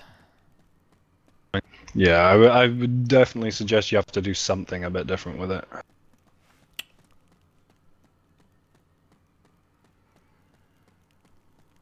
At the same time, it's a huge game, so in order to like finish the game in a reasonable amount of time, I'm still going to have to do like main quests and stuff. You'll blast through the main quest. Probably. I wouldn't be too worried about finishing it in a timely manner. I think you'll manage that quite easily.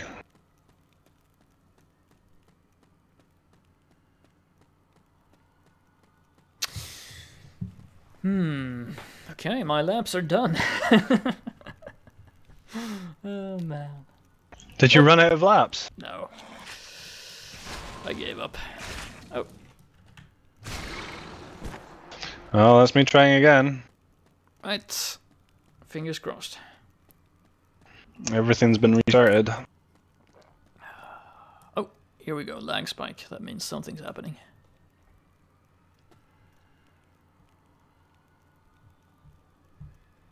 Snarf kicked out of the game. No, here he comes.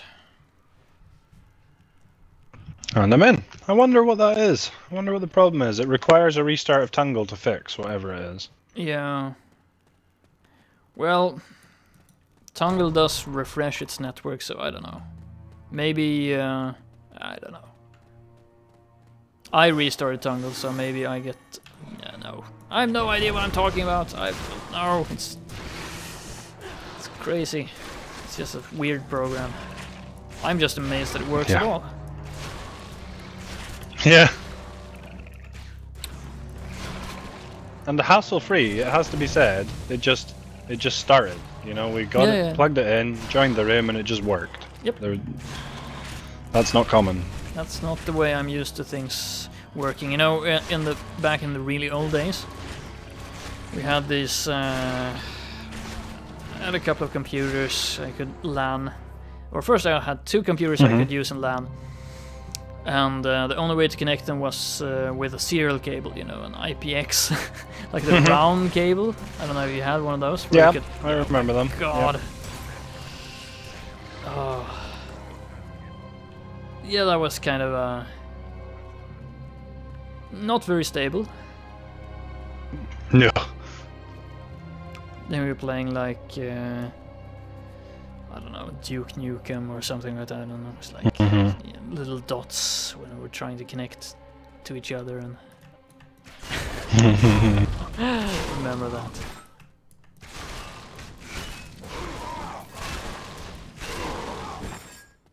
But yeah, it worked. I mean, that was the only way to play multiplayer back in the days.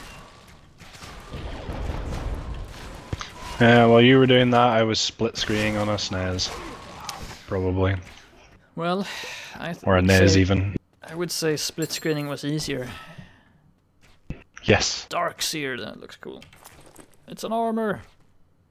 Intelligence 242. Crap. +1 to summon nightmare, +1 to chaotic resonance. Spirit gear. Yeah, wink wink. Yeah, gonna keep that for my alt, I guess. Damn, lag spike. Strange. Damn, so it's not even fixed for you, because I didn't get that one. Slick, hello. Hello, Slick. Good afternoon. Looking for some Titan quest. Oh, I died. Oh, you died, yeah. Damn, I'm gonna run away and drop a portal. Oh, lag! Oh, for fuck's sake. Come on. I don't need a portal, I'll be there in 2 seconds. Oh, yeah, I do need a portal. Yeah, I put a portal. Master Archer. He's dead now. Good job. I was too busy saying hello to Aslick and not looking at my health. Yeah, and I don't... Oh, no, I'm... Damn, what is with the poison? Or, I mean, poison. What's with the lag? The poison is fine. The poison's great. I really can't remember, like, 2 things. Keep 2 thoughts in my head at once right now. I realized I hadn't put on Envenom, and then I'm like, oh, the poison's fine.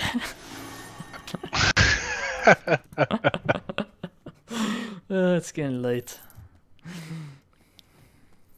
Yeah, it's getting to that stage now. That's what I'm wondering how a marathon will be. You know?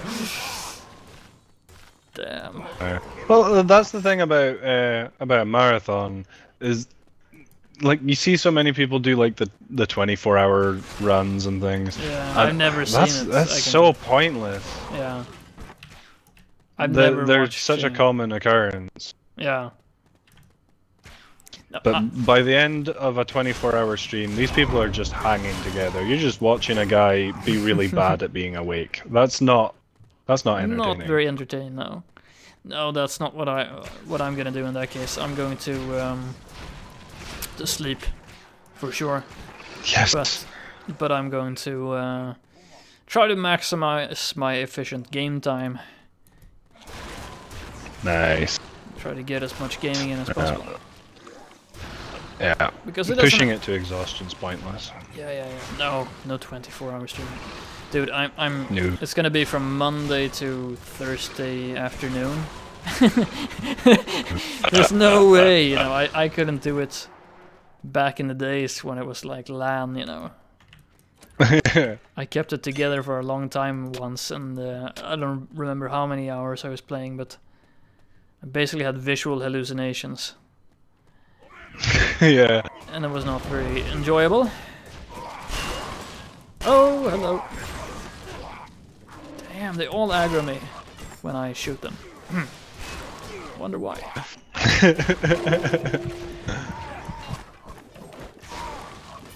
Oh god, I think the net really saved my ass there. I was throwing at him as it cooled down the whole time, but it's got a delay when it fires, so it very frequently misses. Yeah. I was trying to keep him stunned as long as I could. Run. Damn, these big archer dudes do a lot of damage.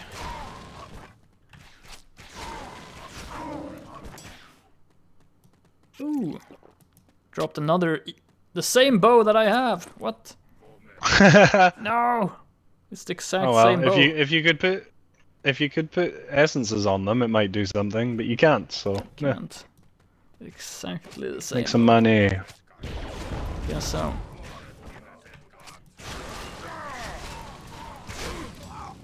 Can build an identical character to the one I have. Yeah, you need to roll another one. Yeah. Okay, I'm gonna take gold. Gold.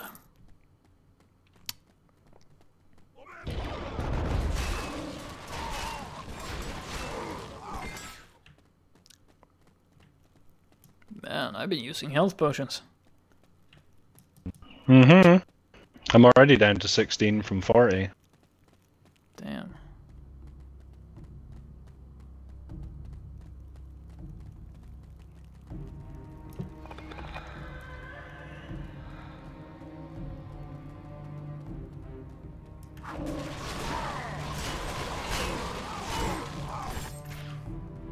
That's what you get.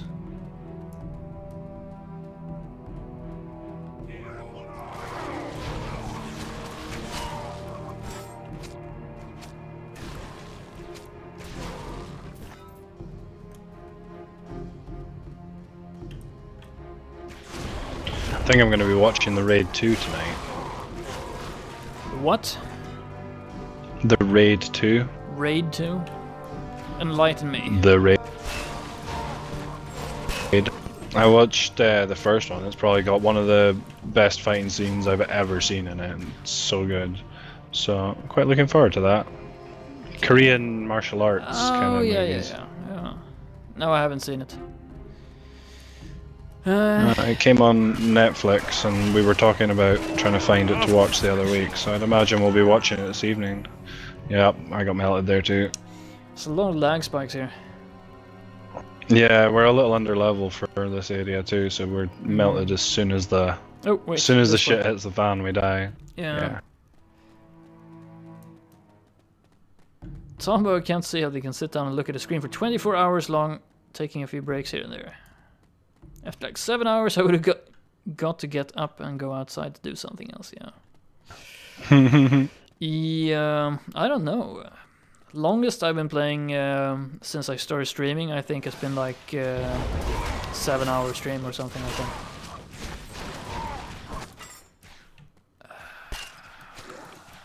So yeah.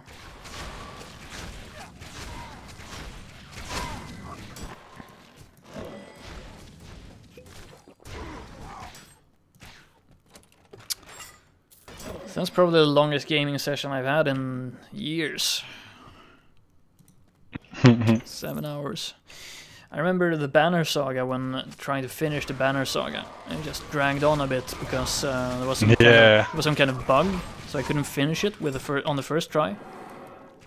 You were supposed to get a silver arrow, and since I chose the father character, Rook, to carry the silver arrow, apparently the game developers defaulted to elect having the silver arrow or something. And then it bugged out on me, so I didn't get the silver arrow. I couldn't finish the last fight, and I had to redo it. And I had absolutely no time, and I was gonna go basically go like shopping in town with my wife. Yeah, I remember. That was a great ending. Yeah, it was good. That was like 7 hours, I think. More than 7 hours. But, yeah, and it just kept going and kept going. Like, you're, oh, this feels like the end. I'll just finish this, and it just kept going, and then you got bugged as well. Yeah. That was a nice session. Memorable. Banner Saga was good. Yeah, it was good. Like I said, I replayed it on hard, and I have to say it. The combat is pretty fun. It's just not intuitive. Very counterintuitive. But yeah.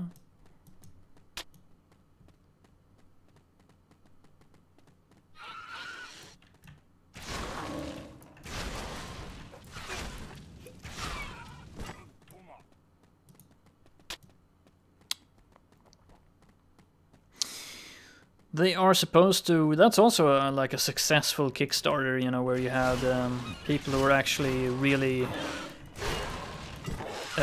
experienced in the game industry who were making it.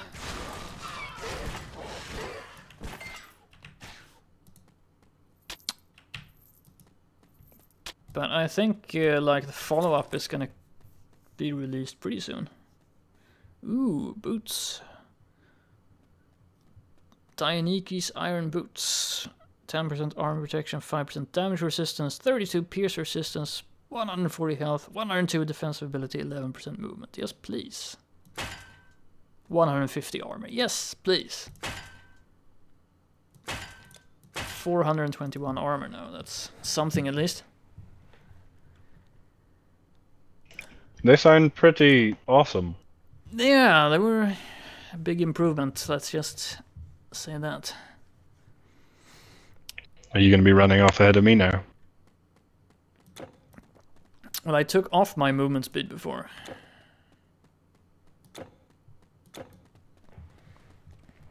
So I think you're safe. Looks like we're about the same.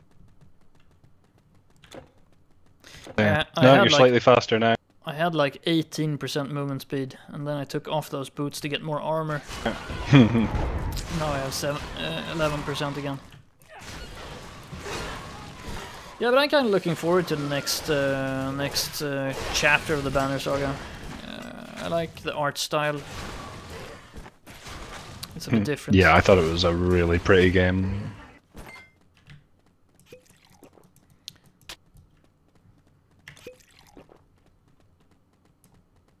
But that game could have definitely done with doing a cam stream, because lots of me sitting around thinking.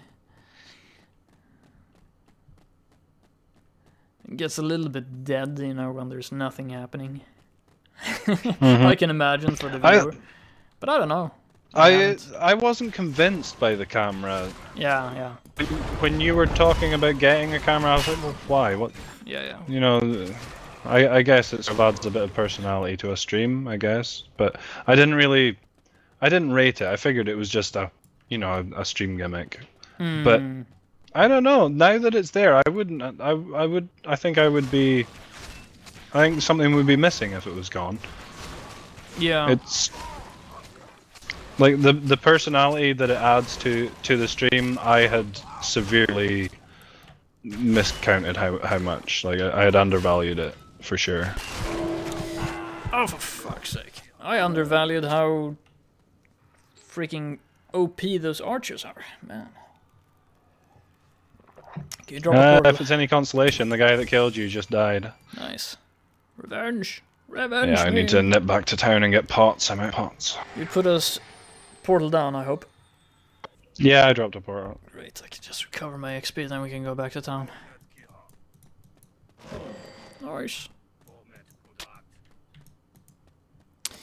Yeah, I wasn't sure myself, but Oh. I went back to Sharon's Dock. Damn, 2 seconds. We got a quest to hand in there for the sticks. Sticks. Yeah, sticks. That's where I am. I'm at sticks. We got a quest to hand in here. Simba, what's going on? There's no shop. I'm gone for a moment and everything is chaos. Sure it is. You have freed Hipparchus. Now we will take the boat and cross the river ourselves. Thank you, thank you. Okay. Taking the boat. With you're in my possession, I will take all shades to the other side. No more will they need to pay for their passage. A new era has dawned. Right, so there's no shop here. I still have to go find a shop. Only 2 quests? I guess so.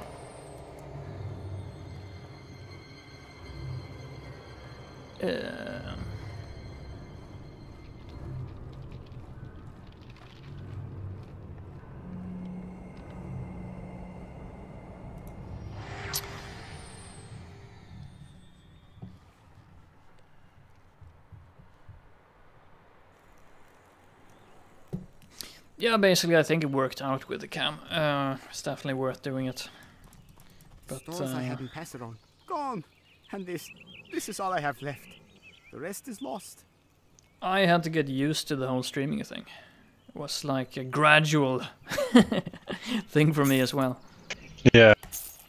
To get comfortable. No, that's not really good.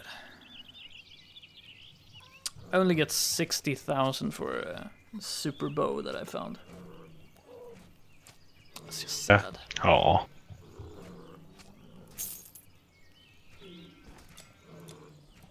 Shouldn't sell it to somebody who values it so low. It needs to go to a good home. Yeah.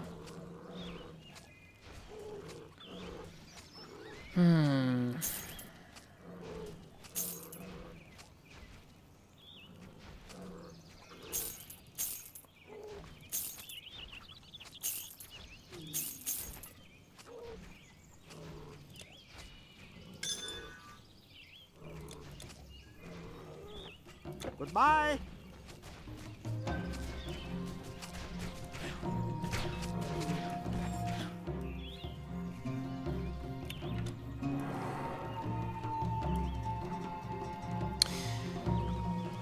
So where did you head off to?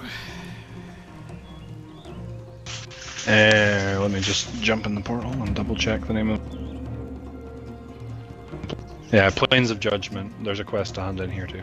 Okay.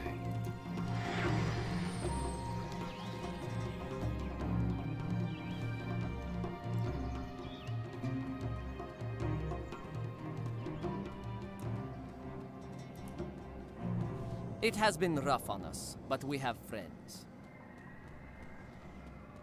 I have tried to go to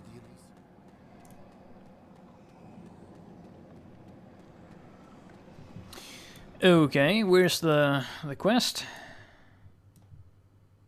Right at the top, right in the north.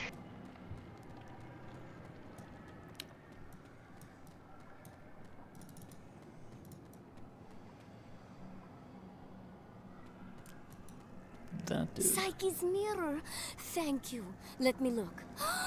He's imprisoned. Arato cast him into a dark pit and he is guarded by Cyclops and other foul creatures. Please, save Orpheus. With the power in this mirror, I will open a portal directly to him. But danger lurks there. Please, bring him back to me.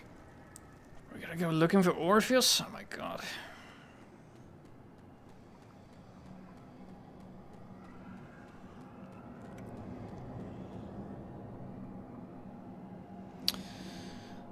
Yeah, man. We're gonna have to decide. How are you on time? We're like been going for 5 hours now. Yeah, it's been actually that's 4 o'clock here. Yeah. Yeah, it would actually be good to end at a nice, convenient point. I've got some stuff, like I've still got those calls to make and shit. Yeah, I should do some work today as well. I think there's a good chance we'll get a rebirth strain through here.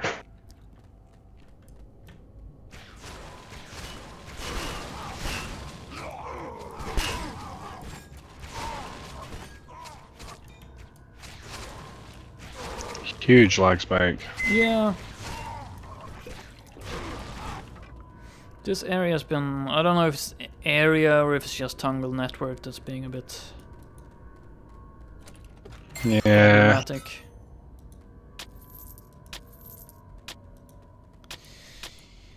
In any case...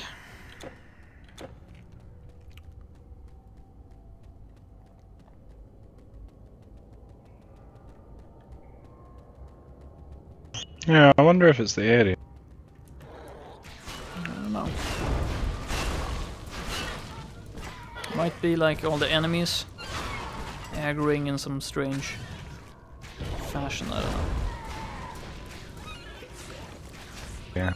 Definitely a lot more particle effects, but it doesn't feel like FPS, does it? Oh shit, I just got dropped. No, it's not FPS. Okay, oh for fuck's sake. I clicked outside the window and then I got almost dropped. Put the portal.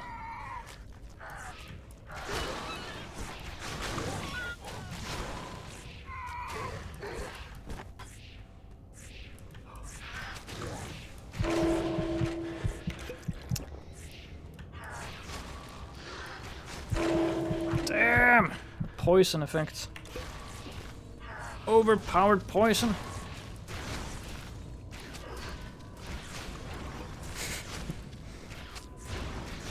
I can out-heal the poison, but I can't do a lot against the burst. Yeah. Venom stone, I need that to make my bow more poisonous.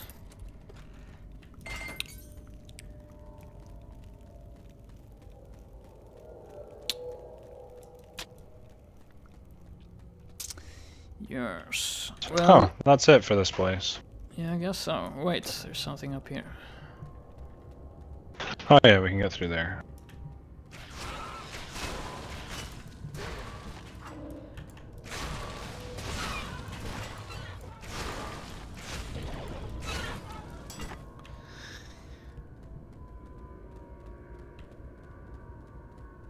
Ah, that makes a lot more sense. There were so many rooms that I could see the edge of and couldn't get to. I was like, what? That can't be finished.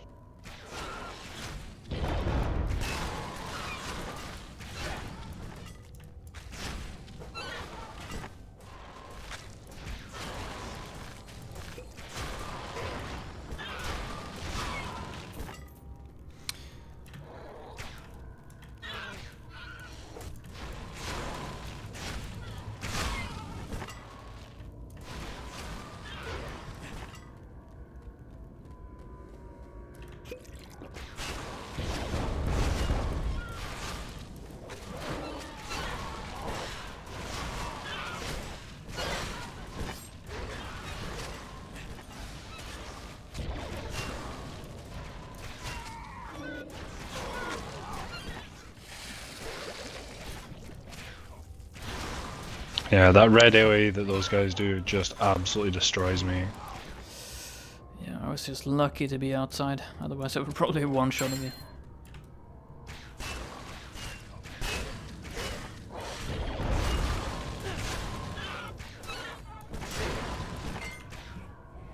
Jewel of Thunder. Yes, please.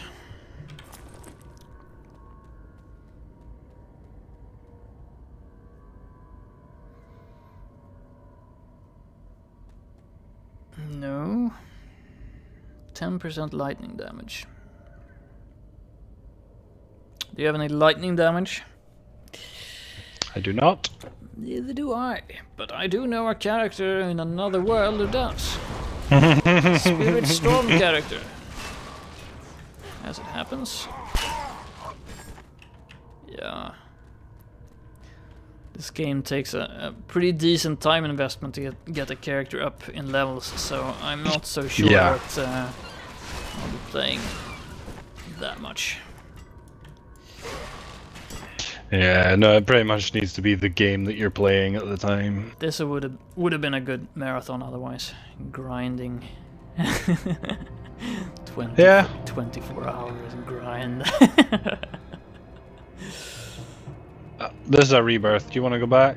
Do you want to call it there, or do you want to carry on and find another rebirth? No, it's probably a good place, I think. Yeah, better than clearing the floor and then having to re-clear it tomorrow. Yeah. We're both responsible adults. We need to get on with our lives. We got stuff to do. Yeah, you're gonna sell... Yeah, I'll clear my inventory and make sure I have pots and stuff. Make sure. I'll do it too. Might as well.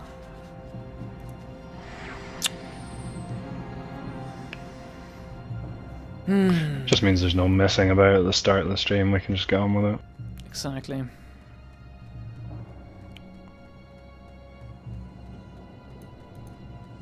And now Immortal, is that it? First these demons, strange news, now the living come traipsing through our land.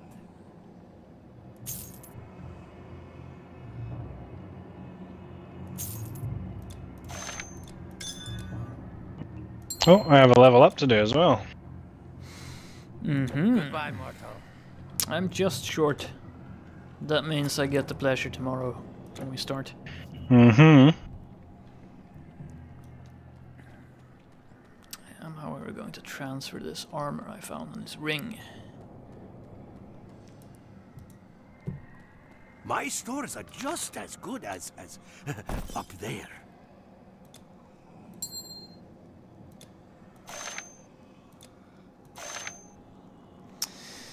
Ghostly stores for earthly goods. Oh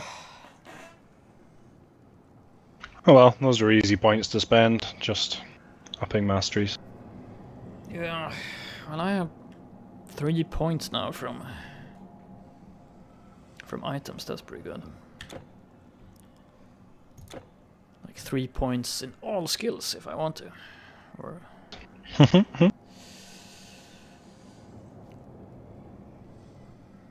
Right, okay, that's me. I'm ready. Yep.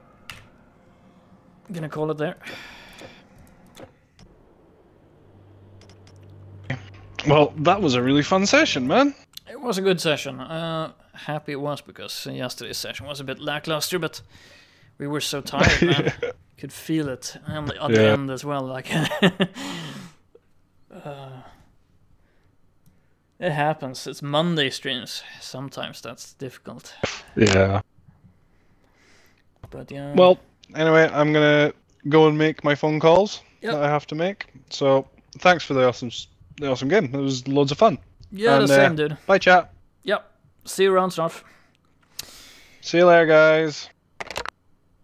Alright, we're gonna call it a day there. So thanks for coming out to watch Titan Quest Immortal Throne. Me and Snarf. We'll be back tomorrow to grind out some more demons, and hopefully we'll have some interesting discussions on the way. So yeah, see you around, Tombo, Simba, everybody. Have a really great day, guys. Hope to see you around. So yep, this is JSP Games signing off for today. Have a good one.